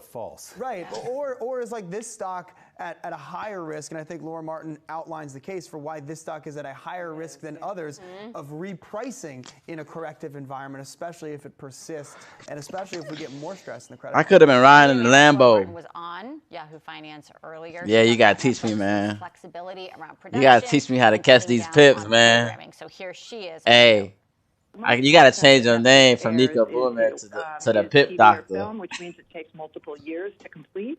So it has $18 billion of commitments, and it can basically change none of those in the near term in 2020.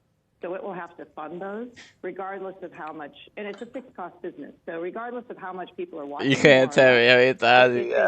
What happened? You lost it or something? Just thinking about the scope of that commitment, how much content costs, how much they've had to borrow to make this model work. I do think she does a good job of kind of breaking that part down in here, because it goes to a theme that's not just Netflix, but that we're hearing recurring right now just about the credit markets. Companies have gone out and taken a lot of loans because it was cheap to do so. Yeah, and they need kind of access come to home and roost now, though. Well, and that's a big question. I don't know if we can make that call just in terms of Netflix based on the developments that we have seen. I think certainly Netflix and a lot of those other names that are in a similar situation, obviously that is a huge headwind and a challenge facing those companies, but I don't think there's anything just in terms of the developments over the last 2 weeks that all of a sudden we can say this company is not doomed, but could have a significant amount of headwinds ahead of them. Obviously, it might be repriced a little bit. We might see a little more of a downside risk gonna to drop Netflix too. rather than some of the other names that are a little bit more stable on that front. But I do think that's something to certainly worth watching, and obviously some sort of a headwind facing that company compared to others. I would be concerned a little bit about their free cash flow. I think that they have maybe $3 billion on hand, but their interest rates are going up. So I'm looking at one of their bonds, the 2021 bonds. Oh, I think yeah. they're 5 or 7 years. So these were issued a long time ago. I had a couple But of the those interest rate too, on those man. spiked I from did. 2% to But I'm still 3% learning though. Since the So I ain't too coronavirus, bad, you know. broke and dominated the news cycle. So that's a significant increase in cost for them. If they got to raise capital and they usually go to the debt market, it's just going to be a little bit more costly this year. Yeah. Anybody else here watching Love Is Blind? Am I the only person? I'm going to start. I just started it. I saw one episode. Okay. I'm gonna How much start Netflixing are you doing these days? The weekly chart's not bad. Baby doesn't like Netflix? You know what I mean? But I'm just worried. I just don't think. You're not allowed to stir them any screens until they're 2. I just don't think the weekly chart is like. I like the weekly and the daily chart. Don't get me wrong, but in this, the way this situation is set up right now, I don't think we need to book the weekly chart show. I'm gonna watch or the daily chart is good to look at, only because so I much going on, man. Like, look, you see this right here? Hold on, that's the weekly chart. Let me find book around it. Emily's seen it. Emily was telling me today that she just started watching. Look at this right here. No, not that one. They're all in separate rooms. Look, falling look, in love. look. Okay, this is a very small part of the show. That's a car payment right here. Are the girls in This is a Lambo. It's like the first 2 or 3 episodes is this, and then it goes into like And that's a just regular one reality day, show. dog. I'm excited. Are you a Bachelor fan too? I hate The Bachelor. This was much Like, it wasn't even like, you know, slowly going down. It just straight up It dropped. never ends. The seasons are horrific. All right. That was it. That's all I wanted to do. Thank you, everybody. One last question. Is it all there so you can binge it, or do you have to wait week by week? Oh, no, it's all there. Okay, I like that. Oh, it's all there. You get in the, you, Quickly, hold on. Please go start watching this show. But, Because I think it'll be a It shows great right here that's distraction trying to go in up this too. moment of market stress. Yes. I think that, and also don't give It up. does toilet show right paper here for that Netflix. it's a good. No, it's not an A or B decision. Trying to come back I up. have Netflix. Don't worry, guys. All right, coming up, how much spending is needed to get a possible slowing economy back on track? Adventure's Ben Phillips will join us to talk about his take and handicaps tonight's big Democratic primaries. But first, take a look at where the industrials finished during today's trading session.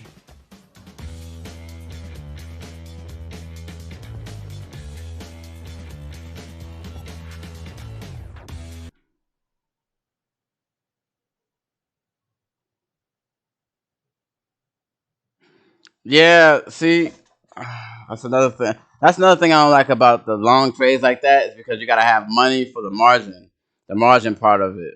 You know what I'm talking about?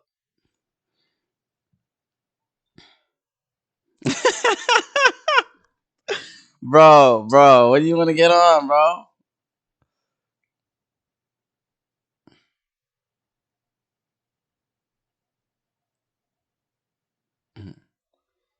Yeah, we gotta get in. Hey, when you trying to get on, bro? I'm always on front of the computer, bro.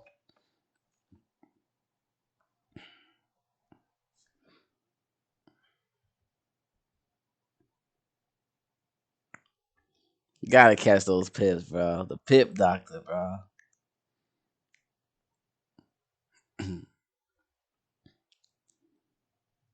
Pips are us. Yo, when you gonna hop on the trades again, though, man?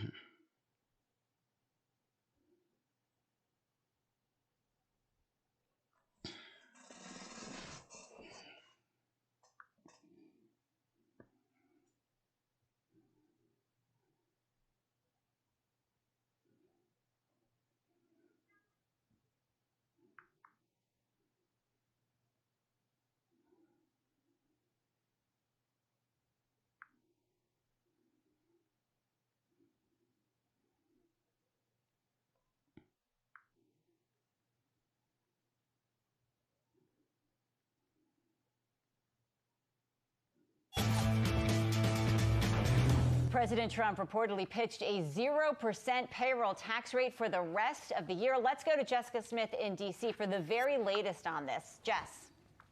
Yeah, President Trump met with Republican lawmakers earlier today, and we know he pitched a payroll tax cut. He told reporters that was something that he was looking at, but now CNBC is reporting that he actually pitched a 0% payroll tax rate for both employers I'm gonna get on soon. I gotta start getting caught back through up the with the end economy, of so I the know year. opportunities Treasury out Secretary there. Stephen Mnuchin Gotta look over also some news. met Hey, with we gotta House do. Speaker Nancy Pelosi Bro, I've been today, on this so junk he for a says while there is now, some bro. bipartisan interest in getting So something we can do it done, together, but man. it's not clear how that payroll tax cut is going Man, to why you work. playing, man? We've already Like, heard from you know some you got, Democratic there's bread lawmakers out who here to be are made, pushing man. back against the I don't know idea why of you tax stop. cuts I mean, in if you got response to the busy, you should have traded coronavirus. off We like the heard weekly or from something. several who said a payroll tax cut Cause would not I got help people who work off of tips or like who when work I was on off of active duty, shifts. right? Cause I was on They active say duty that about a other week or two measures ago, like paid sick and I leave would wake would because be I usually wake affected. up So like we'll around see if 6 they can o'clock. come So I to would any wake up sort of like agreement here. We know Democratic lawmakers what are was time I working wake? I wake up like hard on around an economic 5:45, response right? plan.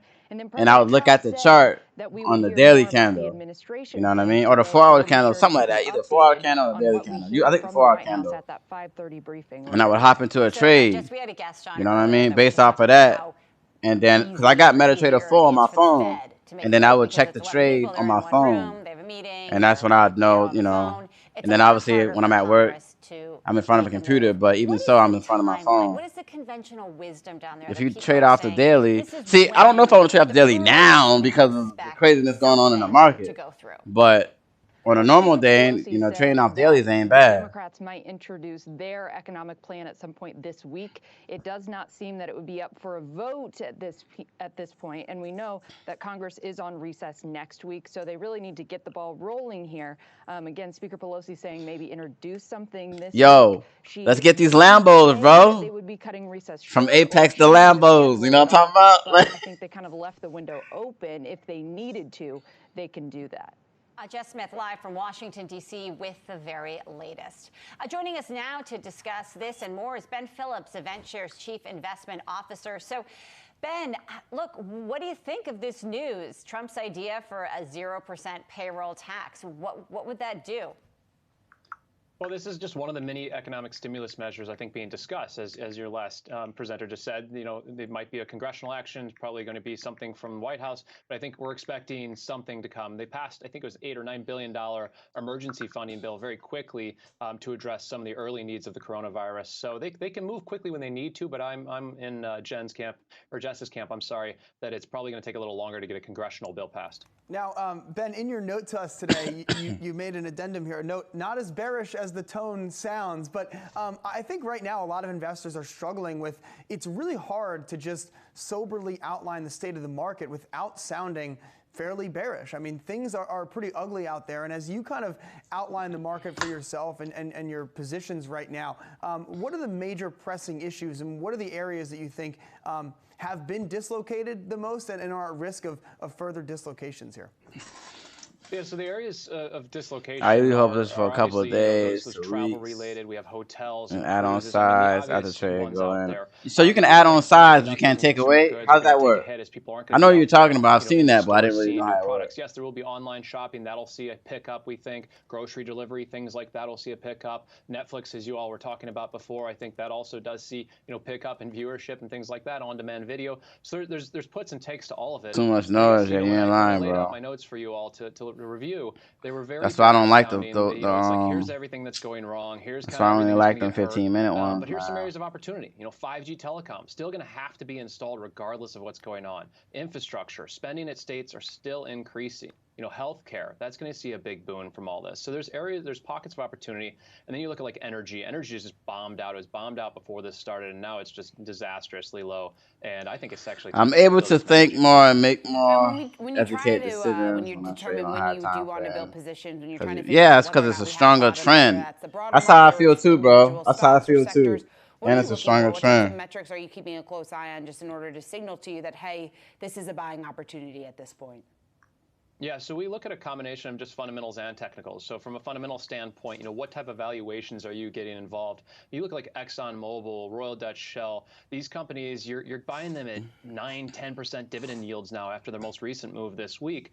And, that's substantial. We don't think there's a big risk for these dividends to be cut. You're buying them at extremely low, single-digit PE valuations. I mean, they're really being priced in that energy is going away and, oil is going away. We don't think that's the case. So opportunities there. I mean, from a macro standpoint, we're watching technical levels. Things shot down, overreacted, we think, to the downside. We've blown through kind of downward support.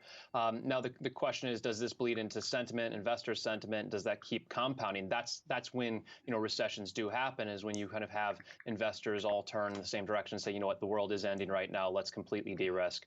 We think we're kind of only a first leg through that, but don't think that's the base case. So, Ben, we often have you on around political events to get your sense of how we should be adjusting our portfolios, our thinking based on what's happening in politics. And it is an election year right now. We're still in the primary season. We have a presidential election in November. President Trump is not getting high marks right now for how he is handling the virus Try not to outbreak. get into When the do we mindset start of saying. talking about the election again? Is that going to come? I know. I don't even say that. I just set my stop loss and cross my fingers, man.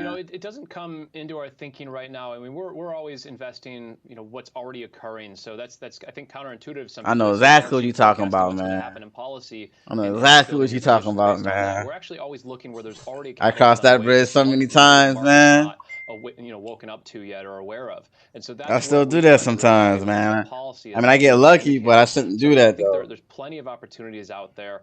There's plenty of opportunities for the fundamental investor right now and those stock pickers, because certain things are just really dislocated, and this is the time when active managers can really make their money. Venture CIO Ben Phillips, great to talk with you. Thanks. All right, and we'll be back right after this short break.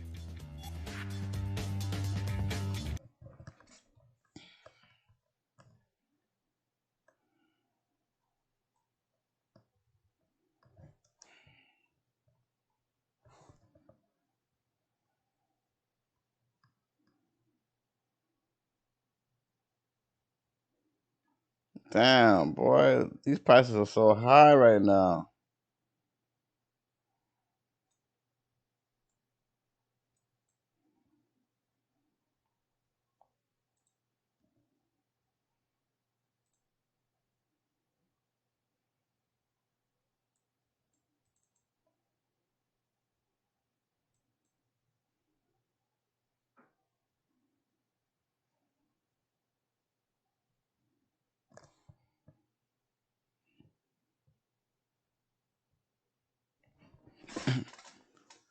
Let me see.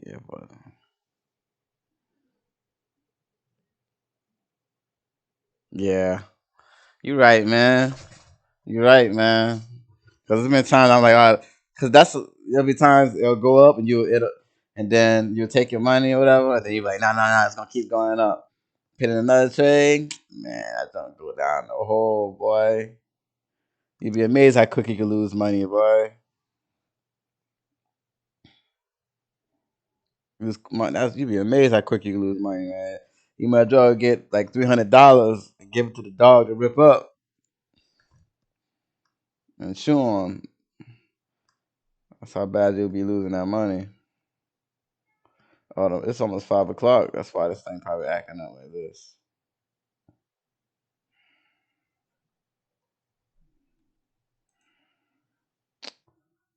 Let me go back here.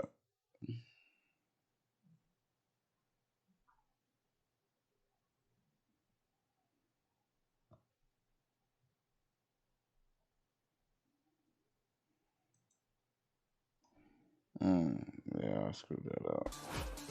And now here's Miles with a look ahead at what will be making headlines on Wednesday. All right, well, analysts on Wall Street have had a lot of things to say over the last couple of weeks, but one of the most common refrains we're hearing is an insistence that this market chaos is nothing like 2008. It is a statement that is in fact true in several ways. We are not experiencing a major credit crunch. No banks have been taken under or gone out of business, and so on. The government right now is trying to do an impression of 2008, however, and the market is starting to sniff this out. Headlines on Tuesday indicated the White House is focused on getting through a tax cut. What's up, Daniel? What are we looking at here? Possibly just the stock market, Forex market, different markets. This, while free and widespread testing for the virus still remains elusive here in the U.S. It is, after Unblock your all, a health PMs. crisis, not a financial crisis. I gotta pull up my Discord and do it like on my all computer. shocks to the economic system, the solution Hold must on. come from the government. I just didn't It can unblock it come because I've been getting a lot of quickly, messages just on in my time, Discord, or it may man. end up coming I keep too getting a late. lot of Hundreds messages. of books have People, been you know, I written be streaming and debating people be whether like, the "Hey, let's response to the play. financial I'll carry crisis you in was the first, Dota." second, or third I get so many of these messages, options. man. The scientific community is in broad agreement that we are still in the early stages of trying to stem the increase in the number of coronavirus cases here in the U.S. How aggressive lawmakers end up being in trying to curb the rise in cases will determine just how much like 2008 this episode ends up being, and whether the response ends up being early, just in time, or too late. Now turning to the calendar for Wednesday, on the economic data side, the inflation reading for February will be the day's top highlight. Then on the earnings front, Adidas and Prudential will be among the notable companies set to release their latest results. But the theme continues, not a whole lot of corporate and economic Hold news on. here for our I think market you that sent me a friend certainly request. I'm looking on remains my in phone right now. Can you imagine if this were earnings Earnings season? I know.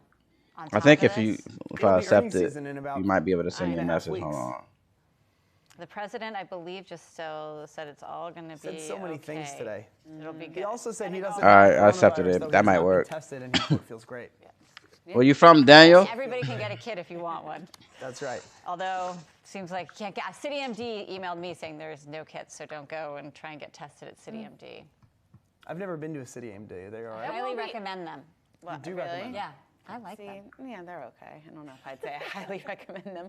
But just going back to the kids, though, I mean, it will be interesting. They always talk about, we had guests on the ticker today that they were saying that supply won't necessarily be an issue, but just in terms of what rate they will be able to run all these tests once the tests are distributed, that's the huge question there. So you might be able to get the tests out and you might be able to test patients, but just in terms of getting the results back. Oh, what's up, bro? I'm the math teacher from Dota. I remember on now. the treatment 3 weeks ago, and now Yeah. we're way past that because we can't even find out who has it. Anyway, more coronavirus stories coming up on the other side of this, and also Yeah, man. I was playing Dota earlier today, bro. we're gonna have our top And I 10 had here this, on the final what's his round after name? this Mars. Stocks And he twisting had in a knots. what's the Well, thing called? Dragonlance, anything for Kaya, this market, looking for a Midas. glimmer. I mean, I lost, but come on, man. coming up right And I just got tired of losing games like that, man. So I just started streaming this. It's less stressful, man.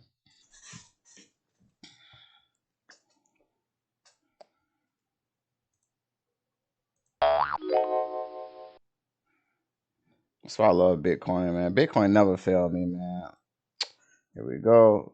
All right, there we go. How much money I got left? If I could do another trade, let's see.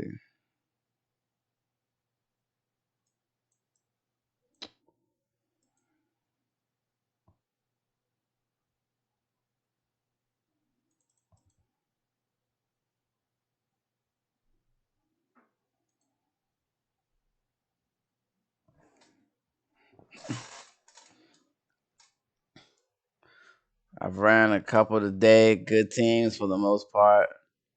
Man, I played one and I was like, you know what? I'm done.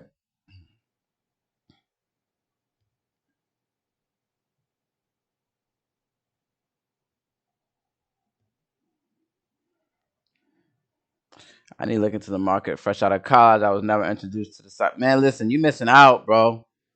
College is a waste of time, man. When you doing stuff like this, it's how you make real money right here.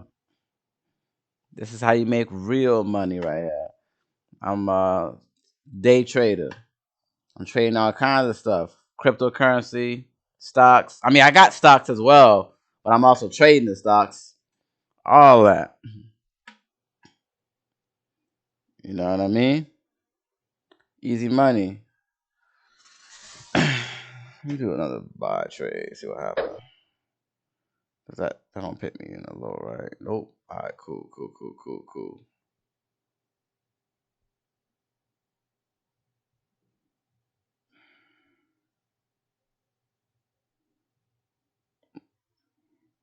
I got it at the right time.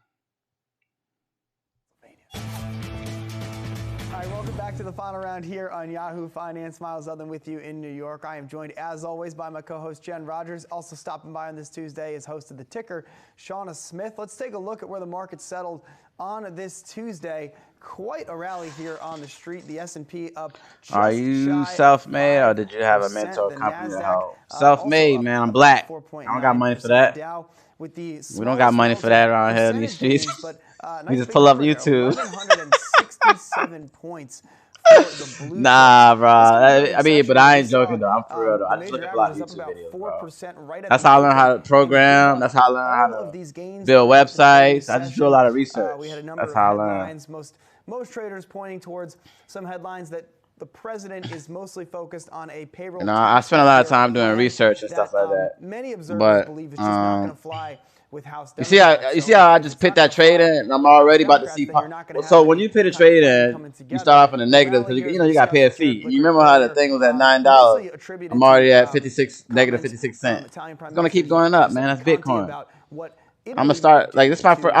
This is my like third week on the I got into stocks last year, but this is my third week doing trading. That's different. It's the same a little bit, but different. Hotspot number 2. And today is the first day I decided to stream it. So I'm gonna start streaming this a little bit more often. I might get more people that want to learn how to do it.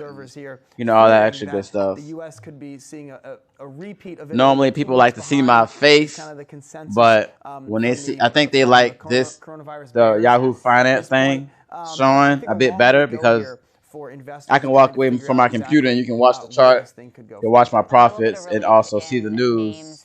So you can be like, oh, that's why that did that, or you know, get a good example. Today, Energy, Marathon, the biggest performer in the S&P, up 20%. Also a bunch of leisure names in here as well, the airlines. But to your point about what Trump is proposing with the payroll tax, as Jess was saying, they need to get to some of these companies that are feeling pain and employees there quickly.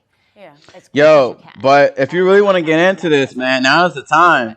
Because obviously the market's crashing, bro. This is the time you can make some money. That they have hinted at, that they could put forward, whether or not that will actually do the trick, and if that will really help just in terms of containing some. Yeah, man. I mean, I want everybody to win. I can't eat by myself. It's like Thanksgiving. You know, it's a big turkey. I just want the leg part. You know, like everybody can eat. The gains were pretty broad-based. We also saw a lot of a rally in a lot of the tech names too that we haven't mentioned yet. Let me shift that. Take profit Amazon, up. Apple, Netflix, Google, those FANG names, they all posted pretty significant gains. We also said some of the banks recouping some of their losses from yesterday. So some of the bank names like JP Morgan, Home Depot, it's not a bank, but that's one of the top performers in the Dow. So I think that the story today was, I think it was a lot of it was some buying on the weakness that we saw yesterday. Whether or not it sticks, there really hasn't been anything concrete. And then just in terms of the rally that we saw in the last 2 hours of trading on the heels of what we saw overseas doesn't really do anything to reassure investors about the uncertainty and all the questions in terms of what we're doing here in the United States in order to contain the outbreak. I think that really gets to the heart of the question right now for the market, which is what would be enough You know, what are investors going to deem enough, and when would we see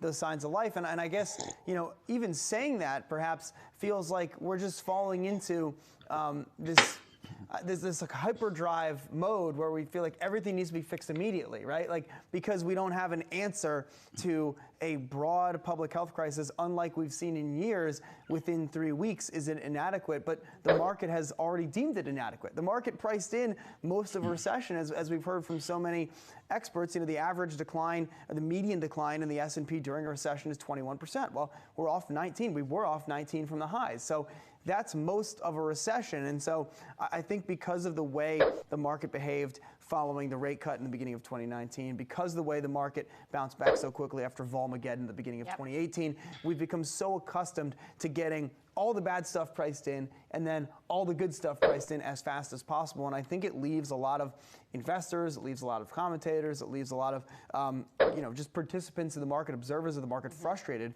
with this kind of action, which is whipsaw and also doesn't really tell you anything about anything. We have so many questions that are still out there, and I think one of the biggest ones that we need more clarity on is the labor market right now, and that's where it's really push is really going to come to shove, and we need to see. We've already Man, I wish I didn't miss that goal, man. That's real jobs. I would have been straight. People are not hiring right now. People are working at home. Productivity for the big tech companies. I mean, this is. I don't know why they keep telling me the Dow's up. This thing going back down. It ain't coming up. As soon as we can. I should just place a trade in here. Get this bread up. Let's move along. Delivery companies like DoorDash and Postmates are shaking up the restaurant business. The next big change coming might be one you as a consumer don't even see. So-called ghost kitchens. Jim Collins is the CEO of Kitchen United, a provider of kitchens used by chains to serve off-premise diners. So last year, you closed a $40 million Series B funding round to take ghost kitchens to more locations, including New York City. We want to learn about your business, but I just have to ask you, we are in this time of coronavirus now. Yeah. Does that impact your plans at all for rollout? Yeah, I mean, I think if you're, I don't believe this is going to keep going if you're up. a CEO, responsible CEO, anywhere really in the world today, zoom in on this, and you're not, you know, considering the impact of coronavirus and its impact on the worldwide economy, then that's an irresponsible position. And so it's certainly something that we're thoughtful about and trying to figure out. You know, I was listening with great interest in your last session and just thinking, wow, I can't believe with everything that's happening in the world, I was like, I can't believe they're having me on today. There's some bread to be made in this market. So much going on. But I think that you're actually at an interesting nexus of a lot of what's happening right now. So you, first of all, you're in startup mode, really. So kind of how that's going. Also, we've seen how coronavirus has played out to some extent in China and what happened with delivery there. Why are the profits fluctuating? Because you ever watch, matter of fact, if you look on the screen, the little TV show, so the market, that's real-time profits. Yep. So it's real-time profits. So if in the regular stock market, right? Let's say Apple stock. Matter of fact, I'm gonna pull it up for you, right? No. Matter of fact, DJI. I'm sure you've been seeing that all day. Dow Jones. I don't remember what the I said. Industrial. Yep, that's what it stands for. You know how you've been hearing all day the market's crashing, and normally when you see the market crashing, it's gonna talk about Dow Jones, Industrial. Then it's gonna talk about Apple, Microsoft, and other important things, right? It was funny. I was thinking about it this morning. In the regular stock market, Chicago, when the stock's low, you buy it, and when it gets high, you sell it. That's what they call buy low, sell high. With trading, it's a little bit different. It's like gambling. You have the hold on, I'm gonna pull it up for you right here. She can't go to the grocery store. So you have the buy button and you have the sell button, right? If you're buying, you think the price is going to go up. If you're selling, you think the price is going to go down. I know this place is going to keep going down until they come up with a vaccine for the coronavirus, or until it fix up the what's the thing called, the oil situation, and that's not going to happen overnight. So in the meantime, the price is going to constantly go down. That's why you just saw me place a sell order in This is some cases, US it's 30. actually That's Dow considered a consumer Jones Industrial. necessity. The same thing you've been seeing that was If we crashing can a lot serve in the that market. need and make people's lives a little better, I think that's So I great. just placed that And I guess trade, maybe, you know, to and outline, every time go you all see the way this thing back go on the down, that's CZ why I've line been for going. our My viewers, money been exactly going where you up. guys But I sit have a in the, real small lot size of delivery 0.01 stack because here I have as two a person. accounts, So and this is you my guys are small account. Even with my small account, I'm making money. non-retail, basically kitchens for national chains. Damn, that's impressive. Does that seem to you like an area? That's my that, normally I have like a potential 0.1 lot size or 0.2, which is a little bit well, you make more money, but you also lose more money. But since the market is so volatile, I don't really trust. I like the small lot size, so when I pull out, you know what I mean, I don't really lose much. You know, CAC through the roof. It's either gonna shoot down and don't lose much, or shoot up and your boy's making money. Still benefits you, and you're not going to end up getting squeezed out like some of the delivery options. Yeah, I mean, I think we're lucky in that we live in a part of the space where we're kind of everybody's friend. Like, sort of everybody needs us, you know. See, restaurants I had a 0.1 lot size, and that's when when it's still going up. closer to where consumers want to eat. Damn, it's moving quick though. The most important consumer variable is how quickly will Let's see. So one person thinks on the stocks to go down, and the other person buying the stocks makes something go up. Yep, that's right. So when you choose to sell, does it automatically sell? So on the regular stock market, you sell your stock, you get your money, right? With trading, you don't. You close out the order. You know what I'm saying? So you see this X right here? When I click that, I take profit. I'm closing out the order. But you said sell. So when you say sell in trading, that means I'm assuming the price is going to go down. So these right here, minute 1, minute 5, minute 15, minute 30, hour, 4 hour, day, week, month, right? Normally I look at all of this, but because I'm just gonna say we're in a recession. I'm just gonna throw it out there. We're in a recession. I don't really look at the monthly chart anymore because before the coronavirus and the oil situation, everything was steady until now. So for me, I feel like my results wouldn't be accurate. Look, I just made $18 in like not even 2 minutes. Or just $20, and that was a small lot size. You know what I'm saying? But anyway, to get back to our conversation, so if I pull up I'm gonna go with the 4-hour chart. You can see right here, boom, there's nothing been going down because of this situation. So I'm not gonna place a buy because I know it's gonna keep going down. I'm gonna place a sell because I know it's gonna keep going down. And then once I see some kind of that I think younger some kind of support level where it's steady and shifting, then I'm going to do a buy order. Well, I'm going to wait and see what happens. You know what I'm saying? Because if it's moving sideways, that means it's either going to shoot up or shoot down. But you don't know yet. That's when you just take your profits. You know what I'm saying? I think you can. You know, I mean, I think. See, I just made $16 that quick with a small lot size. And you said, you know, in some of these people hope to get that in an hour. Well, kids aren't watching TV anymore, right? Well, nowadays we look at it and say, well, don't watch it either. That's right. You know, I mean, most folks are going home and watching stuff on whatever channel. So does it sit on the market? People are really until somebody. The stock market is well. Some stocks are open from what's the number called? From 7. Kind of a new world channel. I think it's 7 to 5 Eastern Standard Time. Convenient options. But some markets are open 24/7. Like I think this one closes at see, I just went from $20 to 73 cents. That quick. So we had a lot but I know it's going to keep going down. Back another time. Maybe when you open in New York and that would be so much. But around the corner. And how long do you go until you decide to profit is enough, and you back out of the buy? So I'll show you what I do. So look, Bitcoin, right? Thanks so much. And Shauna Smith, we're I do something called. Some people do what they call a take profit, where people have it where I'm gonna show you. So, for example, I'm gonna drag. This is where I bought in at right here. This green line is when I bought in at. So if I click the green line and drag up, it's gonna do what's called a take profit, which means when it hits that price, it's gonna automatically give you the money. So if you drag it down, hold on right here. If you drag it down, that's called a stop loss. So if it goes in the negative, that determines how much money you want to lose. Obviously, if you don't have a stop loss, you can drain your whole bank account. You know what I'm saying? So that's why I always have a stop loss, right?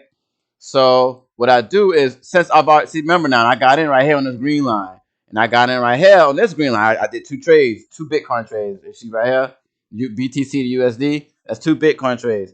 But I've already profited, as you can see. So what I'm going to do It's just I'm going to grab my stop loss and shift it up some. That way, if it comes down, I'm still going to be eating some money. You know what I'm saying?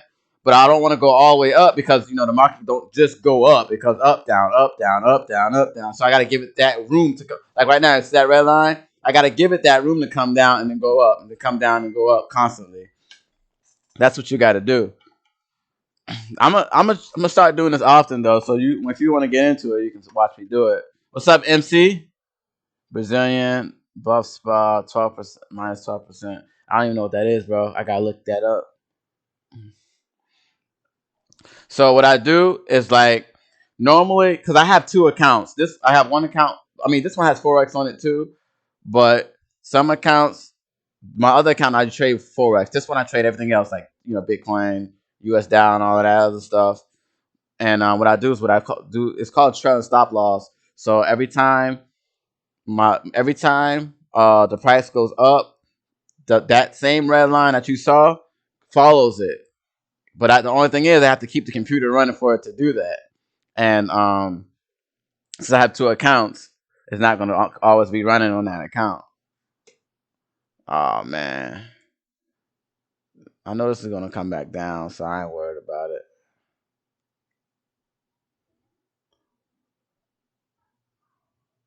See if it goes back down right here.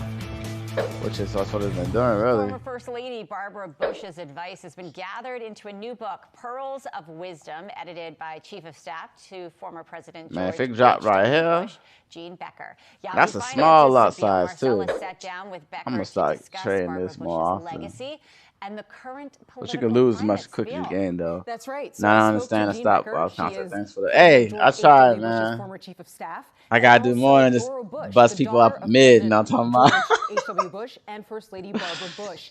And know we're what I talking about mean? this new book, Pearls of Wisdom. And First Lady Barbara Bush actually warned against the rise of intolerance in this country. Here's what Jean Becker had to say about it. It's probably one of the most famous speeches she gave as First Lady. Now, I know your first choice today was Alice Walker. Guess how I know.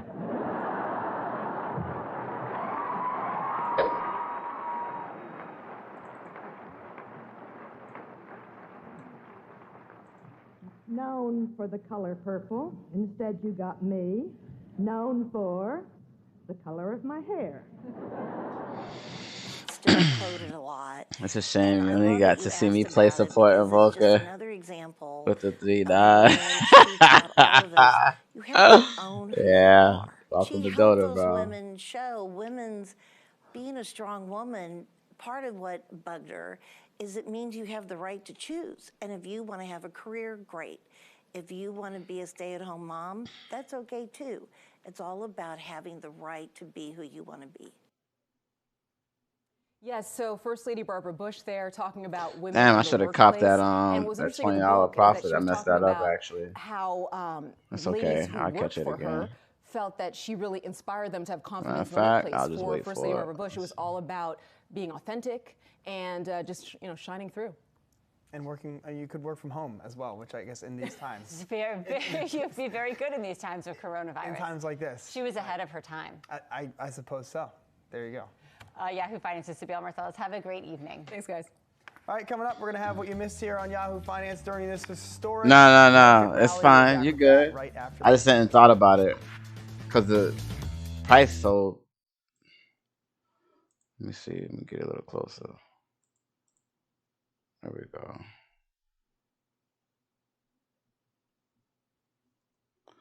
Yeah, I'm sure it'll come back down. See? It's already looking red. Just gotta wait for it. Wait for it. Wait for it.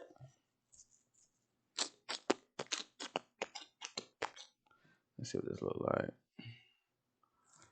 Oh, yeah, baby. Let's go. I know what time it is. I'm gonna scroll that baby up. Boop.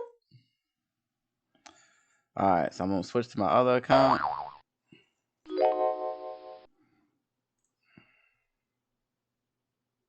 See, I only got 2 trades on this one because the other one hit my stop loss, so.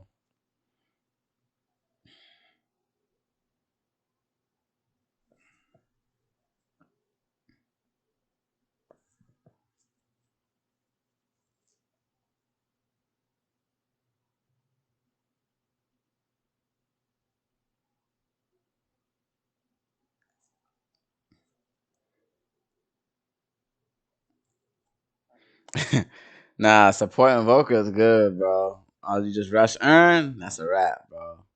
Cold snap earn.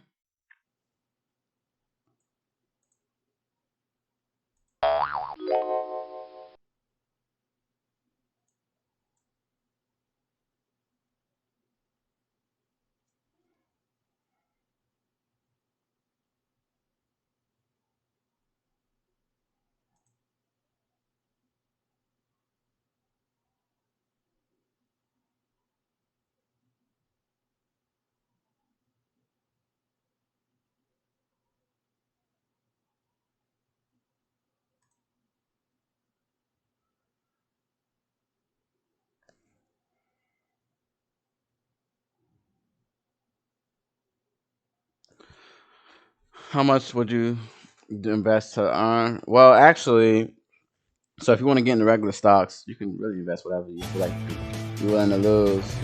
But if you want to get into trading, you can get a demo account, actually. You can go to the Forex website and open up a demo account and give you like $50,000 to test with. You know what I'm saying?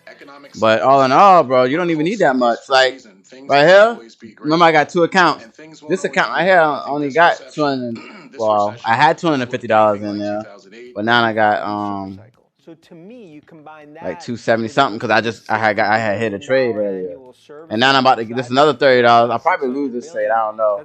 If S&P don't come back down, then I probably lose like $70. But that's not that bad because I probably even it out with the Bitcoin trade anyway. So and I think you just look at the pure it should come back down. 5G super cycle. That math doesn't lie. This intraday recovery is not all that convincing.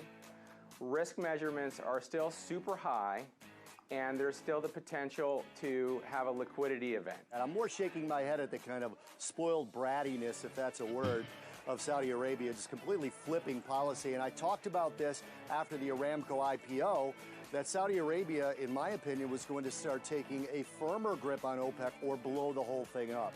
Because if they need money for their budget now, they can sell another 1.3% of Saudi Aramco and raise $30–40 billion again. As if most things are coronavirus. How are these numbers changing so quick? What is the criteria? Just a week ago, Just people buying and selling and trading stocks in general. Coronavirus, who knows what's going to happen? You know, we've seen situations we can talk about where the So let me tell you right here, this right here, Dow Jones. Making sure you understand how much. Let me see if I can find this. Most investors have not been posed, and they do not have an answer for. I'm not in the V-shaped camp just yet. I think that this is going to do some lasting damage. Universities are teaching online. So this thing right here, consumer-based things which are important to our is worth. Certainly, if I can't play the path, I want to play the destination. I believe we'll go with $30,000. The destination is the other side of this. So, and I'm only asking for like it's going to be low energy prices. 0.01%. Demographic bulge in the United States. That's why it's moving so quick. If I had a lot size bigger than that, obviously the more 0.01 is the smallest you can do.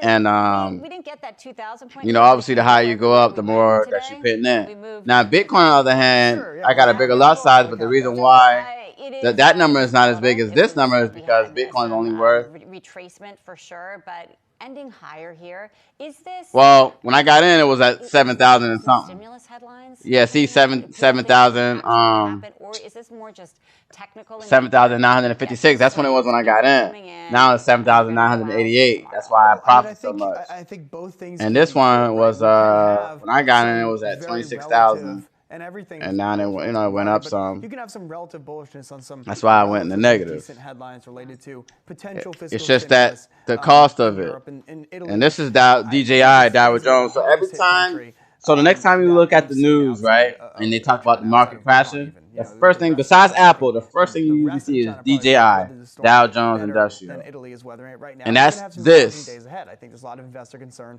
that the U.S. is also going to have those kinds of days ahead. But when you have this sensitive of a market right now, you're also seeing a lot of investors still betting that this thing is going lower. And on an intraday basis, you can have some wrong-footed some wrong-footed bets there. I mean, the market faded that. That's opening me. bounce so aggressively. I'm exactly who you're talking about. You think I think the market's still gonna go I low. also want to be short this market at yesterday's low, and that was, I think, probably the trade. So it's based off the total worth of the stock in general. Yes, sir. So the bigger the worth, the more risk to be. Yes, sir. That's why you want to take a smaller lot size. The lot size is this right here. That are similar to this. Whether the You see how the thing said 0.01? Like That's how much I'm risking, 0.01, because I ain't, you know what I mean? If I increased, so, you know, you're a math teacher. So if I added, if it was 0.1 instead of 0.01, you know, move the zero over, right? I would have been short $600 instead of $60. Just to You know what I'm saying? the airline names and travel, which did pretty well today, along with But if I added the one and I pulled out earlier, I would have been $200 richer. Remember when we was talking, I had made that $20? It's not great. I would have made, you know what I mean? That would have been quick money. These names down so far. Maybe this is a little bit of a sigh of relief that it maybe wasn't as bad. See, this is the first time I've gotten to this stock, actually. I'm actually in this one for the long term if it don't hit my stop loss. If it don't hit my stop loss, then I'll sit in this one for the long term. I'm Jen Rogers with Miles Edlin, and this is the final round on Yahoo Finance.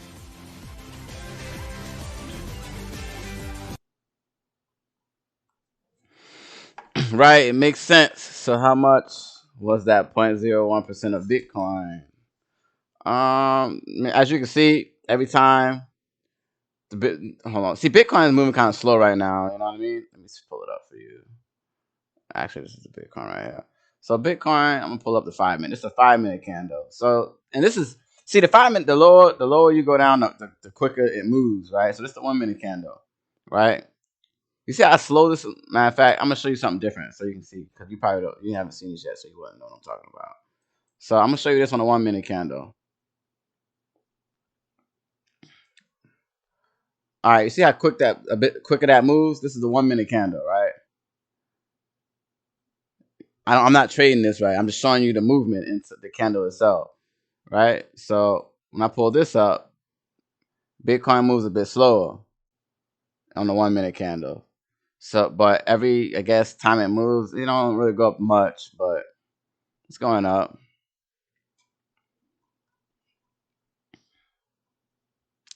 That last trade, it hit my stop loss, unfortunately.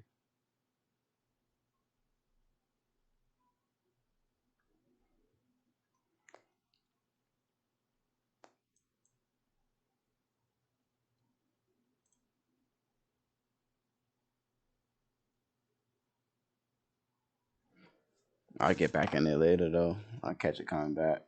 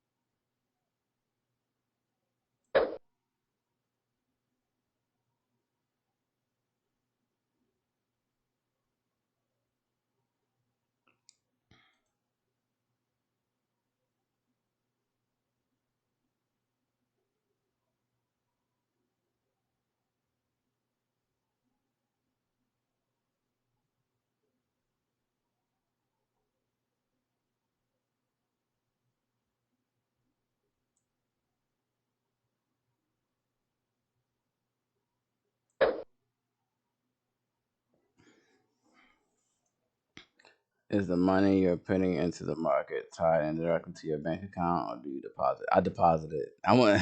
Yeah, I know you worry about that. Now, it's the website. You know, the website that you use. Oh, you just deposit into that website. That's all. It's separate. It's not tied to your bank account. So no, you're not gonna drain your whole bank account. What you do is it's like a website you go to, you send the money to the website, and then they have it on your account, which is what you see here. And when you're ready to withdraw, you withdraw from your account.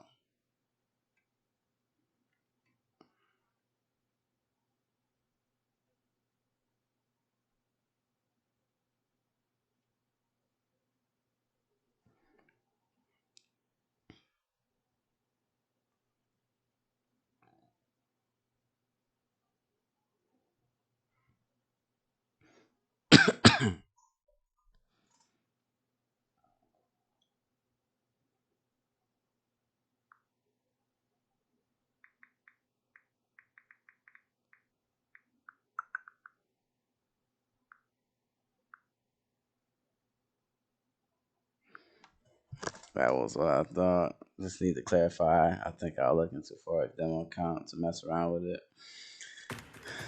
Seems like a good way to make some side money. Yeah, you can study and notice pattern. It's just like so much going on right now because of the coronavirus and the oil situation. But normally, there's a lot of patterns that you can study. Chairman and CEO of Berkshire Hathaway. He's just released his 55th annual shareholder letter to the shareholders over this weekend. And this is actually the 13th year that we are now in Omaha talking to him after that letter. This is a show that we call Ask Warren, so that people can write in their own questions to Mr. Buffett after they've read that shareholder's letter. But obviously this morning, given the news, there are a lot of other questions that people have concerning the stock market. Let's jump right into it with Mr. Buffett, who is here with us right now. And Warren, thank you for being here today. It's good to see you. Thanks for having me. I want to talk about the letter.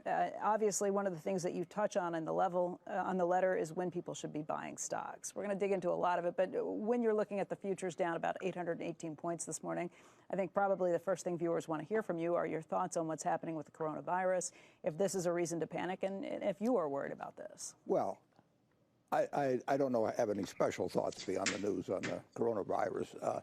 The very first day I bought stocks was March 12th, 1942. And the stocks were down about 2% that day, as it turned out. Unfortunately, I bought in the morning, so when I came home in the evening and my dad told me the execution price, it was down 2%. But if you're buying a business, and that's what stocks are, businesses. In fact, people will be better off if they say, I bought a business today, not a stock today, because that gives you a different perspective on it. Then presumably you're going to buy a farm, if you buy an apartment house, if you buy a business, you're going to own it for 10 or 20 or 30 years. And the real question is, has the 10-year or 20-year outlook for... I'm trying to see what Warren Buffett said. This dude's smart. He's like a trillionaire. 24 hours or 48 hours. And you'll notice many of the businesses we own, partially own. American Express, we've owned it for 20 years. Coca-Cola, we've owned it for 40 years. Those are businesses. And you don't buy or sell your business based on today's headlines. And if it gives you a chance to buy something that you like, and you can buy it even cheaper, then you're good luck, basically. Although there are a lot of people who look at the market and they say, look, I want to buy, but I don't want to buy when the market's sitting at new highs, when it's been hitting new records every day. Maybe it's off 800 points this morning, but maybe there's more of a decline to come because the effect of the coronavirus is going to be an impact on the global economy. IMF said that over the weekend. You are going to see weakness as not only China, but other countries try and address this. You're right, it may not change things over the 5 or 10-year span of things, but if I think that I can buy something for potentially 10% cheaper, maybe more than that if I wait a week or a month, maybe that's what I'm sitting around. Well, if you think that, then you're going to get fabulously rich if you're right. All you have to do is just keep buying at 10-day intervals and keep taking your 10-day prediction. If I knew what the market was going to do, obviously, but you don't. I don't think anybody knows what the market's going to do. I think you do know whether you're making an intelligent purchase at a given price. Everybody, when they buy a stock, if you're going to buy, say, General Motors that has 1,400,000,000 shares out, you should be able to take a yellow pad like you have there, and on one page say, let's say it's selling for 30. It isn't selling that low, but that'd be 42 billion. You should say, I am buying the General Motors company for $42 billion because, and you should get it on a piece of paper. And then if you want to have a separate piece of paper, it says, I think I know what the stock market's going to do, so I know whether it'll be higher or lower in it. But you don't. You don't have that. But if I worry that the economy is going to slow down, not just for the quarter, but for the year, that would impact how many cars I think they might be able to sell or even produce. I'll guarantee you cars are going to slow down someday. In 1932, General Motors had 19,000 dealers. That's more than all the auto dealers in the United States today. There were only 125 million people then, but they had 19,000 dealers. They produced or sold, and there was 1 month, I think, when they sold less than 1/10 of a car, or right at 1/10 of a car per dealer. That was a terrific time to buy General Motors. And forget about the market. If you can predict the market, you don't need to read balance sheets. You don't need to read anything. You certainly can't predict the market by reading the daily newspaper. That is for sure. And you really can't. You certainly can't predict the market by listening to me. But you're buying businesses. And if you had planned to buy a local service station yesterday and it was closed today, I don't think you'd tear your hair out or anything like that. You'd have already looked at where it was located and the contract that it had with the suppliers and made a decision on competition. People, because they can make decisions every second in stocks, whereas they can't with farms, they think an investment in stocks is different than an investment in a business or an investment in a farm or investment in an apartment house. But it isn't. If you get your money's worth in terms of future earning power over the next 10 or 20 or 30 years, you're going to have made a good investment. And you can't pick them from day to day. If you can do that, you can, well, I haven't met anybody yet that knows how to do it. You made a point of that in the letter this year, where you highlighted a book that was written by Edgar Lawrence Smith back in 1924. And you said until he came along, nobody really realized the compound interest effect of buying stocks, not just buying businesses, but buying stocks themselves.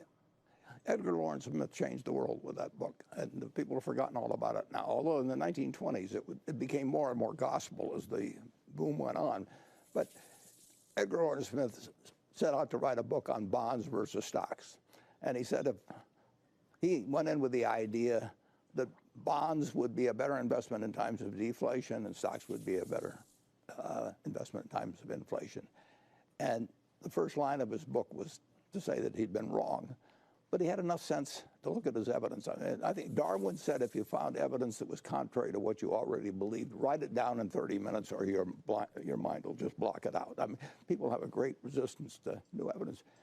And he said, if a stock yields 4% and a bond yields 4%, which was what he was talking about then, the stock was going to outperform the bonds because there were retained earnings that were building beyond that yield. And that had been true for a long, long time, but nobody paid any attention to it. We don't get rich on our dividends that we receive, although we're happy to receive them. We get rich on the fact that the retained earnings are used to build new earning power, repurchase Is shares, SpaceX, Tesla on the market, or is it Elon Musk? And Berkshire. I don't know why I asked that. I can just, no, I'm going to show you. Yeah, it's actually there. Is this what you talked about? That led Keynes to actually say that this was an important book. People paid attention Tesla to right it. here. Right. Is this what It you're looking added for? To the frenzy that built up to 1929. Well, that is true because you can get, old boss Ben Graham told me very early on, you get more trouble with a good idea than a bad idea because the good idea works. I mean, it's a good idea to buy a home, for example, and then people go crazy sometimes. The good idea works, and it works, and it works. Stocks work out better than bonds most of the time. And after a while, people forget that there were some other limiting conditions. With Edgar Lawrence Smith's book, it was that when bonds yield the same as stocks, which was the case then, that stocks are going to outperform because they have this retained earnings. So stocks started going up in the 20s, and all of a sudden they were selling at 5 or 6 times the prices as when he bought the book. And the original correct perception on his part had experienced changing conditions, but people just looked. They got their confirmation through stock prices, and that's what happens in bull markets. People start out thinking stocks are cheap, and then they start thinking stocks have gone up. And a stock can be a good buy or a bad buy. A bond can be a good buy or a bad buy. It depends on price.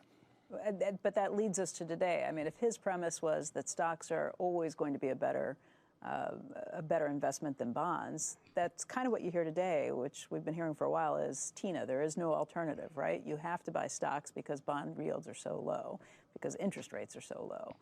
Well, if you look at the present situation, we've talked about this before, that you get more for your money in stocks than bonds. That doesn't have to be the case. I mean, but it's usually been the case in America, very usually been the case. And if you buy a 30-year bond today with a yield 2%, you're paying 50 times earnings for an investment where the earnings can't go up for 30 years. Now, if somebody said, I want to sell you a stock that's at 50 times earnings and the earnings can't go up for 30 years, you'd say that doesn't sound very good. Stocks are way better than 30-year bonds. I mean, that's clear. And that's one of the alternatives people have. People really have three basic alternatives: short-term cash, which is an option of doing something later on, long-term bonds or long-term stocks. And stocks are cheaper than bonds. Charlie said recently, Charlie Munger, the vice chairman at Berkshire Hathaway, had his daily journal meeting just a couple of weeks ago. And at that meeting, he said that there's a lot of wretched excess out there and that there's a lot of trouble coming as a result. Do you agree with that? There's always trouble coming. Yeah, there was trouble coming in 1942 when I bought that first stock, all kinds of trouble. Philippines were going to fall pretty soon. There's all kinds of trouble in 1949. There was trouble, certainly trouble in 2008 when I wrote an article for the New York Times. I said trouble is coming, but I said buy stocks. Would you repeat that this time? If trouble's coming, would you still say buy stocks right now? I would say buy stocks if you get enough for your money. And, you know, we buy a few stocks, but we don't look at, we're not buying the stock market. We're saying, I am buying, let's say American Express. We own American Express. You know, there's 815 million shares out and sells it. This morning's 126 or something like that. So it's selling for roughly $100 billion. Now, the real question is whether the company's worth more or less than $100 billion. It isn't what the stock is going to do tomorrow or next week or next month. You said just a few minutes ago when we asked you on Worldwide Exchange, right now Berkshire Hathaway is a net buyer of stocks. You are in a net buying position? We've been a net buyer of stocks, or I've actually been a personal net buyer of stocks ever since I was 11, every year. And there's been 15 American presidents in my lifetime, more than a third. I've lived under a third of the life. I didn't buy stocks under Hoover. I was only about 6 months old then. But there have been 7 Republicans after that and 7 Democrats. I bought stocks under every one of them. Now, I haven't bought stocks every day. There have been a few times I thought stocks were really quite high. And I've even written an article once or twice, but that's very seldom. But you wrapped up your partnership at one point, I wrapped up my partnership once. Because you thought it was too expensive. Yeah. Okay. But this is not a time like that? We own $240 billion worth of stocks. Now, we look at that as $240 billion worth of businesses that we own parts of. But I love owning those businesses. You've also got more than $125 billion in cash sitting around. Yeah, well, we'd like to buy more businesses. We are here, Warren, with you at Berkshire Hathaway's headquarters building. This is upstairs in the room that's called the Cloud Room. And this is a room where you often take students to kind of talk to them about questions they have when they come to visit you. You also do some other things up here, too, other presentations. Yeah, I had students here for dozens of years. And for many years, 40 schools would come in. They'd come in groups of 8 at 5 days. I'd spend a year. And they come from all over the world. We had them from Peru. We had them from China. We had them from Israel. And we had a good time always. I've given it up now, but I started teaching when I was 21, and when I got to about 88, I thought, I'll take a rest. Well, there are a lot of questions that are coming in from viewers that have been hitting here today. They're waking up this morning looking at the stock market indicated down by almost 800 points for the Dow. We're actually off our worst levels of the morning, which is something to say when you're still looking at the Dow down by about 786 points. But people have a lot of questions about the economy. They're wondering what's happening right now, particularly with the coronavirus out there. You have a lot of economic data at your fingertips because not only are the many businesses that Berkshire owns, but the businesses you own pieces in. What are you seeing right now around the globe? Well, it affects various businesses. I would say that I received commentary. I get some commentary monthly from almost all of the companies, and a good many of them had some comment about how it was affecting them, and however it was affecting them at that time, I'm sure it's accentuated. But they've been affected by, they were affected by tariffs, they're affected by taxes, they're affected by, the most thing is they're affected by competitors and supply and demand over time. And I don't have the faintest idea what our businesses will be doing 6 months from now or 12 months from now. I do think that not only our businesses, but American business generally will be doing fabulously better 30 years from now or 20 years from now. And the long term is very, in my view, is very easy to predict in a general way, but an important way.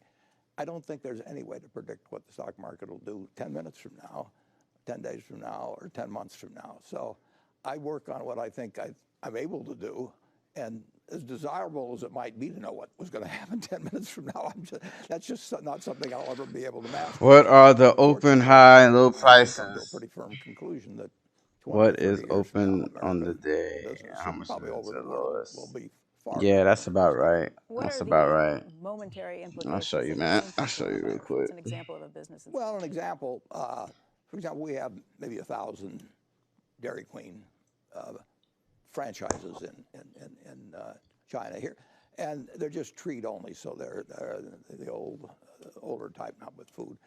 But a great number of them were closed, but the ones that were open weren't doing any business to speak of. And Apple is, I mean, our much bigger holding is Apple. We own 5.6%. You see this right here?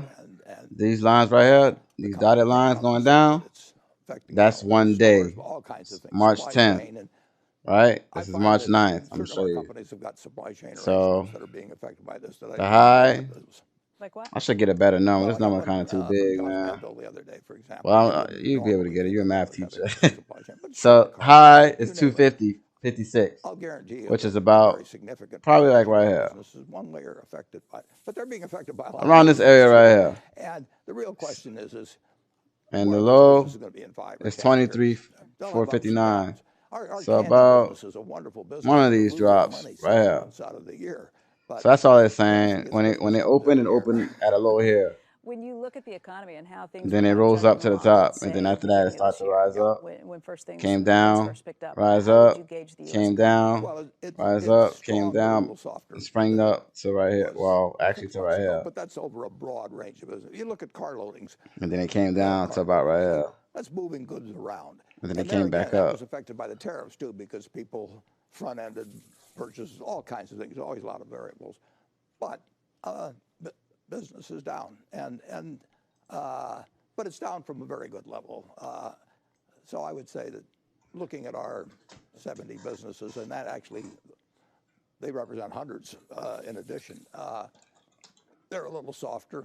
On the other hand, I was out with the fellows from the Nebraska Furniture Mart just Saturday night, and their business was up quite a bit in February, but that's because weather was good. I think once they start to get this fixed, Why do you think I'm gonna get in. was down, There's a lot of money to be made here. You saw how quick those numbers went up. Or is it coming off of levels where there was unusual activity ahead of that? Well, it isn't really down. It's just it leveled off and a little softer maybe now. But, well, tariffs, the tariff situation was a big question mark for all kinds of companies and still is to some degree. But that was front and center for a while. Now coronavirus is front and center. Something else will be front and center 6 months from now, and a year from now, and 2 years from now. The real question is where are these businesses going to be 5 and 10 and 20 years from now? Some of them will do sensationally, some of them will disappear, and overall, I think America will do very well. It has since 1776. But you still watch things like rail car loadings very closely. I watch everything, but I don't do it to make in specific investment decisions. But I enjoy. I mean, that's I the want to know what's Dow. going on, but I also There's money to be made in the Dow. See, Dow is everything, man. Well, there's like 3 main things. There's the Dow, NASDAQ, and S&P. All right, well, tell us more about what's going on. Since you I know when he fixed that market, man. As I say, Once they come up with like when they fix everything or whatever. Because like the market going up, but I don't think it's going up for the real reasons though. It's just going up because people talking and acting up. But I think once they fix all this oil situation, is going to really go up. But I think tomorrow, I'm going to see what happens tomorrow. we've got a big investment in the airline business, and I just heard, Like, look, I'll show you right here. all that. But flights are canceled. Look, this is no. I'm gonna pull up a daily candle because of coronavirus. So let's say you got in right here. If you own airlines for 10 or 20 years, This is a daily candle right here. You would have made 6 figures in one day. They could be all You kinds see that 1,700 and the real question is let me get how close many to the screen. passengers are they going to be carrying 10 years from now and 15 years from now, and what will margins be? So, matter of fact, I'm gonna use this candle right here. It's easier for you to see. So I'm gonna go from the bottom of the candle because that's what it would have started at. You mentioned So right here. airlines, and you own stakes in all of the major airlines, but none as much as Delta. That's You've 6. owned over Well, 11% of I had 0.01% lot size, so I would have made 0.01% of this 6 figures right here. That's not bad, bro, for one day. That's not bad, bro. You know what I can do with that, bro? Very roughly close to 10% of the 4 largest airlines. So tomorrow morning, I'm gonna wake up early and see what happens. Over this weekend, And I'm gonna hop in on that. I'm gonna hop in on that, bro. Buy any of them outright? Have you considered buying any of those companies outright? It'd be very unlikely we would do that. I'm not saying it's impossible. I think what I'm gonna do is let me pull up the daily chart. Why? Well, for one thing, the I'm gonna hop in on this tomorrow, and it's probably gonna come up to about right here, and then jiggle around until they figure everything else out. We own 18% of American Express, and then Express is a bank holding because company. eventually people are gonna realize the coronavirus isn't as bad as the flu, then that's gonna cause it to come up to about right here, and then after that, people are gonna realize that well, for one, our president is Donald Trump, and he's a stock market king, so he's gonna bring the market up. He's gonna do what he got to do. In transactions. So is it fair to say you like these stocks and you would own more if it wasn't complicated? Well, to go beyond 15% in any company, we would have to go in on Hart-Scott-Rodino. I mean, there's a lot of rules as you increase your ownership. Obviously, almost anything we own, we'd like to own more of. Exactly. Remember, you make money going up and you make money going down. So tomorrow, I get pretty close mouth. So tomorrow, right? So for example, if let's say, because remember, I just hit money in this, so I wasn't really trading on this. I was trading Forex. So basically, yesterday, I think this was yesterday right here. There's very few stocks. When the market was crashing, I got in right here. Bro, I would have been straight right now. I would have been straight, and they would have came up a little bit, and I would have lost a couple $1,000, right? Let me ask a question that and then I'm able to hit my stop loss. But I would have been fine with that.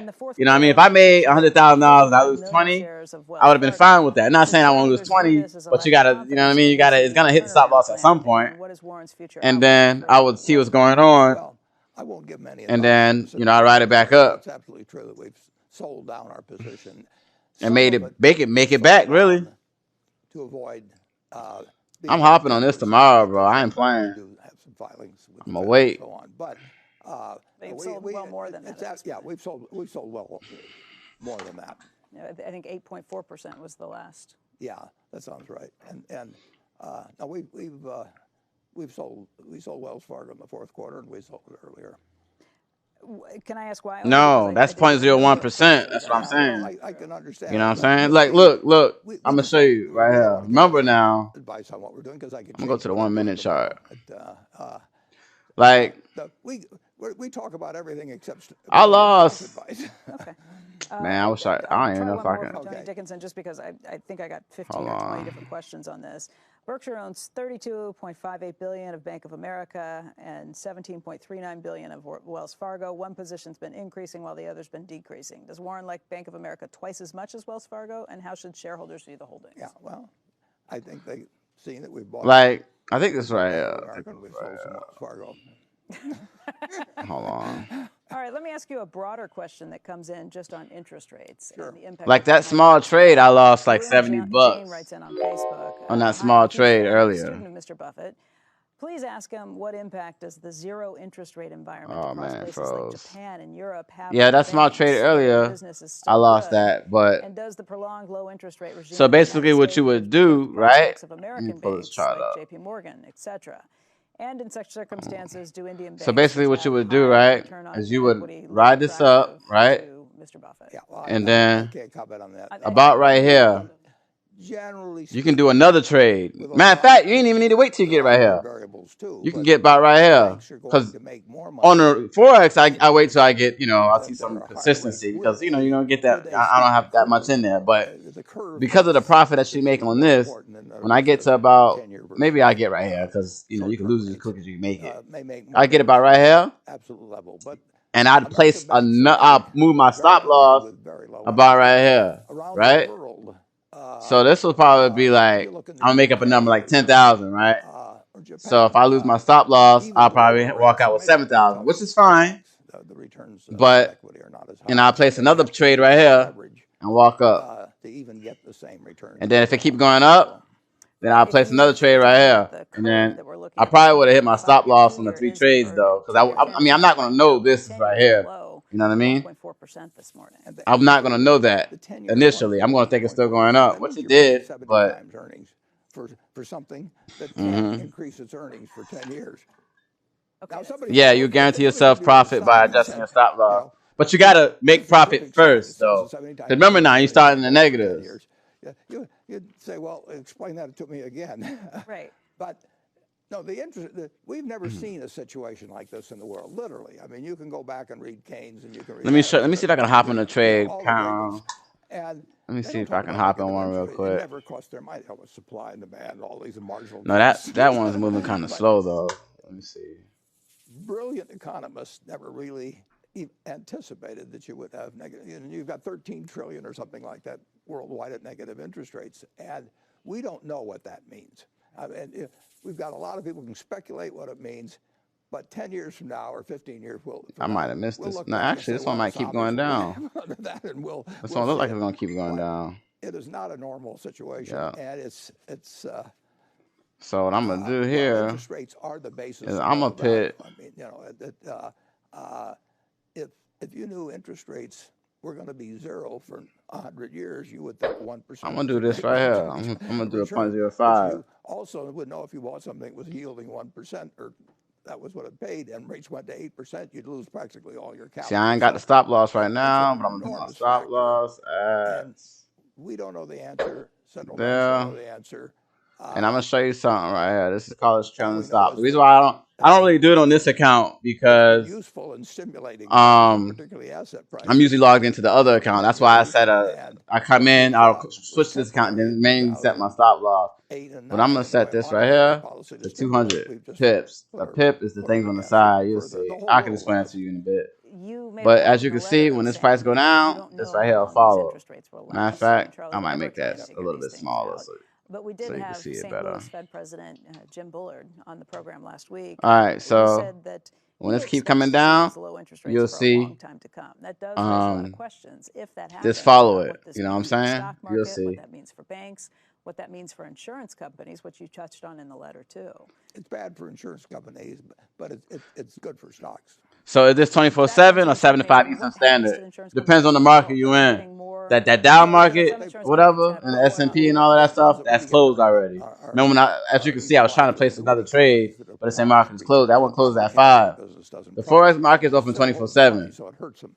But that's why I just made another trade. That's paying them 3 or 4%. I'm thinking this one's gonna go down, and the reason why is because normally when it's forming an M, that second leg of that M is when you get in that, and you ride it all the way down. So I'm thinking this is gonna. The reason why it's shaking right here is because of this. If you need, you see it bounced up right here a couple times, and you're only getting 1%. That's normally what it does. It's probably gonna do that same thing right here too, because of that. Well, that's gotta fall over. What was that? Yesterday, that's earlier today. So it might do the same thing right here. But I'm looking for it to come all the way down here and sit down. But even so, if I can get to about right here, that's still a profit. Even so, for individuals, businesses, and everything else. And reaching for yield is really stupid, but it's very human. I mean, and I understand it. And people say, well, I saved all this money all my life, and now I can only get 1%. Yeah, so that's what's called a trailing stop loss. It automatically does it. But like I said, but you gotta leave the program up and running for it to do that. That's the thing, you know. And like normally you'll see me switch over to my other account. That's what should be happening. And there is more risk. you know, obviously I can't do it. So like what I would do is like I would get in my bed when I'm sleeping, I'll pull up the this is called MetaTrader, by the way. I'll pull up the MetaTrader app on my phone and I'll adjust it on my phone if I need to. Consequences that could have a big market impact. Depends how far it goes. Yeah. It's something that. See, I'm teaching you something, man. Slowly, people going crazy in tech companies in the late 1900s. I'm teaching you something, man. It can take a lot longer than you think, but eventually you get to midnight and everything turns to pumpkins and mice. You know, that's the downside of actually, I'm gonna move this up. Pensions, savers, anybody who gets left in a raw position of that. On the alternate side of things, if rates were to rise rapidly, or maybe not even so rapidly, what does that mean for the federal debt? Well, it depends on the average maturity of the debt, but our maturities are fairly short. They've gotten lengthened a little, but if you take 20 trillion and dude, I'm telling you, I'm learning more about stocks and trading than I learned. I told you, bro.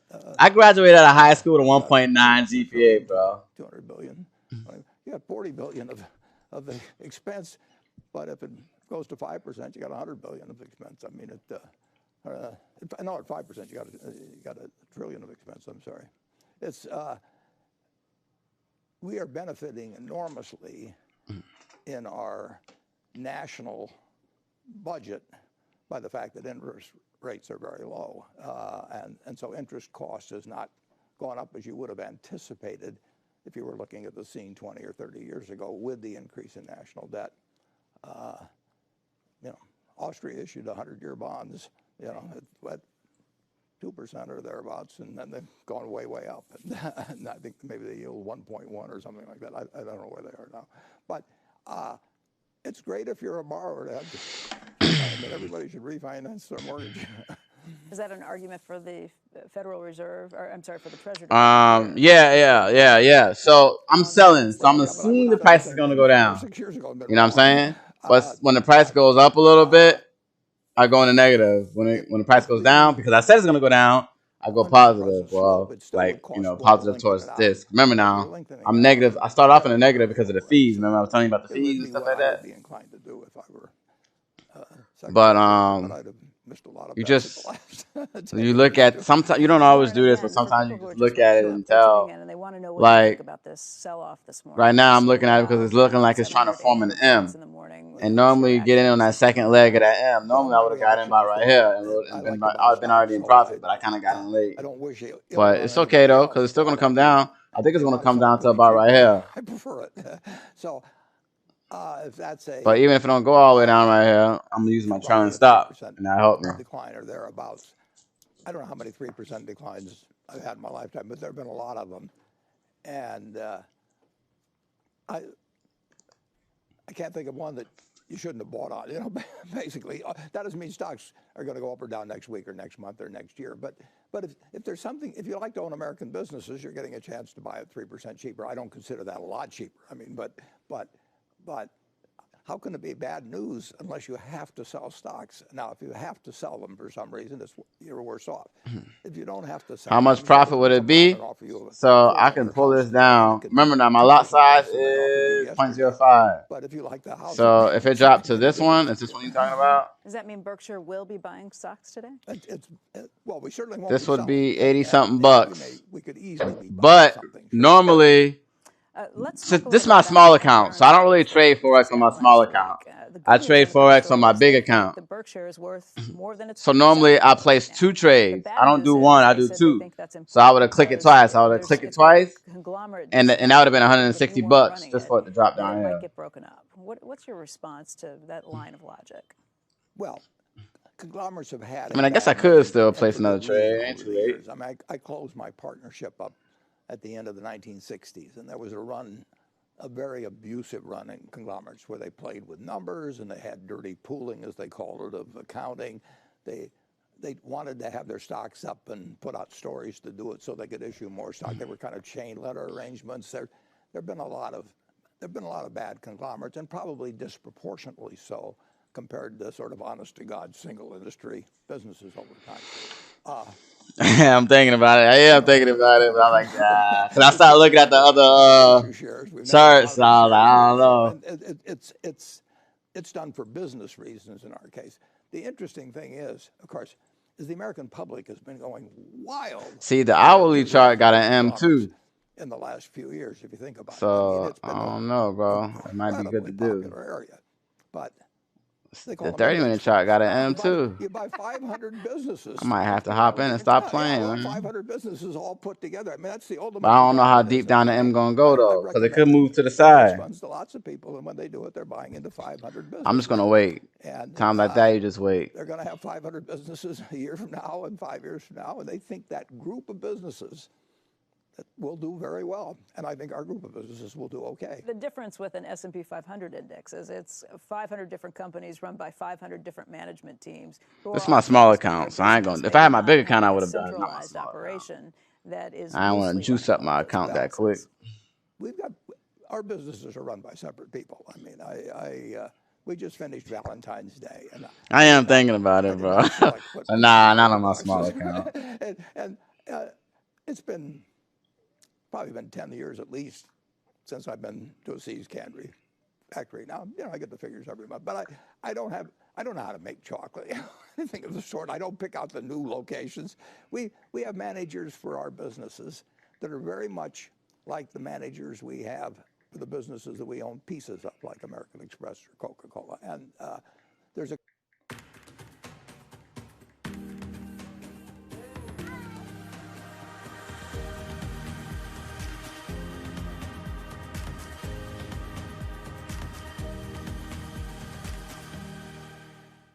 couple things we can do. We can determine the dividend policy of our subsidiaries. We can control their capital allocation to some extent, but on most capital allocation, whether to buy new equipment or anything like that, they make the decision. The BNSF Railroad is going to spend $3.5 billion on. I don't include a single dollar of that in terms of capital expenditures. They know what they need to do, where they need to lay track, how many locomotives they need, whatever it may be. So our managers are. That's how it is, bro. Like, I spend a lot of time watching a lot of people on YouTube as well, man. Cause like I do that because I don't want to miss trades, man. Cause like sometimes I'll stare at my trade, and they'll do something better. Cause like people been doing this for years, and I'm just getting in. Outside of the idea, like I've already missed one trade. I'm looking at this dude right now. Or the investment community. Let me show you the advantage of having you there? The capital allocation part of it. Well, we can move capital within. If you move capital from one stock to another, and you got a gain, particularly, I mean, you pay a tax. And see how that may pay a dividend came up, and then but I think he got in a lot of taxes about right here, and now he see, I missed that, man. I would have been straight, man. It's all good though. But certainly at the individual level, and we can move capital. Well, just take See's Candy again. We bought that in 1972. We've moved several $1 billion from the candy business to other types of businesses, and we'd love it if we could use it all in the candy business, but it just isn't that sort of business. And in addition to that, we free up our managers from all dealing with Wall Street, dealing with bankers, dealing with all kinds of things that are what I regard as less productive use of their time. However, you also have a situation where you have gotten some activists who have been interested in the stock, including Bill Ackman. He's built up a stake, hasn't said too much about it, but I think he has made some comments about how maybe Burlington Northern Santa Fe's. Oh, actually, I think hold on. You can look back at Bill Ackman's experience with the Canadian Pacific Railway and kind of wonder if he is building up a position because he would like to see you take a more active role there. Well, we notice what other railroads earn and when their margins are better. I mean, and so you watch YouTubers that you saw to be successful and just copy their trades. Oh, that'd be potentially bad. No, you don't. Yeah, I mean, it's not. That's not bad. It's just like right now when I was looking at Bitcoin, right? and I think, ooh, Bitcoin, nice trade. So sometimes I'll have a couple trades in one, and I'll just be fine with that. You know what I'm saying? Well, like at times like now when you don't really see many trades, then I see some other people and like, oh, I should have saw that one because obviously even though I don't look at every single one of them. I mean, I try to, but you know what I mean. You don't always get to see every single one of them. Tax position really is very helpful. And sometimes they'll see something from a different angle. Because remember I was telling you about that M. And he asks, it was recently You pointed can out see by that Bill M Ackman on that a some subsidiaries 15-minute like candle, Geico, 30-hour, BASF, 4-hour, lagged their peers daily, in you know what I mean? areas. All Would you that. agree with that? So they might see it on a How they're different angle than I push see it. improvement in subsidiaries while maintaining a decentralized management structure. Well, at Geico, we bought control in 1995. We had about 2.5% of the market. There's nothing wrong with taking their trades. It's like it's just We teamwork. had about 13.7% of the market. So we've gone from $2.5 billion of premium volume or thereabouts to $35 billion of premium volume. We're number 2 now to State Farm. We were number 6 or 7 at that time. So I would say that not due to Berkshire at all, but due to Tony Nicely during almost all those years. Geico's been the envy of every other company in the auto insurance business, except for Progressive, but they've done a good job too. But Geico is worth tens and tens and tens of billions more than when we bought it, in addition to all the earnings we've given, just the goodwill value. So that's been extraordinarily well run. And with Burlington, I think we paid a dividend of $5 billion last year, and we paid $35 billion for it. So it's gained in market share in its business. Its operating margins have improved, but they haven't improved as much as some other railroads. Do you believe in precision scheduling railroading? Well, we'll see. I mean, we watched it plenty, and for those who don't know what that is, it's something that kind of irritates customers because it makes things a little more rigid, but it does improve. Yeah, it makes the customers adapt to the railroad more than the railroad adapting to the customers. And practically everybody's done it. And a fellow named Hunter Harrison was enormously successful. Who worked with Bill Ackman at the Canadian Pacific. Yeah, he worked with the BNSF, if you go back far enough.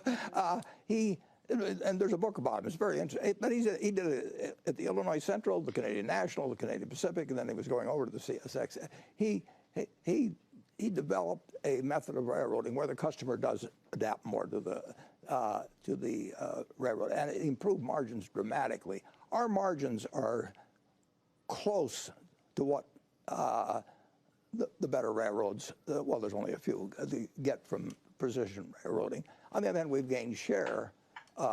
Because the customers don't like it. Because the railroads apparently, or the railroad customers like us better. And over the long term, we'll see. But it isn't like it's something we can't do. And here's the latest on the coronavirus. China reported an additional 150 deaths and 409 new cases overnight. South Korea raised its coronavirus alert to the highest level after the number of cases there ballooned from 31 to more than 750 in less than a week. Stocks in Asia falling overnight. Hong Kong's Hang Seng fell 1.8%. South Korea's Kospi fell nearly 3.9%.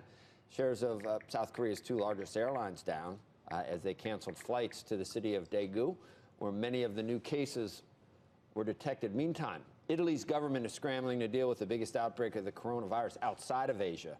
Stocks there were lower overnight. The government placed at least 10 towns in northern Italy under quarantine and canceled the last few days of the Venice Carnival. Elsewhere in Italy, schools, museums, universities, and cinemas were closed, and major soccer matches were canceled.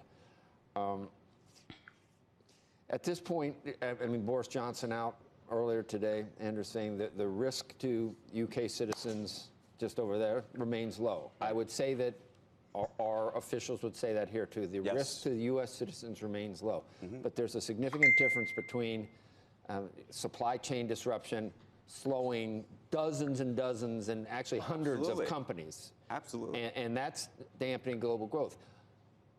What worries me is that we don't know 3 months, 6 months, 9 months. If it ever gets to the point where we start to see, in a lot of countries around the world, these outs where they don't even know the origin of some of these. And if they multiply like that, that's when I think it could really get.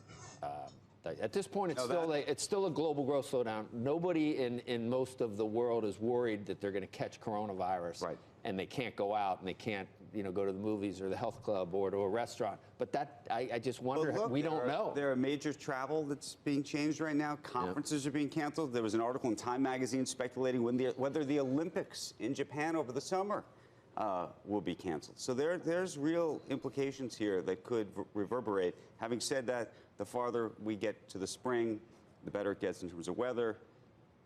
There's a whole sort of view about how the flu, I was looking at some of Jim's tweets earlier. If you go too far with the fear and the panic, you're accused of one thing. Yeah, it's acting up now. You really just need to sit here. It's acting up now, bro.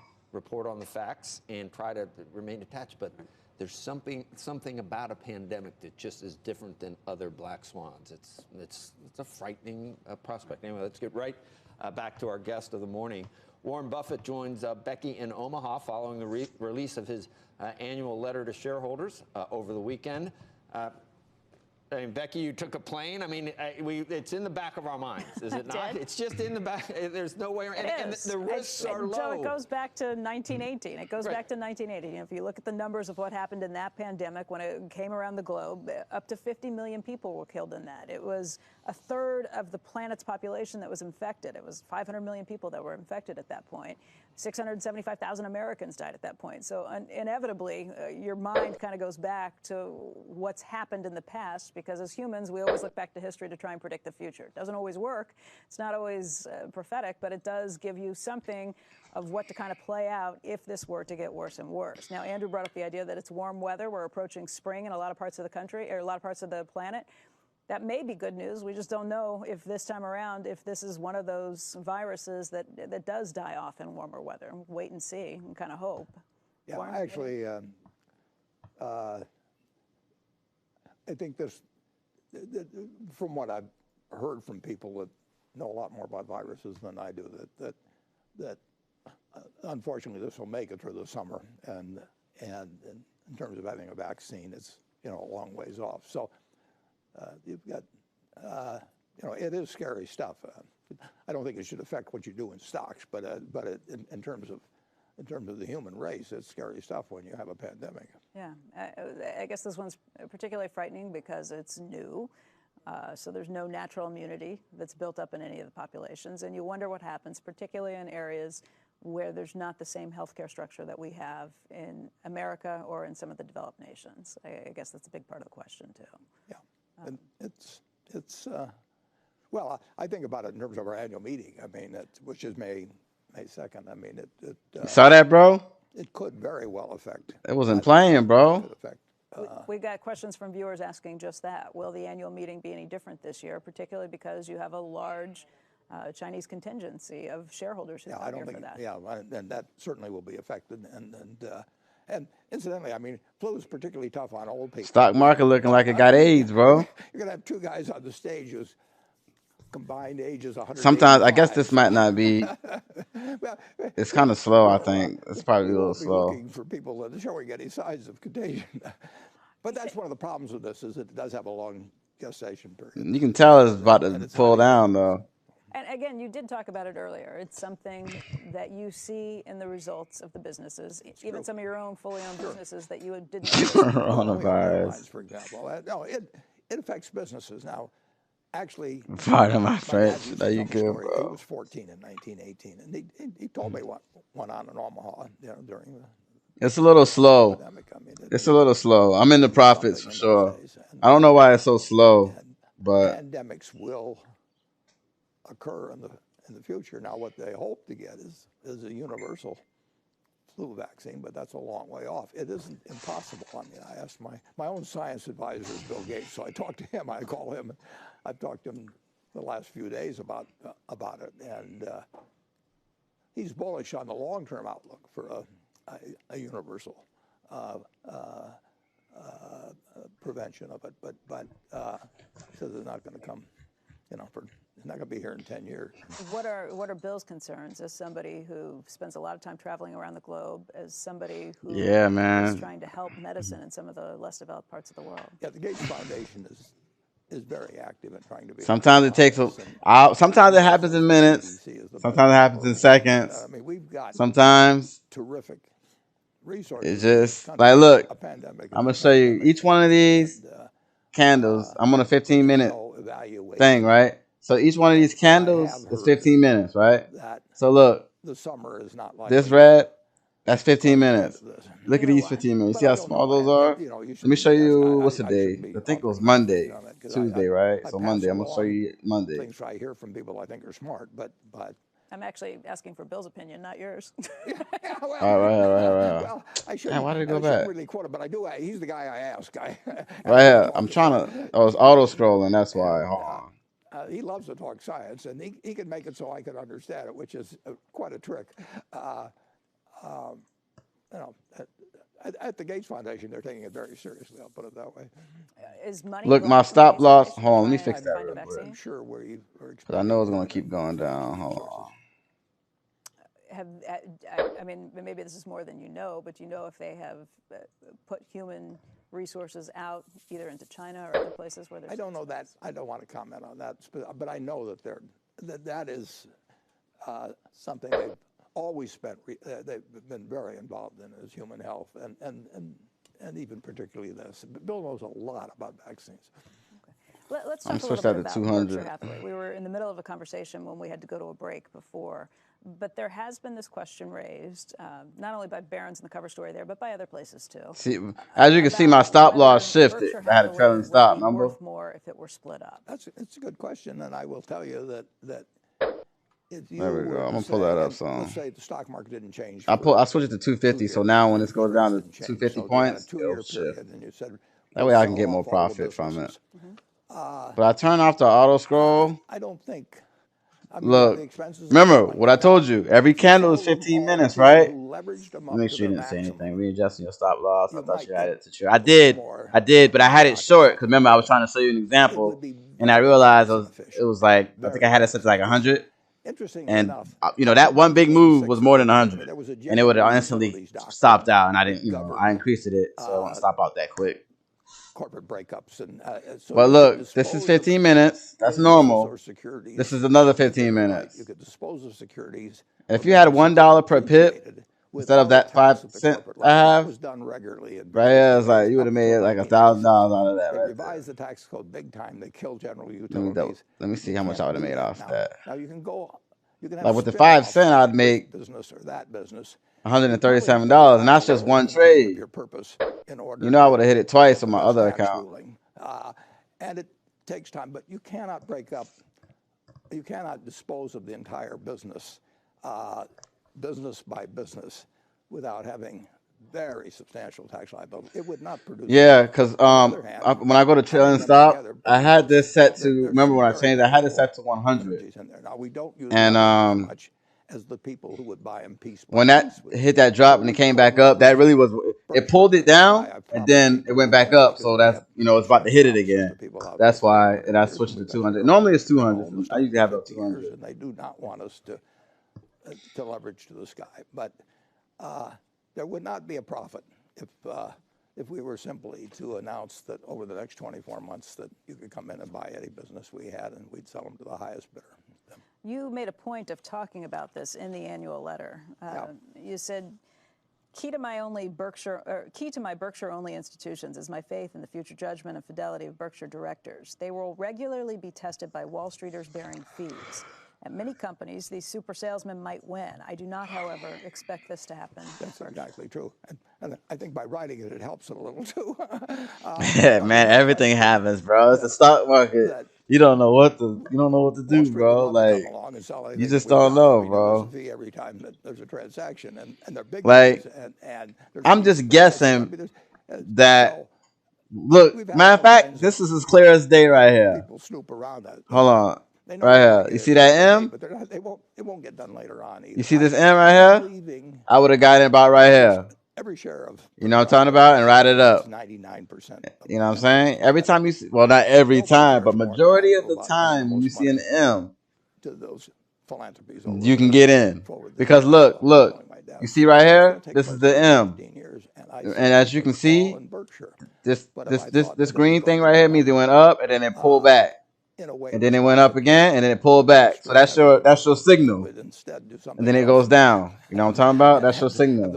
And then what happened was it would have went down right here and they came up right here and it hit the stop loss. Remember, you know what I mean? Then when it came up and come back down. Remember now, you're not going to know this. This is not going to be there for you. So it would have went down. Oh shoot! Let me switch that back up. We're going to run it in a way that they won't be disappointed. Well, it went down, and you would think you wouldn't know what's going to happen, so it came up and hit the stop loss. And then I would have wrote this all the way down and be like, oh, the M's forming back, and then I'd ride it back up. That's who we encourage. And then, you know, it hit my stop loss again. Then you can ride this all, keep riding this because it keep looking like M's. 600 and some thousand A shares. Matter of fact, I can probably, if this looks like an M again, I can keep going. We have. I don't want to go to Wall Street and try and get some new shareholders. So like, what I'm gonna do is like, I'm gonna ride this down as far as I can get to go down. People in those seats. Hopefully, keep going down so I can make some money. And then when I see, like, you see that hamburger stand. See, because it looked like it came all the way down and came back up. And this one came all the way down and came back up. That's your signal that it's about to go back up. So if this keep going down and I see those candles that look like this on the end of this, that means I know it's going to come back up. So I'm going to place a buy and ride it up. Our words in every way we can what we're about, and we're looking to so have if I only filled at our church by people who are in if sync I want with us. to only be an M rider, I probably see more profit than losses basically solely on the fact that it's common trend. Stay the M. Because the only way you can get a seat is to throw somebody else. I don't know, man. Like you can make a lot of money in the M, you want them filled, but you can also lose a lot of money in the M. Why? It's because of the strength of the trend. You know what I'm saying? Live up to those policies and for 50. The strength of the trend. You know what I'm saying? All right, not to mix so the 15-minute one is a little bit better. It's a little bit better. Because you can see it, you know what I mean? Like right here with the 15-minute, I can see it going down. But with the hourly, it's more like I don't see it going down, but eventually it'll go down type of thing. A conglomerate in charge of all those different businesses. Well, we could run. Like, well, matter of fact, when the hourly is an M, sometimes it don't be like that. But as you can see on the hourly, it's an M here too. So, matter of fact, I can ride this out based off the hourly. And that made me feel a little bit better.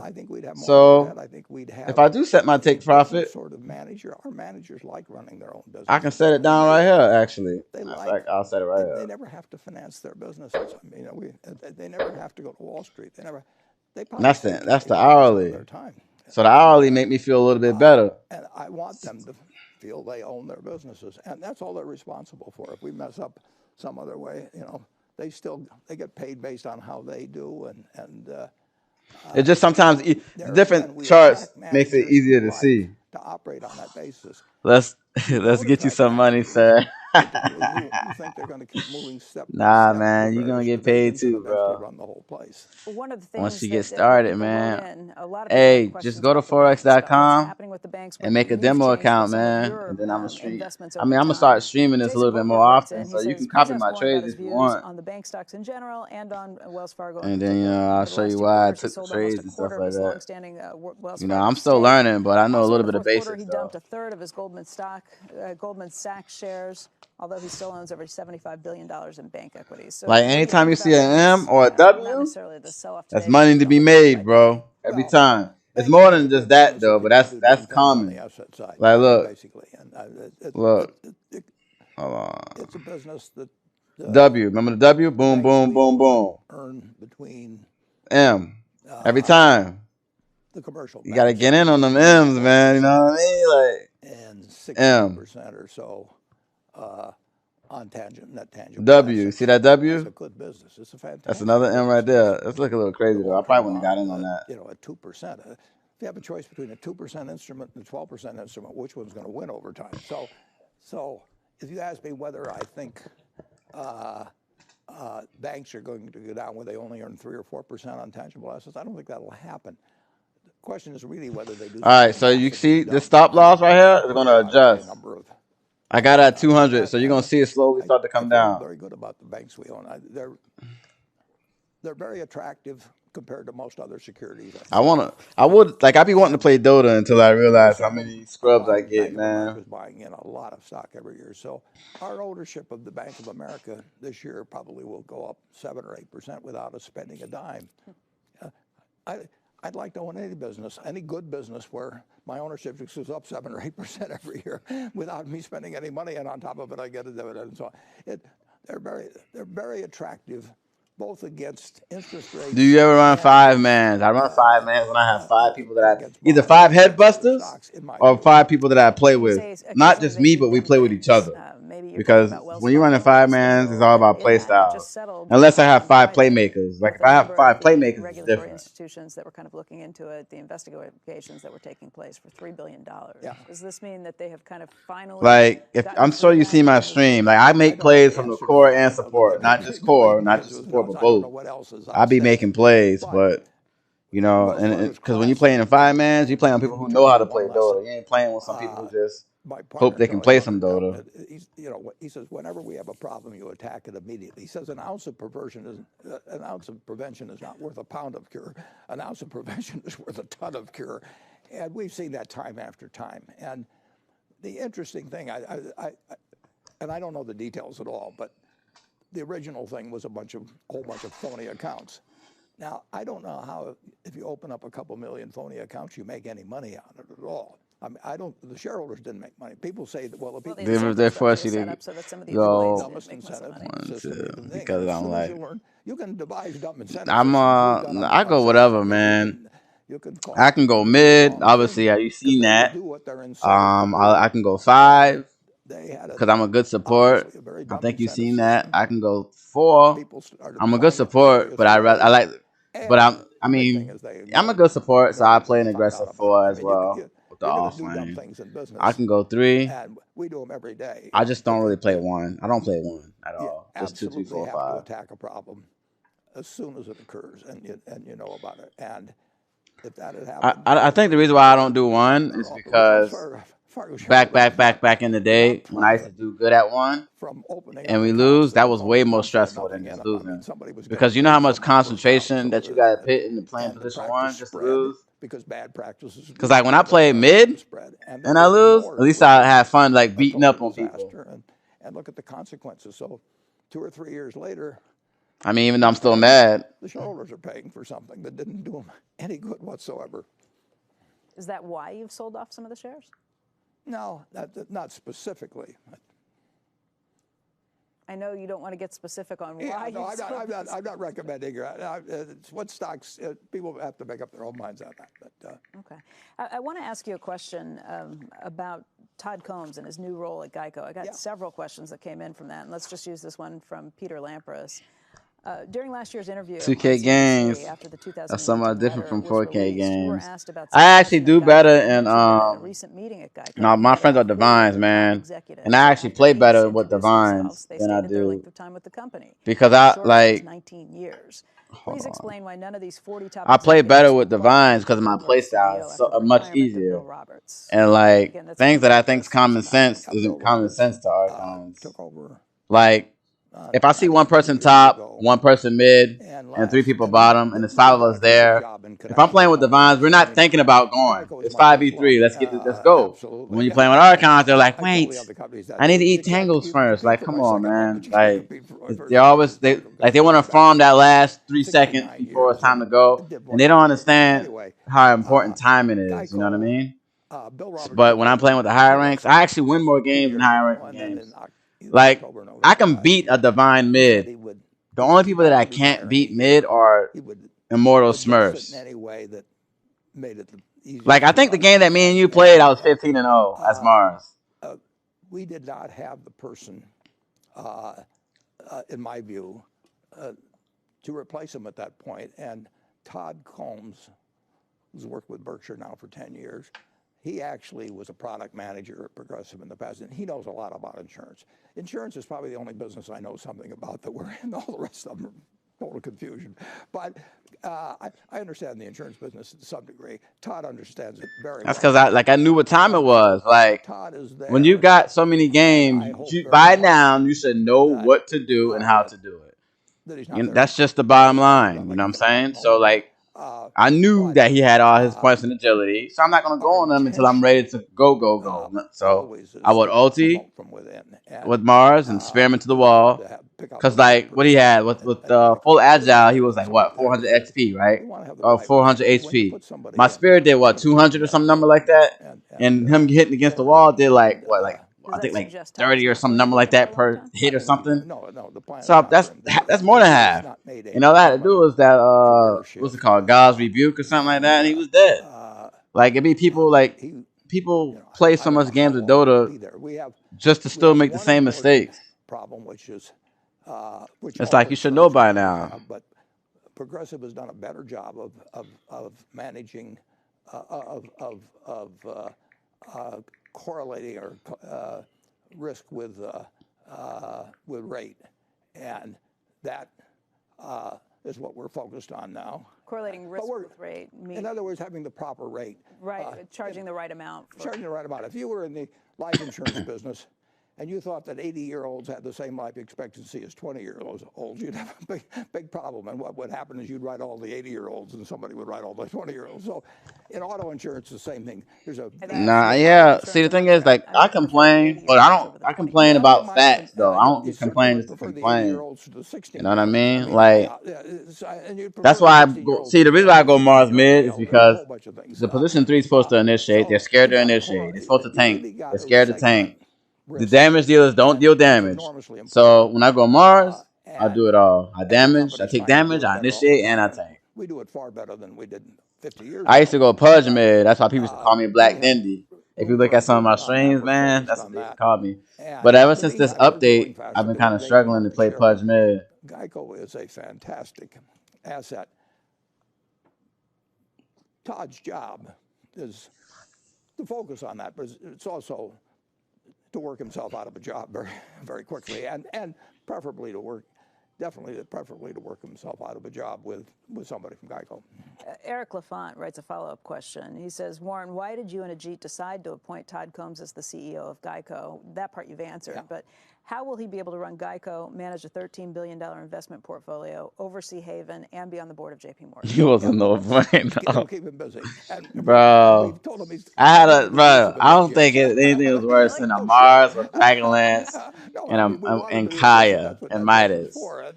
Like, come on, bro. A matter of fact, I had a hard support Weaver one time. Interesting. Most months, neither Ted nor Todd makes a single change in their portfolio. I mean, portfolio management is something that you learn over decades. And when I ran Solomon, I was running Berkshire's portfolio. It is not something that you have to sit there day by day and do. People do it that way, but if there are many years where if I just left the portfolio entirely the same and didn't make any changes, we'd be better off. So that's not about. But you're right in terms of JP Morgan's board, and he's going to be a very busy guy. Geico's the top priority, but it isn't going to stay the top priority. Now, see, the thing about it is, like, pros are pros for a reason. They can do stuff like that. These Archons aren't smart enough to do stuff like that. Like, I remember one time, right? I was playing with my buddy. He's a Divine 5, right? And I was playing with him. And sometimes when I play with him, I play against Immortals. You know what I mean? And I'm a good player, but I'm a good core, but I'm a lot better as a support than I am a core. And I was doing really well actually that game. That game lasted like 75 minutes. And see, it was a core Doom and a support Luna. Sounds dumb, right? But let me tell you, these guys were good. They weren't scrubs, man. They were good because the Luna had the Hurricane Pike, but you can use that as a force staff if you're using it on your teammates. And also, what they would do, because both teams, like my buddy was Divine 5. I mean, obviously I was an Archon. 5 at the time, but we were playing against Immortals, man. And yeah, so what he would do is Doom. I was playing against a Quap. The Quap was real good. The Quap was like a real high Immortal. So what the quap would, so what the Doom would But I would do say this, is blank on the quap, during that same stunner with the I think the foot stomp thing, and then he did something else to pop her Lincolns, and then doomed her, and then Luna would ult the Doom, and that instant killed the quap. I'm talking about, like, listen, Archons would never be able to pull that off, bro. That was so perfect because it was like an instant kill in a team fight. It was like blank, stun, Lincoln's pop, Doom, Luna ult, and then Luna had the what is it, the 0.2 second lucid beam thing. So it was like boom, boom, boom, boom, and like while the whole fight was going on, bro, it was a good game, man. It was a real good game, bro. Like, those are the kinds of games when you lose, you're like, yeah, that's a good game. That was a good game. But it's the scrubs that ruin that, though. 10 or 15 years. I also don't think it'll be the bottom 10% or 20%. Yeah, you can place it on somebody. But see, the thing is, if we was playing in Archons, they would have been trying to farm and take all the farm info. And that's why it wouldn't work. They would do something like that, or they wouldn't be ready. It's always something, man. Have you ever played with a pro before? I've never played with a pro before. I play with Immortals all the time, but not pros. On balance, I think we'll do a little better, but it'll be minor. It depends on the kind of market we're in. If we're in a down market, we're going to beat it. I mean, it's that simple. And sometimes we will be. The last 10 years we haven't been. But over 55 years it's worked, and it will continue working, but it will not work at all like it did when we were working with $100 million or $1 billion. There's no question about that. But we've got good businesses, and we won't be in the bottom quartile, I promise you that, over any long period of time. There are people, like there were back in 1999, who have said, maybe you've lost your edge. It was a similar thing in 1999 where you saw the technology stocks that were the big high flyers that people were pouring their money into, the dot-com companies and a lot of others associated with that. If you look at the markets again, it's the technology companies that have the big runs. This time you're participating in Apple, which is one of those. I played with one before. But is this a cyclical thing to you? You think there'll be another market downturn and then there'll be a downturn sometime. He played so well. I predicted them to win TI6, and they did. No, that's pretty cool, bro. My pros be making some good plays. Satisfactory to people, but no, we will, because like you see them, you're like, how did I never thought of that? I mean, we're geared somewhat away from a full market participation in either direction, but that's fine. We own, if you think about it, we're 80-some% in equities. We may show 230 or 40 billion in equities, and that looks like we're against our market cap. We're 40%, but we own 100% of these other businesses. Those are equities too. I mean, we own a railroad, and we own insurance companies, and those are equities. So we're about 80% roughly in equities, and about 20% in cash. And I'd rather have that 20% in other good businesses, but that is to some extent a curse of size, and it's to some extent the fact that it's very hard. If interest rates see that M coming down, your boy getting that M. We've been 125%. Your boy getting that M. You know, equities. Damn, man, I knew I should have put. Nah, I would have got long bonds. That I supported him in Lane, LOL. Yeah, BKB Orchid. That's 20. That's 20. That's normal. See, by 20 minutes they be roasting. You know what I mean? Keep so much cash around. 20 minutes they be roasting. Be prepared for a downturn. You want to be prepared for a crisis. We want to be prepared for anything, Becky. We want to be prepared. But you probably didn't roast with them because you're not like that good of a support. Not saying that you're bad, but you know what I mean? Like, Immortal support is different from our kind of support. Like, I'm a good support, but I ain't no professional support. You know, if you watch the pros play, them boys be roasting at 20 minutes, bro. They be 6 out of that 20 minutes, man. I think we'll get a lot more. 20 minutes for us, we still holding on to tangos and mangoes. We don't want to. Like, I'll be glad to get a blink dagger in 15 minutes. You don't want to get that so that you go into a shell and don't do anything. But we have obligations to people on workers' compensation claims and auto accidents they've had to go out 50 years. And, you know, we have to run the place so that every check clears under any circumstances. And that's why, incidentally, we own Treasury bills. We don't own commercial paper. We don't rely on bank lines or anything. When people get terrified, and they will occasionally, everything freezes. I mean, you know, and you're going to have to stand on your own feet at a time like that. It won't happen very often, but it'll happen occasionally. I know you've developed a thick skin over the years, but does it tick you off when people start questioning whether you've lost it, whether you can still? Well, I'm sure I've lost some of it. I can tell you all kinds of things I've lost. No, that happens. But we haven't lost Geico or the railroads. Berkshire, without me, is worth essentially the same as Berkshire with me. I mean, my value added is not high, but I don't think I'm subtracting value. But the big thing is how our businesses do and what we get to add in the way of businesses over time. And we can add them through marketable securities. I mean, we own 5.5% or a little over % of Apple. It's probably the best business I know in the world. And we own 5.5% of it. And that is a bigger commitment that we have in anything except insurance and the railroad. So it's our third largest business. Yeah, it made the point that it was bigger than your biggest acquisition. You see that, bro? No, it's our third largest. I can teach you a little bit of strategies, man. Let me test you on your thick skin. So when will you capitalize on this M and pull out? Barron's cover story. Well, reasons to think that the some people say they would pull out here. In the meantime, well, you gotta give a little bit of wiggle room just in case. You don't want to go right at the end. I'm counting on it. I'm telling. Some people say here. And then the right? trustees that succeed my executors, I'm telling them to keep every share of Berkshire. This is another resistance point. If you look at, man, I wish I could have.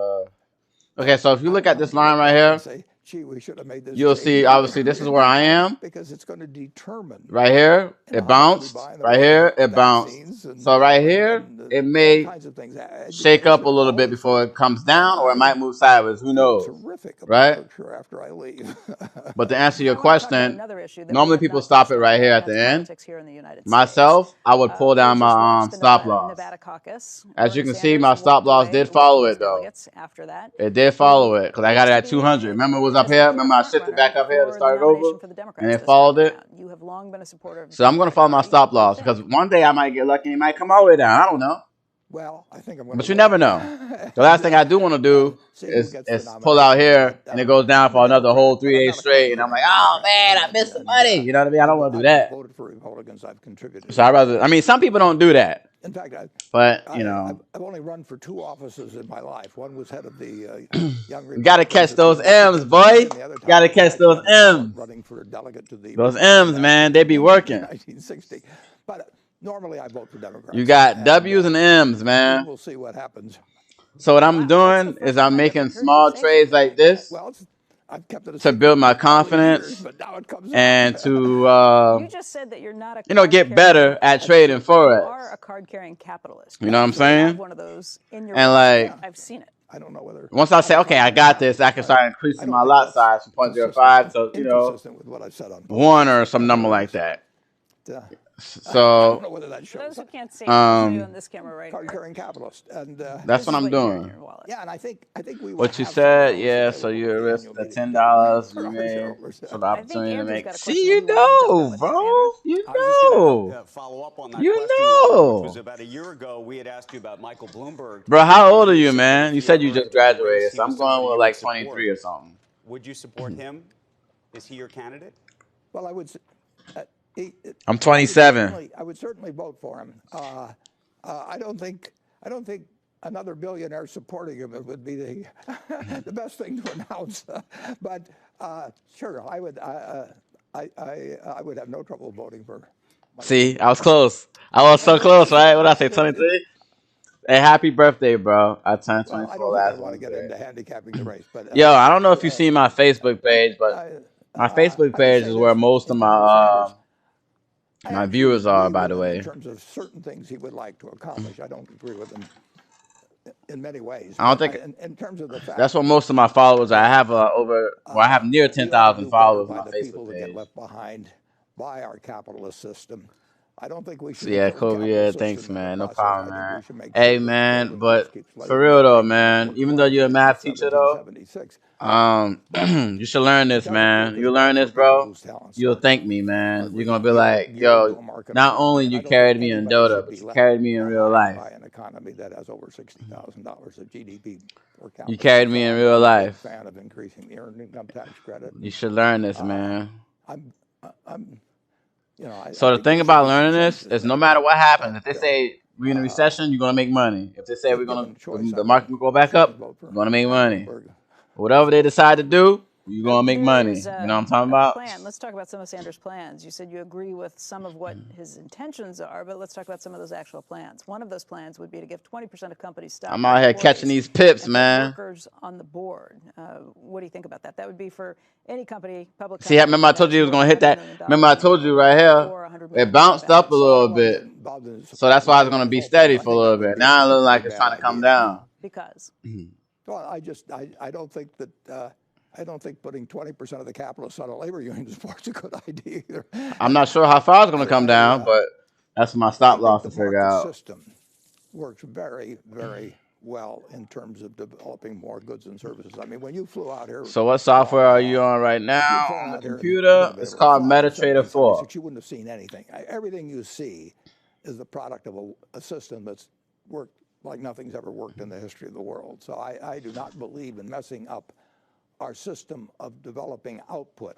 I do believe that anybody's willing to work 40 hours a week and has a couple kids should not have to have an extra second job. And I believe in having a higher income per people, not necessarily a higher minimum wage, but I do not think it's at all unreasonable that the income tax credit produces at least $15 an hour, maybe higher in certain areas. So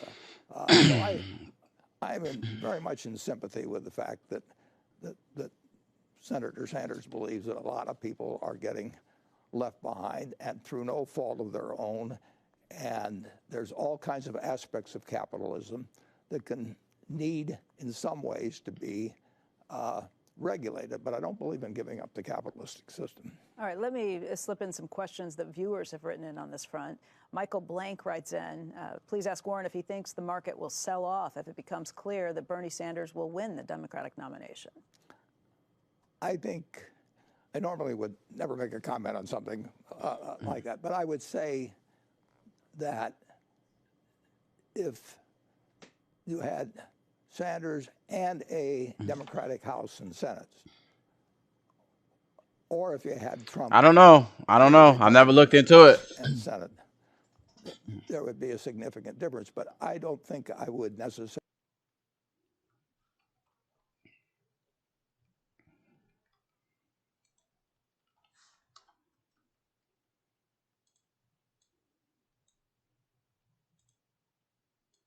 Vote on what, in fact, I know I wouldn't vote on what I thought necessarily would affect the market. I think it's a very poor yardstick. I would not want to cast my vote in a presidential election based on which would be better for the market in the next. I never really looked into it. 90 days after the election. I just know it's more popular, so I figured it's popular for a reason. We'll see. With your concerns about what it means for the economy, not over 30, 60, 90 days, over a much broader period of time. Certain aspects of the economy, certain things, I'd like to see done. I would like to see the earned income tax credit change dramatically upward.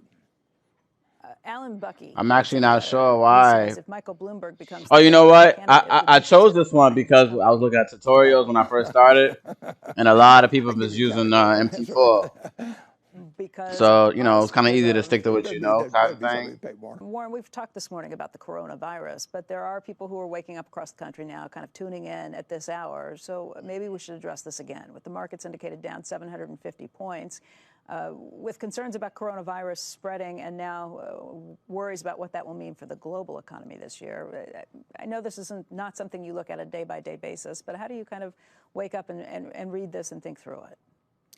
I don't think it makes no difference in our investments. I mean, I gotta maybe look this one up on YouTube. I'm not sure why. What's the difference between them? In fact, if you go back and read all the papers, probably just like an upgrade, but most of it, I don't know. It don't really bother me none. I just want to make some money. It's not gonna make your money come out better. And that's the broker you with. So what will happen over time? So if somebody came and told me that the global growth rate was going to be down 1% instead of a 10%. Oh, you got to buy this? Nobody's trying to pay for this. If I I like them. Yeah, that's probably why nobody uses it. And I Nobody like trying the to pay for prices this. better today than I liked them last Friday. Yeah, ain't nobody got no Do you money like for this. prices No, better we today? ain't Will paying for Berkshire be this. buying stock today? Well, What's this? we'll certainly be more inclined to buy stock today than on Friday. Yeah, anything we were buying Friday, we will be buying today, and feeling better about buying it.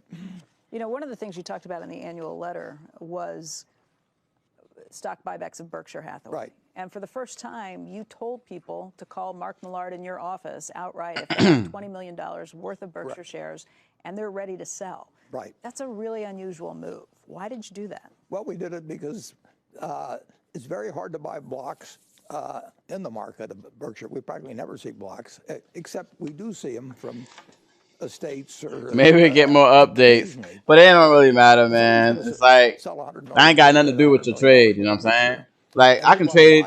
You know, they got like the web platform too that you can trade on. I just like the software better because you can install stuff to Dan it. Mahoney actually wrote in with a very similar question. He just said, "Is it hard to buy back the shares?" Yeah, it's harder to buy back Berkshire shares than, say, Bank of America is buying back their shares. Bank of America bought back 8 or 9% of their stock last year, and they can really do it without moving the market. I mean, Apple's been buying back a ton of stock. They were buying stock at the same time we were buying stock. But it was easier for us to buy Apple stock, even though Apple itself was buying a lot of stock, than it is to buy Berkshire. Berkshire is, well, it's held by people that really plan to keep it. I think the amount of speculation in Berkshire stock is relatively low compared to most stocks, and so it's well, we bought $5 billion worth last year, but that's only 1% of the market cap, and I would say with a great many companies you can buy 4 or 5% of the company fairly easily a year without disturbing the market. American Express has been buying it every year. So with you putting out an ad in the letter to shareholders, does that basically mean you are eager to buy more shares back? Depends on the price, but we'll let anybody know if we told them to call us before the opening or after the close, and only with blocks and only if they're ready to do business. Now there'll be a few people that probably try and call just to see whether we're buying or not. And we will not show a lot of patience with those people. Let's talk about shares of Apple. Both from you just mentioning it with the share buybacks, with it being such a huge holding of yours. You've got more than 5.3% of the company right now? Yeah, I think it's 5.6, but 5.6%. And it goes up every day. Let's talk about what buying. we've seen with the slowdown with the coronavirus, because Apple is one of the companies that has said it's going to have an impact, not only with the stores that they've closed there, with the behavior of Chinese customers, but also what happens with the supply chain. Supply chain, sure. How do you read through any of that? What are you hearing? Do you know more than we do on that front? No, I don't know one thing more. I may see Tim Cook at the annual meeting. I see him in Sun Valley once a year. No, I don't think I've placed a phone call to Tim Cook in 2 or 3 years. I mean, all kinds of things are going to happen to Apple over the next 10 years. The real question is, what is the degree of pervasiveness and strength of that product 5 or 10 years from now? And I don't think of Apple as a stock. I think it's our 3rd largest business.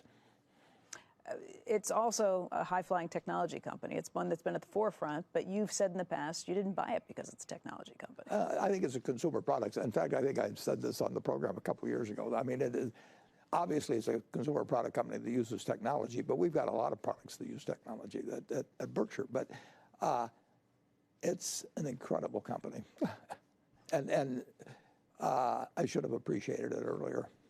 There's a question that came in from, I guess the handle is GPG. This is a question that came in on Twitter, and the writer asks, you've said that you can do fair value estimates of companies you follow at any time in your head. So please do one now for Apple.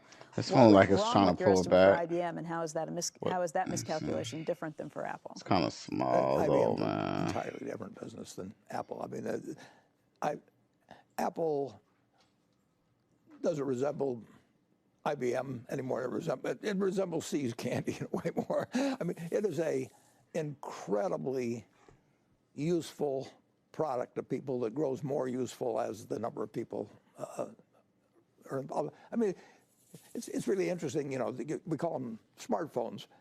If you go back and look at the old telephone, that was an incredible useful product. It changed my mother's life and my dad's life. It changed lives in every way, and they took a long time to become pervasive, and it was very expensive initially, but it changed the world.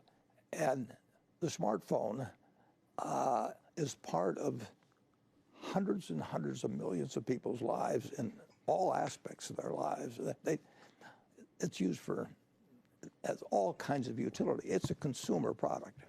Are you a consumer of its products at this point? You've had a flip phone for forever.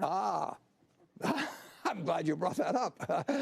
I am now using, not very often, I'm using the latest model, and I'll give you a little preview of our movie for the annual meeting. We haven't done it yet, but we'll probably showing me crushing with my foot my old flip phone while cozying up to the new smartphone. When did you get the smartphone? I've been given several of them, but including by Tim Cook. One finally stuck? What, pardon me? One finally stuck? You're actually yeah, absolutely. No, my flip phone is. Damn, I missed that. Gone. The number's been changed to my new phone. Wow. Yeah. That's impressive. I mean, you're looking at an 89-year-old guy that's barely beginning to be with it. What do you like best about the phone? And what do you like least? Well, I don't use all its facilities like most people. I mean, most people are living their lives around it, and I use it as a phone. As a phone and nothing else. I use it as a phone. I don't like it when investment bankers talk about EBITDA, which I translate as earnings. That was Berkshire Hathaway Vice Chairman Charlie Munger about a week and a half ago when he was speaking at the annual shareholders meeting for his other company, the Daily Journal, answering questions, giving his usual straight answers when things come up as questions. Warren, that was Charlie talking about EBITDA earnings, calling them BS earnings, although he said it a little more explicitly. You, in your shareholder letter for Berkshire Hathaway, also wrote about how you don't believe in GAAP earnings. How do you guys come about this? What do you think?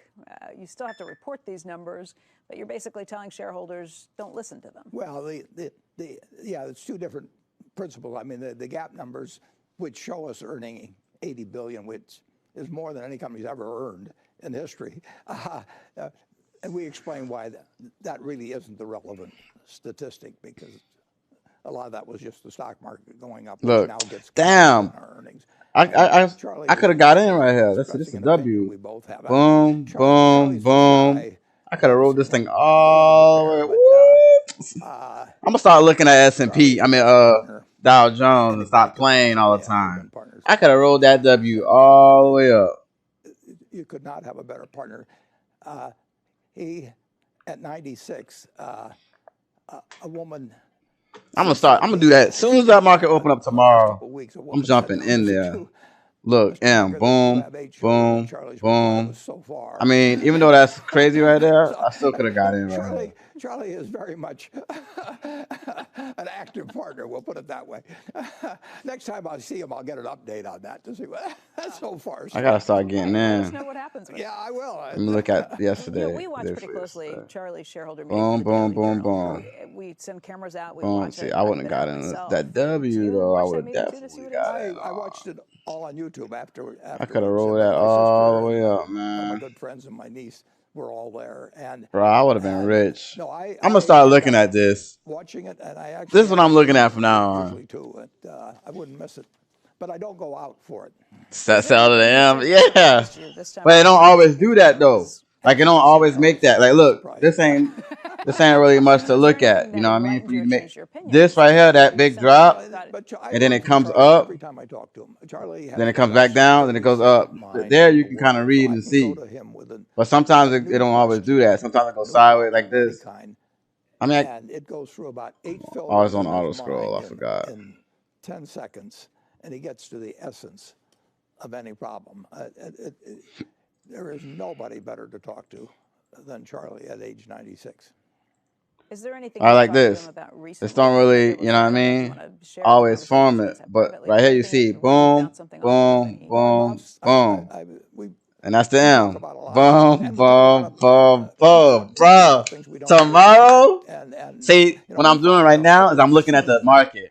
to study my W and M strategy. I mean, yes, I see it, but you never can always, you know, sometimes you just got to look again so you can make, you know, build your confidence. You know what I'm saying? Tomorrow, I'm getting in on the W or the M. Something you guys don't understand right now. And I'm going to ride that S&P all the way up or all the way down. Look at that. Boom, boom, boom, bam. In a world where 13 trillion is being borrowed at less than boom, zero, boom, boom, boom. Bro, we got to. Greece went And this is my third. Like, I'm going past different days. That's how you study the trend. Like, and this that makes it so easy. Well, I'm not going to say makes it easy, but what makes me feel confident is this is during the craziness that's going on right now. Federal deficit like, look, is concerned in the least. This is the W. Hold on, what's the day? Today is the 10th, right? So what day that craziness went down? Yesterday, 9th. So Let me look at the 9th. How they'll pay for them, but they really. This is the craziest one right here. Let's see what we got. Boom, boom, boom, boom. I could have still ate, and then come back and eat. Boom, boom, boom, boom, boom. I could have been eating right there, bro. Tomorrow, I'm making some money. Than you expect, and that's what makes it so interesting. You know, the 10-year, speaking of these low rates, just a little bit ago. Bro, tomorrow, yield since July, I'm making some money. This morning. I think it was 1.377%. I'm gonna have all kinds of bread saved up now. Rates below 1.4%. Yeah. Would you have anticipated this? It makes. I just want to study, stream it. At 1.4%. I will. I actually like streaming this better than Dota because see, Dota be making me mad. This don't make me mad. Like, you either win or lose, but it ain't. It's my fault though. You know what I'm talking about? Like, the thing about this is you're gonna lose, bro. You're gonna lose, but it's you don't. What you don't want to do is lose and not know why. You know what I'm saying? So when you lose and learn why, you win. You know what I'm saying? Like when that situation happened with the oil, I lost $400 in like 2 seconds. But it was nothing I can do about that. It wasn't my fault. I mean, I guess it could have been my fault because I should have used the proper stop loss. But that's my fault. But at the same time, because of this recession, you know, it caused the market to be volatile. I'm only 27. I've never lived through a recession. How am I supposed to know that's going to happen? You know what I'm saying? That's what we're doing. But I learned next time better stop loss. You know. Businesses through the stock market. But it's okay though because I can make it back. It won't take me long to make it back. When you went out to try and buy whole businesses right now, it just looks too expensive, which is why you started buying pieces of companies, more stocks, putting money in places like Apple. Is that still the case? Is it still a huge premium to try and buy a company outright? There's quite a premium, and part of the premium is because you can borrow so much money so cheaply in buying those businesses. Obviously, you can pay more for a business if you can borrow a very high percentage of the purchase price and of the future cash flow committed to it, and you can borrow at low rates with very little in the way of restrictions, restrictive covenants or anything of the sort. I mean, that's going to bring higher prices, and the demand for that is huge, and people look at those rates on the 30-year or the 10-year, and they say to themselves, gee, I can't live on that, and so they stretch and buy poorer credits. But that's just part of the human cycle over time, and that leads to something else, and that leads to something else. In the end, if you own good businesses at the right price, you're going to do fine. You're often quoted as saying that you don't know who's skinny dipping until the tide goes out, who's swimming naked until the tide goes out, whatever it may be. You get the sense with a high tide right now that there's a lot of skinny dipping taking place? We're certainly we're allowing people to borrow money on much weaker terms than we were 5 or 10 years ago. You couldn't borrow money at all there for a period of 10 years ago. I mean, you literally, Berkshire couldn't borrow money. I mean, everything stopped. And now the pendulum has swung dramatically, and yet we still have, we have very, very, very low rates. It's hard to believe. Yeah, you live and you learn, changing from that substantial 1K continuation of negative interest rates. Stop lunch. But I've already seen things I didn't think could happen. But it's all good though, man. You gotta get back out. You just gotta learn, man. Once you start learning. See, the reason why I changed my stop loss just now was because happening, but don't forget, that March Like Madness is the right only around reason the why I changed that stop loss just now was because I look at the 1 hour chart. He was rubbing his And when I look at the 1 hour chart, now you're talking his language. come on, man. Creighton, I see the M on the 1 hour chart too. That's why. And that's more stronger than the 15-minute chart. Were you watching that at all, Warren? Nebraska plays tonight. We pay attention to Creighton out here. They're good. We talked about it earlier this morning off They're camera. peaking. I think they're peaking. I mean, they're getting better and better and better. The three-point shooting was, I think that one guy was 7 for 7 But you remember, at one point. remember, Which is, I'd be like 7 for. right here, remember I was showing you right here? I expected that to be like this because of this, remember? Back to business. I'm looking. I showed you that on a 15-minute chart though. Hold on. Personal bet. If I get them all right, So right here lines up to this. Would be cool for me. And this. So you can see right here, every time it gets right here, something happens. So I got to wait for this to finish playing around. And then either shoot down or shoot up. So I'm not sure yet. The giving pledge. That's the ultimate giving pledge. Yeah. That's how sure he is that you won't be able to do it. I'm pretty sure. Andrew, I hear you have a question too, Andrew. I actually have a couple, and I thought that I read the letter like everybody else over the weekend. It was fascinated by so many of your comments, Warren. Specifically, I wanted to ask you, you talk about diversity on boards in this letter. And one of the things I wanted you to weigh in on, if you could, is I don't know if you saw, but David Solomon, the CEO of Goldman Sachs, on our air actually, announced a couple weeks ago that he won't be taking any companies public, Goldman won't, unless they have at least one diverse. What did you call those points? Shift points? Oh, pips. You know, it's called pips. So you know how like you got $5 and 60 cents, right? 60. That's the cents. The number after the 0 is what they call pips. So you don't see that number in U.S. currency. But have you ever been overseas before? About what it means to be a board member, what it means to be an independent board member, how wealth is involved in all of that. What are your thoughts? But right here, these are the pips. So that's $103, right? Or what? $134 and 26 cents, right? And the number after that, the 0, that's the pip. We want people who are business So 1 pip, 2 pip, 3 pip, 4 we want pips. them, So that's why when I right click, a strong. when I right click in Berkshire itself, and for my trailing stop, that's 200 pips. Directors, you know what I'm saying? Who really, so basically 200 times 0.05, that's how much money I'm willing to lose with my trailing stop. They don't think that we should delight our customers, that we should treat associates well, that we should behave well in our community, both local and national. But our share. Hold on. Let me see. I'm talking about the points on the graph that you expect to jump or not. So the middle point of the banks and M. others, investors are going to force companies to have diverse candidates. I thought you were talking about the numbers on the right side. Are you talking about the numbers on the right side of the graph, or yeah, you talking about the actually like the right here? There's been when I was showing you like right here, which unless it's withdrawn will be this part right here in the middle of the M. Is that what you're talking about? I can't tell you precisely what it says, but that relates to this issue, and we will get our shareholders' view on it. I personally, and I want shareholders that I want directors that represent the shareholders, and you know, in terms of my estate, you know, with maybe currently $80 billion worth of shares to give to philanthropy, I hope that we have we do have a group of directors that I think will be very conscious of doing the right thing. The reason I asked the question is because the other point you made, which I think is a very smart some one, people and call is it often support or in the resistance. corporate governance land, is that an independent director And, these days isn't always independent in large part, and you make the point that like if it's the top part, come to the table with some people call it resistance. If it's the bottom part, they call it support. You know, like holding up the table and the legs of the support of the table. Just think of it that way. One of the things So as we've been if trying I was to get back more out, diverse right? candidates on boards, more women Imagine, on boards. let me, I'm gonna pull up something for you. I'll make it easier for you. Fewer people who have made enormous amounts of money, and people therefore then can question their independence. It becomes a very tricky issue, and that's what I was hoping you might weigh in on.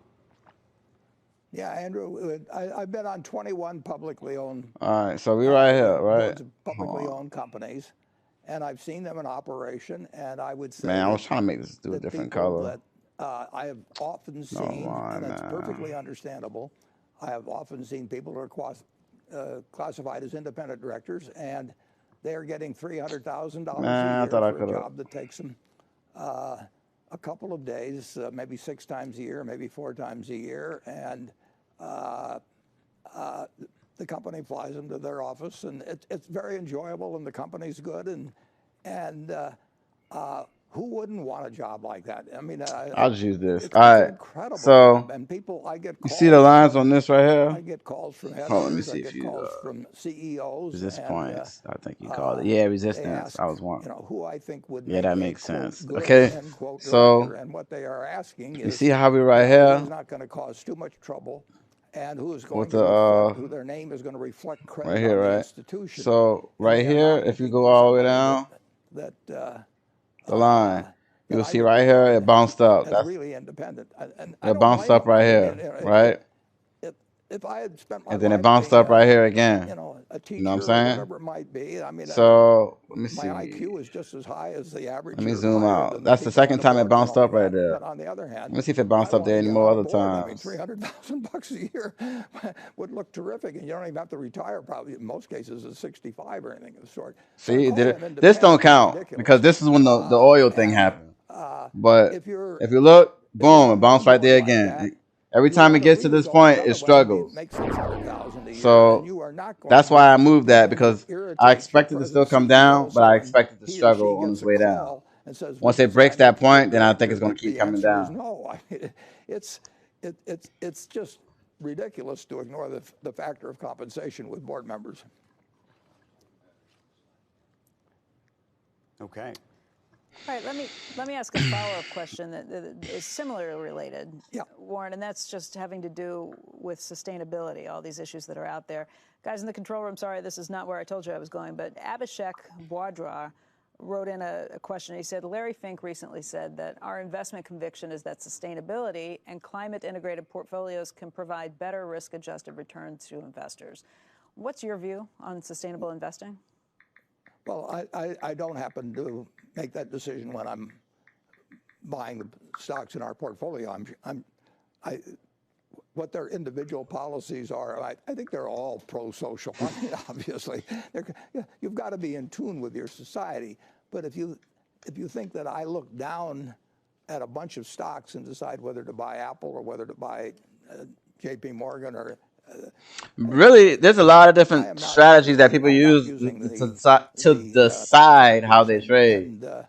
I'm still learning, man. You know, I'm still, like I said, I'm new. A series of questions that have been in. These are kind of all over the So I map, started with so the easy forgive me things that I whipping can through them, actually but spot these are out, questions like that the came in M. from Boom, viewers, and boom, a couple boom, good boom, ones. boom, boom, boom, boom, Lucas boom. writes in. He said, Those are "Did M's Justin all Sun day. change your mind I on mean, cryptocurrency?" even with Well, that everybody strategy who doesn't know, alone, Justin Sun bought the dinner that's for really all I that we need. just You know what I'm had from the saying? last Glide Foundation fundraiser. He is actively involved in Bitcoin. After that meeting, his PR people put out some notes saying that, you know, you kind of listened to cryptocurrency and maybe you're a little more in tune with the idea of Bitcoin now. Well, I would say this. When Justin and 4 friends came, they behaved perfectly, and we had a good 3.5-hour dinner, and the whole thing was a very friendly exchange of ideas. But cryptocurrencies basically have no value, and they don't produce anything. So you can look at your little ledger item for the next 20 years, and it says you've got X of this cryptocurrency or that. It doesn't reproduce. It doesn't deliver it. It can't mail you a check. It can't do anything. Well, man, If somebody else comes along and pays you gonna more grab money something for to it later eat, on. so But I then have to that run. person's I'm got the looking problem. forward to But seeing in those terms of M's value, and W's tomorrow. Thanks for the stream. Hey, no comes problem, man. I'm hungry too. Ooh, look, it looks like it's trying to pass it. Yeah, I'm getting hungry too. I gotta. I mean, even though I just ate, I'm hungry again. I don't know why. more than well.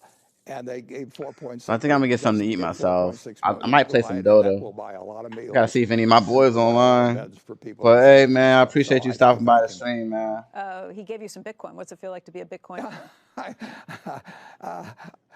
don't have any Bitcoin.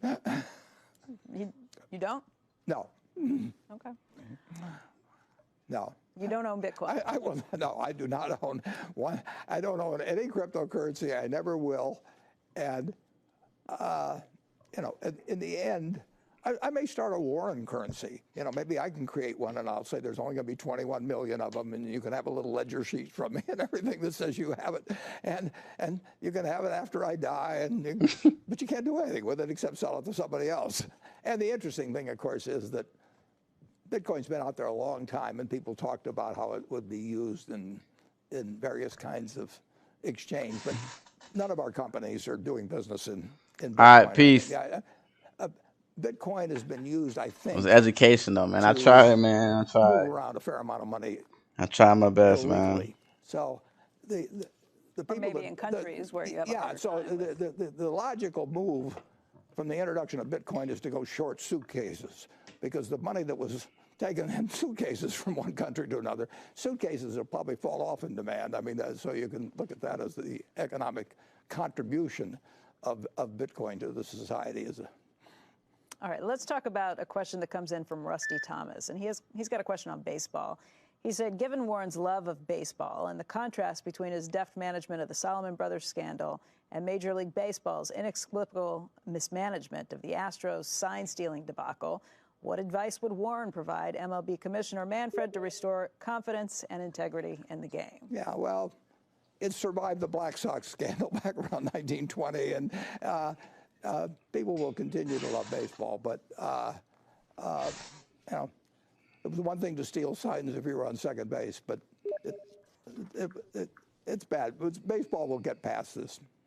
You're a huge baseball fan. Were you? Pardon me? You're a huge baseball fan. Were you surprised to hear about? Yeah, I was surprised to hear about it. Yeah, but then I found out that Bobby Thompson's home run. You know, somebody just stole the sign. I think off Ralph Brink or somebody. You know, so people are gonna, in any games, including the stock market game, you know, a certain number of people cheat, and generally we have people that administer things to try and minimize the cheating, and I'm sure that Major League Baseball will address the problem. Should the Astros players get off scot-free?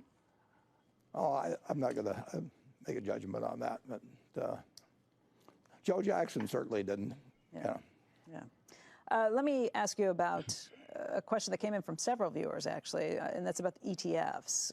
DeMosley Management wrote this version of the question, and news agencies have reported that Berkshire Hathaway purchased 2 ETFs. So can you talk about if this purchase happened, and if the purchase happened, who purchased the ETF for Berkshire Hathaway, and how was the decision made to purchase it? Yeah, it wasn't me. It wasn't me, or it wasn't Todd, or it wasn't Ted, and it happened in some pension fund, and we have a few pension funds that aren't actually managed by us. But all I can tell you is that nobody that manages money at Berkshire is buying ETFs, nor do I see any possibility that they will. Another purchase that came up recently, Kroger. And Jason Escamilla writes in, was that one of yours or a lieutenant's pick? It was one of the others. You know, I know Kroger. Kroger's done a good job, but it's in a very tough business. I mean, when you have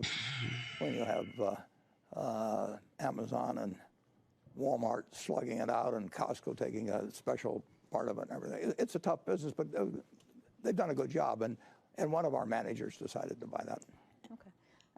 And then Kraft Heinz. This comes in from David Hall. He says, Mr. Buffett, while Kraft Heinz continues to whittle down their total debt, do you feel that the current dividend payout is appropriate, or should it be reduced further to free up more cash flow to reduce debt more rapidly? I think Kraft Heinz should pay down its debt, and it should. But I think under present circumstances, it appears that it can pay the dividend and pay down debt at a reasonable rate, and it has too much debt, but it doesn't have debt it can't pay down, and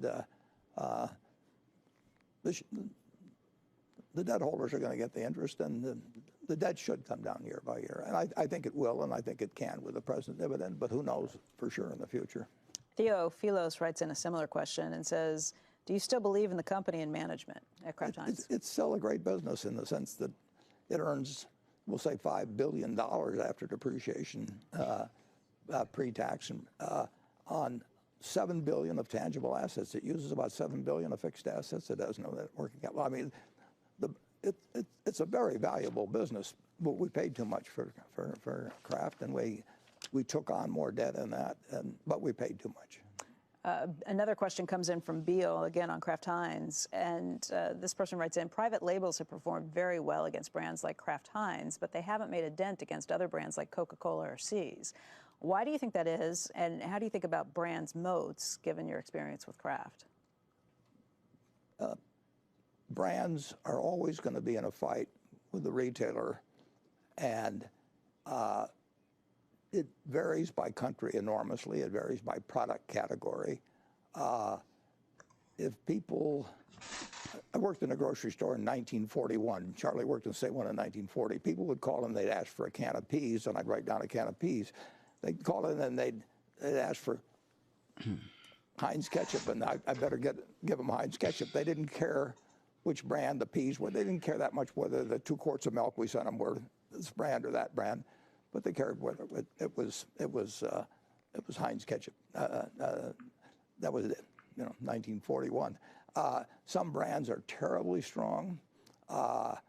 You can't bring out a private label cola and do very well with it, and people have tried for a long, long time. On the other hand, you can bring out private labels in lots of products, and they sell very well. And you take Costco with their own Kirkland label. I mean, that label grows dramatically. It cuts across categories.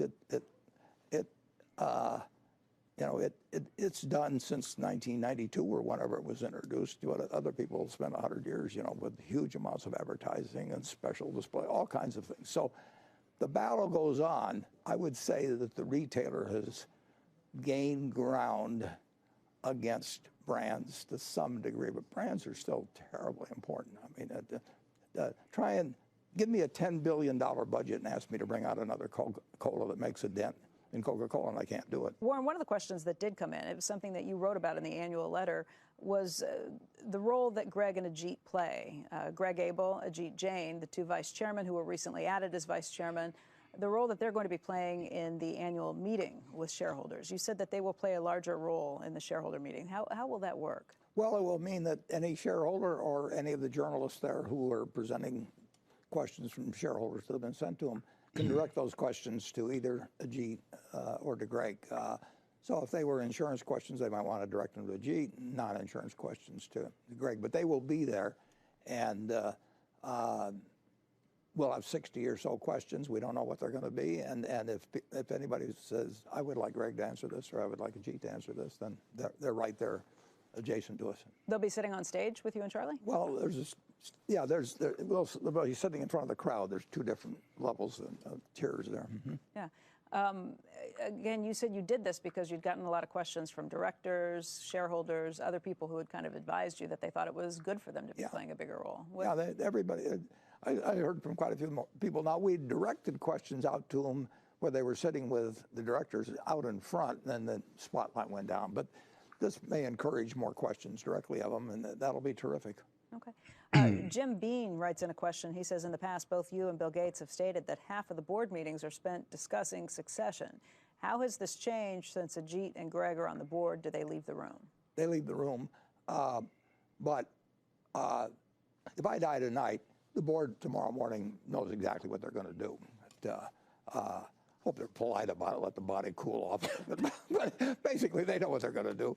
And the interesting thing about it is, we own the Apple and J.P. Morgan, all those things. I don't know who's going to succeed the CEOs of any of the companies I think that we own stock in. But we're well prepared for succession. It's almost going to be embarrassing how well. All right, let's get to a few more shareholder questions. Chip Crook writes in a note and says, it was reported that Boeing was looking for a large cash loan. Were you ever approached about Berkshire loaning the money, kind of like the Goldman Sachs deal from years ago?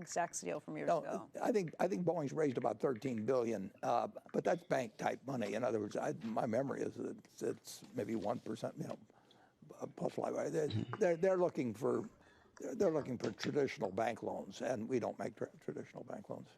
You also talked in the letter about how Berkshire Hathaway Energy, has the ability and the talent to manage big investments, $100 billion and more.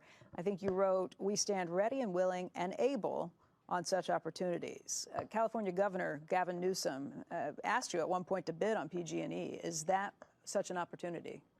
PG&E, we obviously, I mean, we worked with them for decades and been familiar with them, but that doesn't fit Berkshire. But if there were $100 billion of transmission lines or whatever it might be, Berkshire could do it. I mean, and we would love it. That happens to be a very tough thing to do because you're across all these states and everybody says not in my backyard and all that. But there can be huge, intelligent investment made in the utility energy area, and no one is better equipped to do it than Berkshire in both talent and resources. Why does PG&E not fit that bill? It's too tough. I don't know the answer to it. I mean, rearranging that utility. I think I know Governor Newsom. I think he's a very, very, very smart guy. And in terms of solving this problem, it's just not easy. You've got so many constituencies, and they're at each other's throats, and there's lots of money involved. And I don't want to be the guy. I don't know how to solve all that. Okay. Let's go on to a question that is posed by Ken Ducey. He says, you sold 31 newspapers after buying them over 40 years as a self-described newspaper addict. You said recently that most newspapers were toast. I know that's not exactly what you said. Yeah, that's not true. But this isn't his question. You can answer that too. Do you believe the problem with local newspapers is a lack of demand or a lack of innovation and a new business model? Well, the problem is that, well, getting back to the toast comment, Andy Sherware actually is the fellow that said toast. He was interviewing me and I repeated it. But the problem is, and even every day, the circulation of the papers and every print circulation goes down. And the interesting thing about it, of course, is that the three survivors so far that look promising online are the New York Times and the Wall Street Journal and the Washington Post. All three of those papers sold their smaller papers. The New York Times sold, I think, 11 papers about 7 or 8 years ago. The Dow Jones, which owned the Wall Street Journal and now is owned by News Corp, they sold the Ottaway newspapers, 8 papers. Washington Post sold the Everett Herald. So they all saw the handwriting on the wall before I did, and they all sold their papers. That was their reaction. They did not try and figure out the online solutions. They got out of them, and unfortunately, I bought some, and we're still in it. I mean, we are financing Lee, and we think Lee has by far the best opportunity to continue print as long as anybody and to find an online solution for these papers.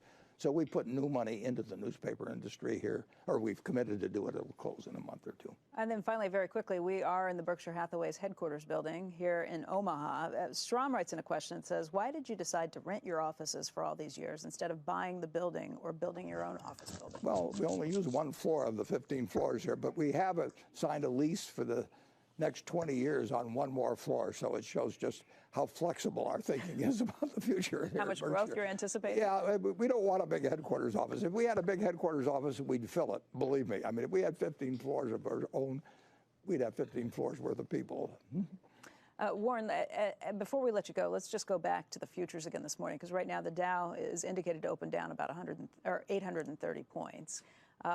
Weakness again on concerns about coronavirus and what that means. What's your mentality today as you kind of go out and look at the stock market and decide what you're going to do? We're buying businesses to own for 20 or 30 years. We buy them in whole, we buy them in part. They're called stocks when we buy them in part. And we think the 20 and 30-year outlook is not changed by coronavirus. All right. Warren, I want to thank you for your time today. We really appreciate it, your generosity with your time, and we hope to see you again soon. Come every year. Thank you.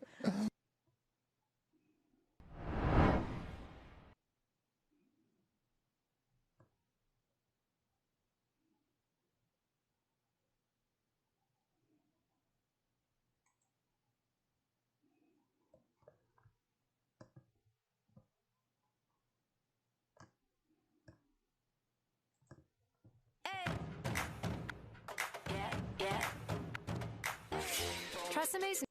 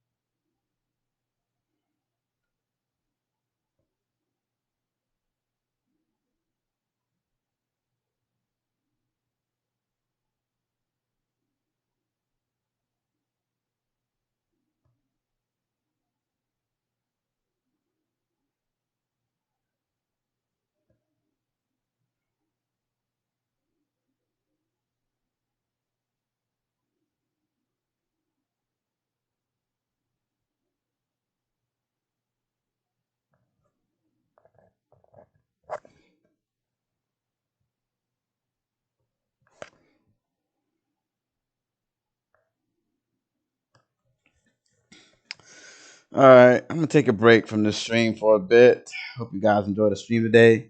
If so, please press the like button. Hope you guys learned some things from me today. Hopefully tomorrow I'll be back online a bit earlier. I'm gonna take a break. I'm a bit tired. Gonna get something to eat and probably take a nap. But I'll be back on later. Hope you guys enjoy the stream. If so, press that like button. Don't forget to like and subscribe. Follow me on YouTube, Twitch, Facebook, Mixer. And I'll be back on. If I'm not back on today, I'll be back on tomorrow. I'm not sure yet. But have a good night, everybody.